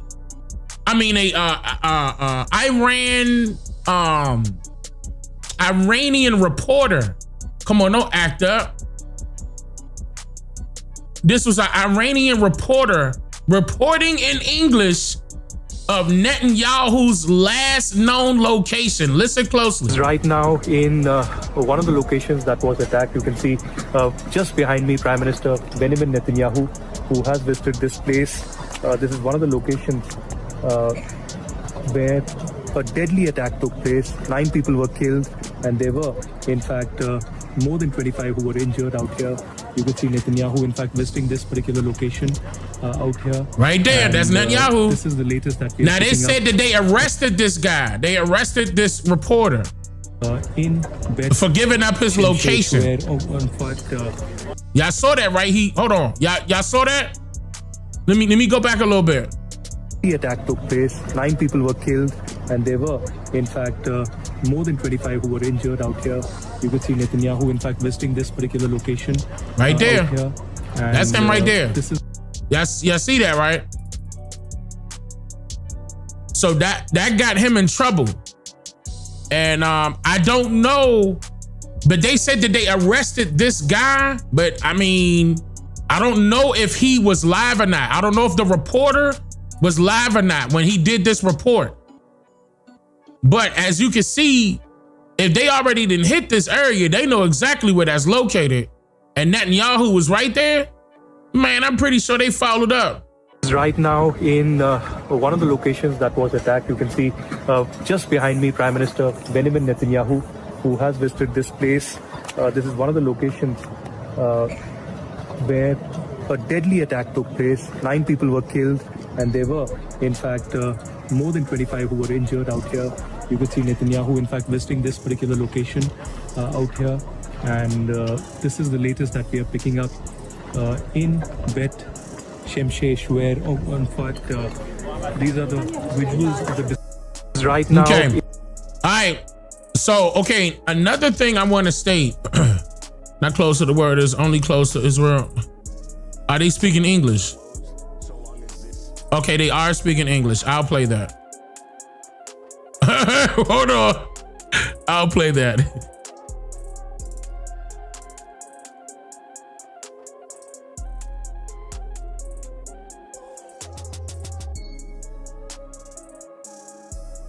Prepared to allow, is there any sign that Iran is prepared to allow passage of the Straits of Hormuz? Will the Straits of Hormuz remain closed? Oh, that's how you pronounce it? Hormuz?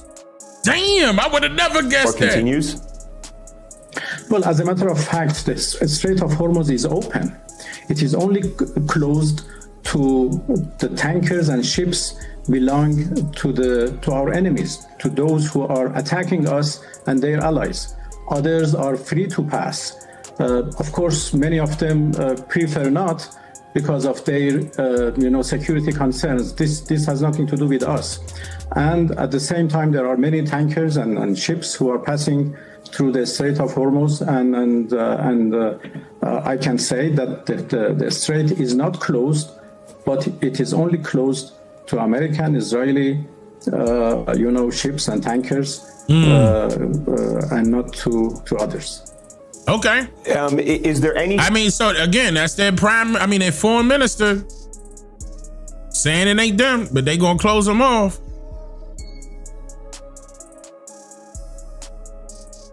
Hold up. I wanted to bring this up too.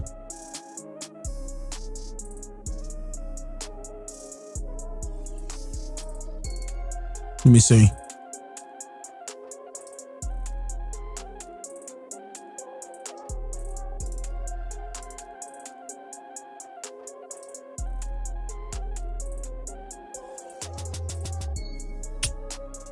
I see Alex Jones playing with that too, saying that he might have been killed.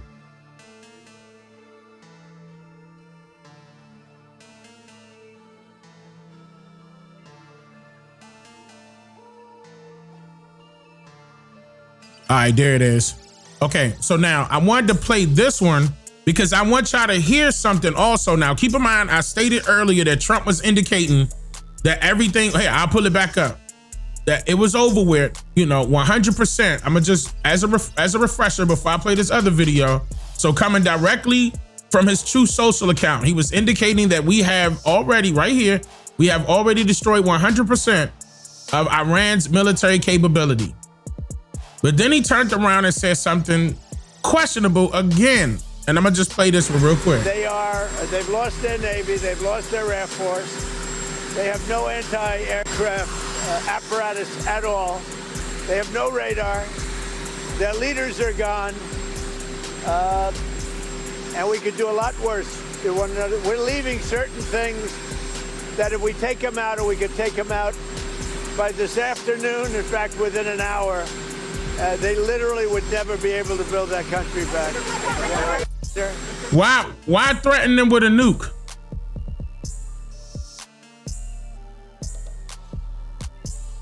What's up with that?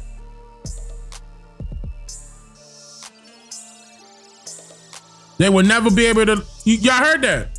They will never be able to take their country back or bring their country back. They've lost their Navy, they've lost that's their Air that's Force. a nuke threat. They have no anti-aircraft apparatus at all. They have no radar. Their leaders are gone. And we could do a lot worse to one another. We're leaving certain things that if we take them out, or we could take them out by this afternoon, in fact, within an hour, they literally would never be able to build that country back. Is he speaking English? Hold on.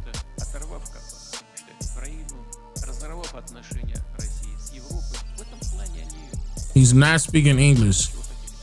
A lot of people are stating that Putin put this out in conflict. And she did go drove wedge between us and Europe, and now they're shifting the economic burdens onto the EU. This is the truth. What Westworld would never admit. Washington wanted war. Hold on, I'm gonna have to come back. Let me pocket that. That one is okay, but I'm gonna pocket that one.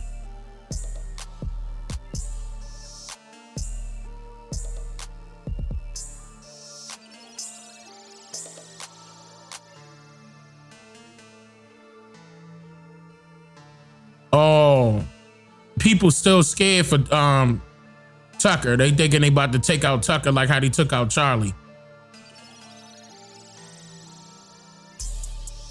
I don't believe Tucker was paid by Netanyahu though. I don't believe so. Because Charlie took their money though. Charlie, his organization took their money. He basically turned his back on them after he got that money.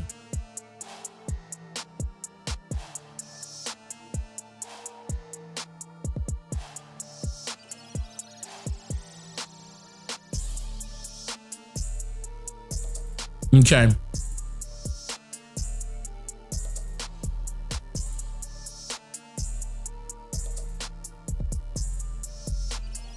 I saw this and I don't know. Let me see how y'all feel about this. I'm gonna play this.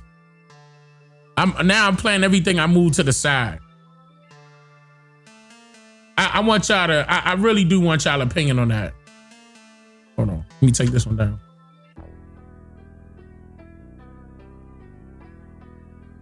Whoa. This is what they were trying to say that Trump was hiding about. What y'all think about this? And tell the truth. Tell the truth. Don't sugarcoat This it. war in Iran ends. These gas prices are too high and kids are being killed for no reason. Even the Trump administration cannot explain why they're at war in Iran right now. And I mean, like, the Epstein file seems to be as good of a reason as anyone else can figure out. So stop the war. So we're going to keep an eye on it. We're always going to be there to help you. We cut the gas tax once. We brought it down permanently afterwards. So we're going to be there to help with the cost of living. But right now, Donald Trump is public enemy number one when it comes to our economy and the average person keeping your head above water. So, yeah, that's my hope, is that the war stops. I hope this war... So, they saying this was from Canada? What y'all think about that? Y'all heard what he said, right? Then there was another, I'm gonna be honest with that, it was a few, what's that guy's name? Ted Lieu. Ted Lieu said the same thing. I mean, he's a Democrat, of course, but it was weird. How come Trump ain't saying nothing to this guy? So why are Republicans so interested in Bill and Hillary Clinton? It's because they're trying to distract from the fact that Donald Trump is in the Epstein files thousands and thousands of times. In those files, there's highly disturbing allegations of Donald Trump raping children, of Donald Trump threatening to kill children. So I encourage your press to go look at these allegations. And I mean, okay, those are allegations, but I'm telling you right now, that's something extremely serious. If that was bull, bruh, I would have been hitting them left and right with defamation laws. They would have been thrown in jail. Why is Trump not saying nothing to this guy? I'm highly disturbed that Deputy Attorney General Todd Blanche just got the law wrong. Yesterday, he said, essentially, that it is not a crime to party with Jeffrey Epstein. Well, that's actually not correct. If Jeffrey Epstein was human trafficking minors for these sex parties, and you show up and patronize the establishment at that party, yes, you're guilty, because patronizing is part of the law, the federal sex trafficking law. So Deputy General Todd Blanche just got that wrong, which maybe explains why they aren't investigating all these folks, including Donald Trump. He needs to read the law and investigate these people. He also needs to resign, not only for not knowing the law, but a massive, not only screw up, but the biggest privacy violation in history. They release a lot of pictures of minors unredacted, just violated the privacy of these girls. It is uncalled for what they did. The one thing that they could not do under this law was to invade the privacy of these women now who were girls. Hold on, bro. Wait a minute. Y'all wanted the Epstein files to come out, but you wanted the identities also, of the victims met with Ghislaine Maxwell redacted? Moved her to minimum security prison and then got a puppy for her. So for all those reasons, he's just got to leave the Department of Justice. That's a little questionable. That's a little questionable because you want the Epstein files to come out. You saying that Trump is in the Epstein files, woo woo woo woo woo. But then they could call your bluff and say if you wanted the identities of the victims redacted, they could call your bluff and say, nah, that never happened because you already saying it's an assumption anyway. Something not right about that. Newly released documents that were missing from the Epstein files contain serious unverified allegations against President Trump. The Justice Department posted 3 FBI memos describing interviews with a woman who accuses both Jeffrey Epstein and President Trump of sexually assaulting her when she was a teenager.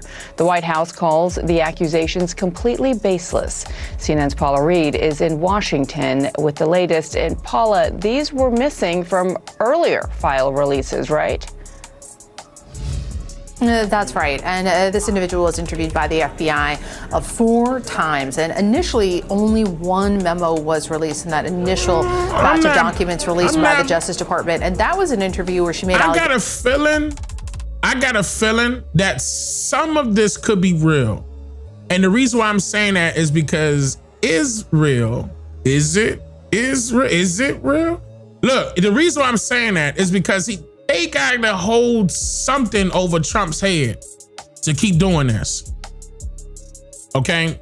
Keep blaming Iran for this, and we got to go over there and get Iran for that. And if you don't do that, boom, here go the smear campaign. That's what it seemed like. Keep in mind, these are allegations. And they reporting about the allegations, not the, you know what I mean? Come on, bro. That's a little iffy. Allegations against Jeffrey Epstein, but not against President Trump. Now, yesterday, these additional summaries were released, and they detail the types of allegations that she made against President Trump, where she describes being introduced to him. She alleges that he asked everyone to leave the room and, quote, mentioned something to the effect of, quote, let's teach you how little girls are supposed to be, and then describes an encounter where he pushes her head down to his penis and then told agents she bit Trump, who then allegedly struck her and said something like, get this little expletive the hell out of here. Now, in her third interview, she allegedly said that she was receiving threatening calls. And in her fourth interview, it's interesting, she told investigators that she was concerned about why she was even coming forward because the statute of limitations had passed. Now, I do want to make sure we get in here the fact that President Trump has consistently denied any wrongdoing. In a statement yesterday, the White House described these allegations as, quote, completely baseless, backed by zero credible evidence. The U.S. Justice Department has released documents involving President Trump that had been missing, suspiciously rather, from the Epstein files. They include FBI memos from 3 interviews with a woman who alleges she was sexually assaulted by then citizen Trump when she was a teenager. The president has consistently denied any wrongdoing. We should note that the inclusion of interviews in the Epstein files is not necessarily evidence of wrongdoing. It is an interview. White House Press Secretary Caroline Leavitt slammed the release of the documents, saying in part, quote, the total baselessness of these accusations is also supported by the obvious fact that Joe Biden's Department of Justice knew about them for 4 years and did nothing with them because they knew President Trump did absolutely nothing. You can't say that.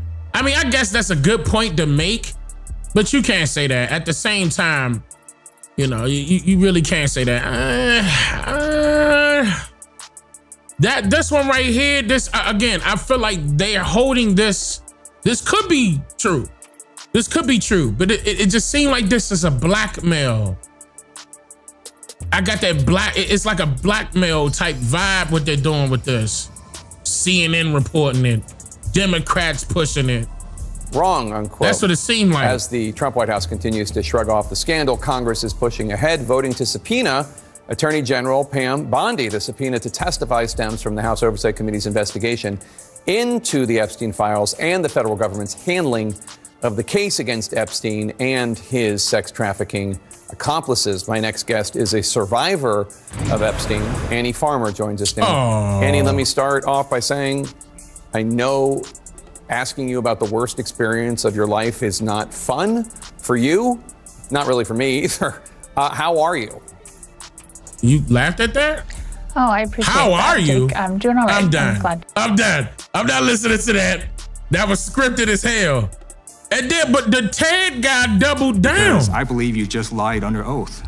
There is ample evidence in the Epstein file. Don't you ever accuse me of a crime. I believe you just lied under oath, and this is all on videotape. You said there's no evidence of a crime. I'm showing you, here is a witness statement who called into the FBI's Threat Operations Center. He drove Donald Trump around in a limo. He overheard what Donald Trump said to Jeffrey on his cell phone. He was so angry, he was gonna stop a limo and hurt Donald Trump.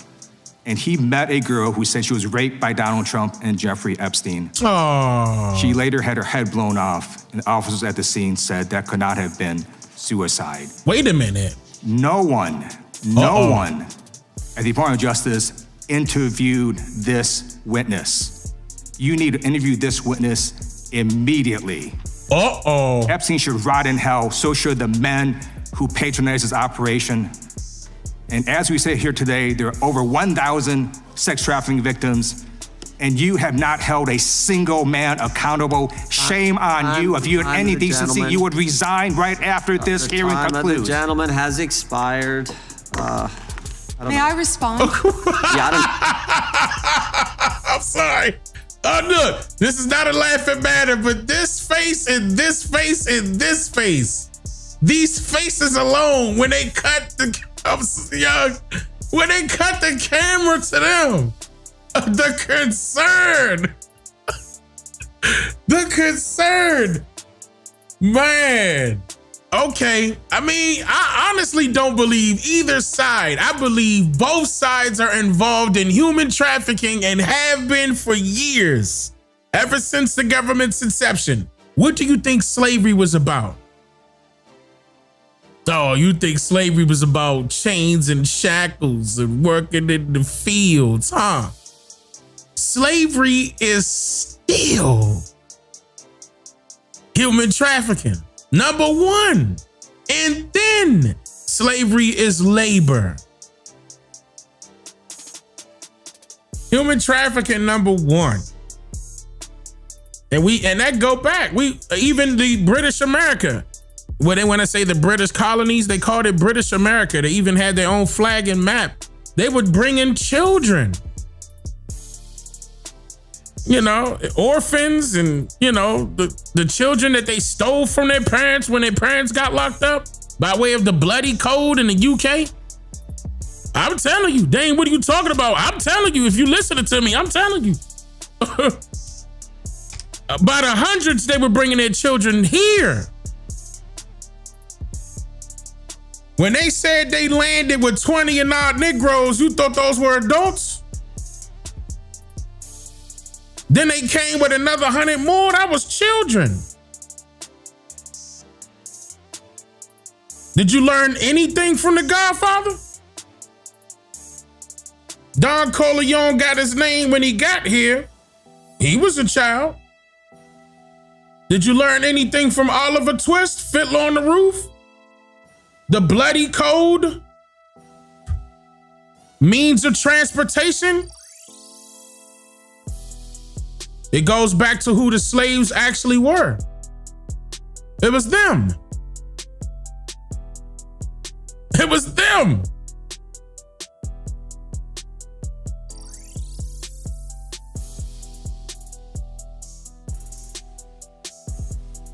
They come over here and get a new name so they can be adopted into this territory. And they got the nerve to tell you that we're bearing their last names. Nope. But all of them are all talk, but it's for a reason. It's for a reason. And again, let's just say that this is true. Why now? Because again, just like that secretary said, they been had this during Biden's administration. So this is a reason. Right, you putting this out now? Interview this witness immediately. Epstein should rot in hell. So should the men who patronized his operation. And as we sit here today, there are over 1,000 sex trafficking victims, and you have not held a single man accountable. Shame on you. If you had any decency, you would resign right after this hearing concludes. The gentleman has expired. May I respond? Their face. Yeah, I don't know how you respond. No one can. I did not ask a question, Ms. You're allowed to. I did not ask a question. Crime in California. He does not want to talk about I did not ask a crime question. in his state. She can't just add lib stuff. I did not ask a question. Committee will be in order. The gentleman has yielded back his time. I think our next witness will be more than happy to let the Attorney General. Madam Attorney General, would you like? Nothing but big kids being used. But again, if Trump is doing that, if he guilty of that, they should have thrown him away a long time ago in jail, a long time ago. There's no way that they holding them type of documents and not holding him accountable. But, I mean, you know, I'm talking about around that time where they became knowledgeable. And then he's not the only one in these Epstein files. All these other people we could name were in the Epstein files, and none of them have been arrested. You know, but we found child trafficking, this, that. But the person that they're accusing is dead. So, and then they played this. Did y'all see this? They said this was in Southern Florida. Wait, hold on. Look. Somebody was driving past and had seen a nigga. Okay, in Southern Florida. I don't know. I don't know. You tell me. You tell me. If he alive, man. You know, I mean, they playing games. Like, what makes you think they'll lie about one thing, but don't lie about the next? Yeah, okay. I wouldn't put it past them.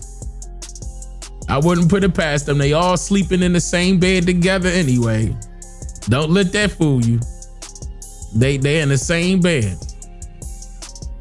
Like I said, they even go back to the so-called war with Iran. A war with Iran. Come on, bruh. Iran ain't do nothing to us, but we sending. Look at this. Look at what we sending to them. For what, bro? Now, so I hope people put it together. I hope they do. You know, I'm gonna leave it like that, because there was another section that I was gonna play on this note, and I am gonna hold that. I'm gonna let this be this particular live stream about this particular war, right? And then I'm gonna go into the other side of it, like during probably like the next live stream to follow up. Yeah, because I want to give y'all an opportunity to at least see that movie. And y'all either better see it tonight or tomorrow, something. I'm gonna try to give y'all a day to watch that film. The film is called Mercy. I'm not sponsored by that. I'm not getting paid by that. I just want y'all to see it. I'm not trying to tell y'all it's great. It's a great go. You gotta go. Oh, it's on Prime. Okay, so not Netflix, Prime. The name of the movie is called Mercy. Yeah, and okay, so basically it's with Chris Pratt. You go see this. He got 90 seconds to prove his innocence to an AI judicial system. AI judge and everything. He got, not 90 seconds, 90 minutes. And he's in a chair that he can't get out of until he proves his innocence. I just want y'all to see that, because it's a message. It's a message, and I want to go over that. Now, it's not in the movies. It's on Netflix or Prime or something like that. One of them got it. Prime or Netflix got it. And it came out this past January. And I'll go into it then.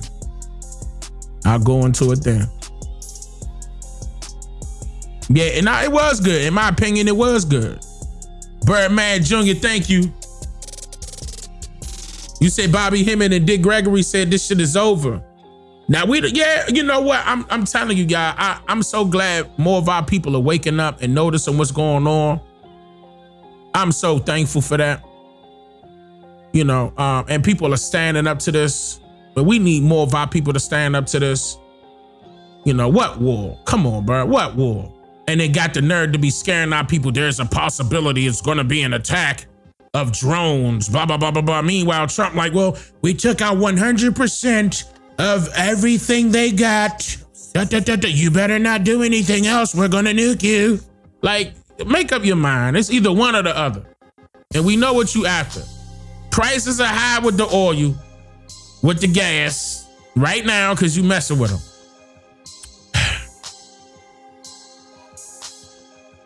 Funktown, thank you. You said you watched it earlier? All right, good. All right, so yeah, I'm gonna come back to it and we're gonna talk about this, and I'm gonna bring this up because there's some things I'm gonna point out that's in relation to what's going on right now. You know, so I don't want to give it away. We'll bring it back up. And if anything else happens that I see, you know, when there needs to be an update on any information that I shared throughout this, I will, especially with the Netanyahu situation, because that's not confirmed. By the way, I don't want y'all to think that I'm confirming that Netanyahu is gone. I don't know if Netanyahu is gone, but they would, again, I showed you the video where they were indicating that Netanyahu's location was given up live on whatever news station that guy was, reporting for. And that's when they was able to take him out. So it's not on Netflix yet. It's on Prime. Okay, so it's on Prime. So apparently they want you to pay for it. Well, yeah, because isn't that kind of early if a movie just came out in January and it's on Prime? They probably want you to pay for it. That's probably not a free movie. I don't know. I'm just assuming. But I saw the movie and I can't remember if I paid for it or not. But y'all see it. You'll see it. Yeah, man. Yes, and definitely, we talked about that all throughout the live stream. Definitely talked about the oil, their resources, that gold, and that's and control over that particular area. Control over that particular area. They're trying to manipulate the people into thinking, it's just colonizers trying to be modernized colonizers right now. And you should be against something like that. You should be. You should be. That's what got us into the bullshit that we in right now. Was reporting that Yahoo went to that? No, he was there. He was there. He was at that location. Hold on. He put it on. See, and that Yahoo was there. Listen. Right now, in one of the locations that was attacked, you can see. One of the locations that was attacked, you can see. Just behind me, Prime Minister Benjamin Netanyahu, who has visited this place. You see me, Prime Minister Benjamin Netanyahu, who had listed this place. This is one of the locations where a deadly attack took place. This is one of the locations that one of the deadly attacks took place. Y'all understand him, right? And then all of a sudden, watch the camera pan to Netanyahu. And there were, in fact, more than 25 who were injured out here. You could see Netanyahu, in fact, visiting this particular location. Right there. Out here. And this is that's the latest that we are Netanyahu picking up in Bet. See that when that camera zoomed in, that was it. And that's when they were trying to state was like the 11th. Like, I mean, y'all could take that part right there with a grain of salt, because I can't confirm if he's dead or alive right now.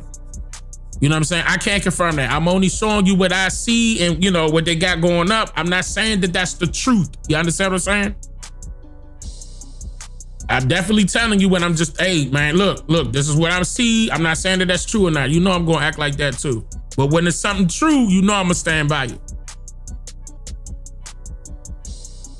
Yeah, he snitched on him. He basically gave up his location, because that's him right there. He gave up his location. And that's what they were trying to state, that he got in trouble because of this. And he basically got taken out because of that. But that could be the case. I don't know. Again. But one of them said we're going to find out something today. So if that does happen, then hey, I'm gonna be right on it. And then I remember Trump saying in that video that he was going to bring, the nation back to God, one nation under God, on the 17th, if I'm recalling it correctly, on the 17th. But they were saying that the French colonel, that's what it was, the French colonel was saying that it was going to be announced, his death was going to be announced on the 15th, and that's today. So I don't know. Okay, I'm just showing you what I'm seeing, because we do see that they ripping stuff off the internet that they don't want to come out. Okay, that could be true. We haven't seen this guy. So I don't know. At least we haven't seen him on video yet. They floating around with the AI stuff. I did see that, and that's why I didn't play it, because I know, I'm like, nah, that's AI. We not gonna mess with that.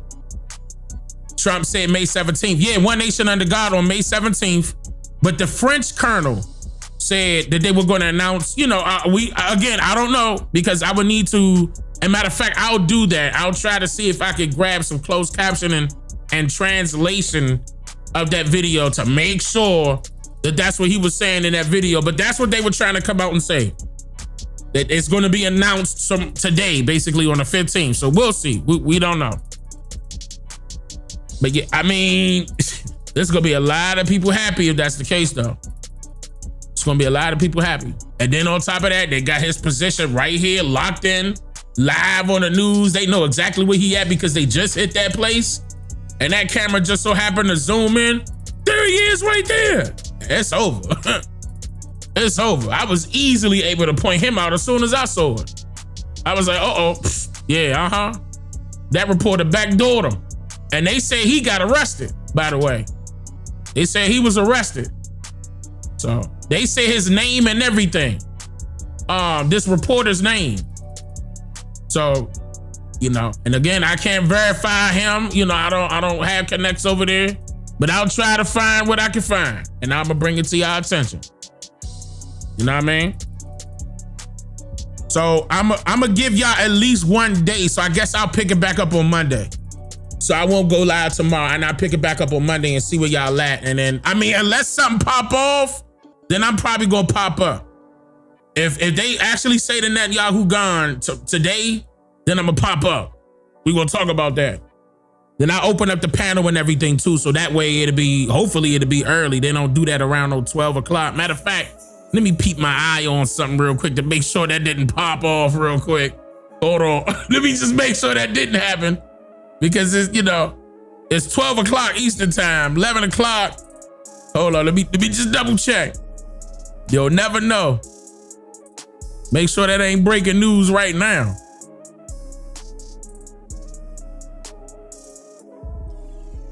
Wait, okay, media now reporting on Netanyahu, confirmation expected very soon. Rumors flying, missiles hitting, drones overwhelming, spokesman underground. Now this media moves, the truth comes out, dead, wounded, hiding, or replaced. Very soon means, but okay, it can mean hours, it can mean minutes. So in other words, I guess the world about to find out what's happening. Massive breakup. Okay, Western media tries to hide. It's a lot of people talking about this though, so I don't know. Okay, unconfirmed new images that a body was inserted. And so again, they on top of this. Candace on top of this. She's saying something about an hour ago. She said there was a cover up. This is Candace right here. 1 hour ago. I'm gonna show y'all. So again, this is right now. This is live. You know, we don't know, but that's what a lot of people are saying, that they got to him. Trump is quiet. He ain't saying nothing. There's a cover up.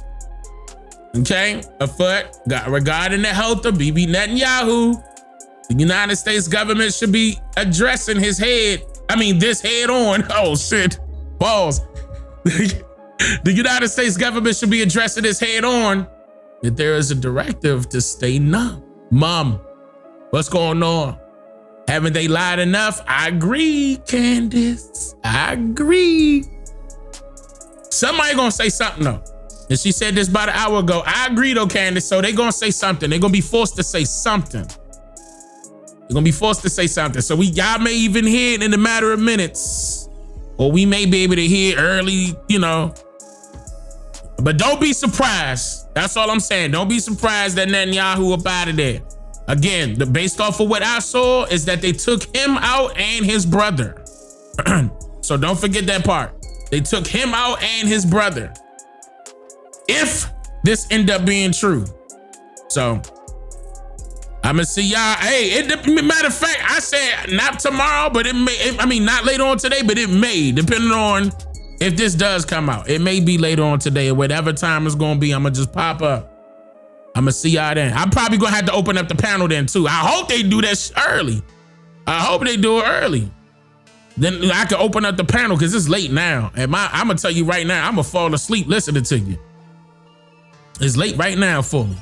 They shouldn't have moved that time up. Now my body feeling it. You know what I'm saying? Messing with this Gregorian calendar, man. I can't wait till this regime fall. Anyway, I'm sick of it. Ain't you sick of this shit? I'm tired. Why time gotta go forward? Time gotta go back. Who gives you the right to add 2 more months onto the calendar? Listen, all right. I'm gonna see y'all in a second. I love y'all. Why though?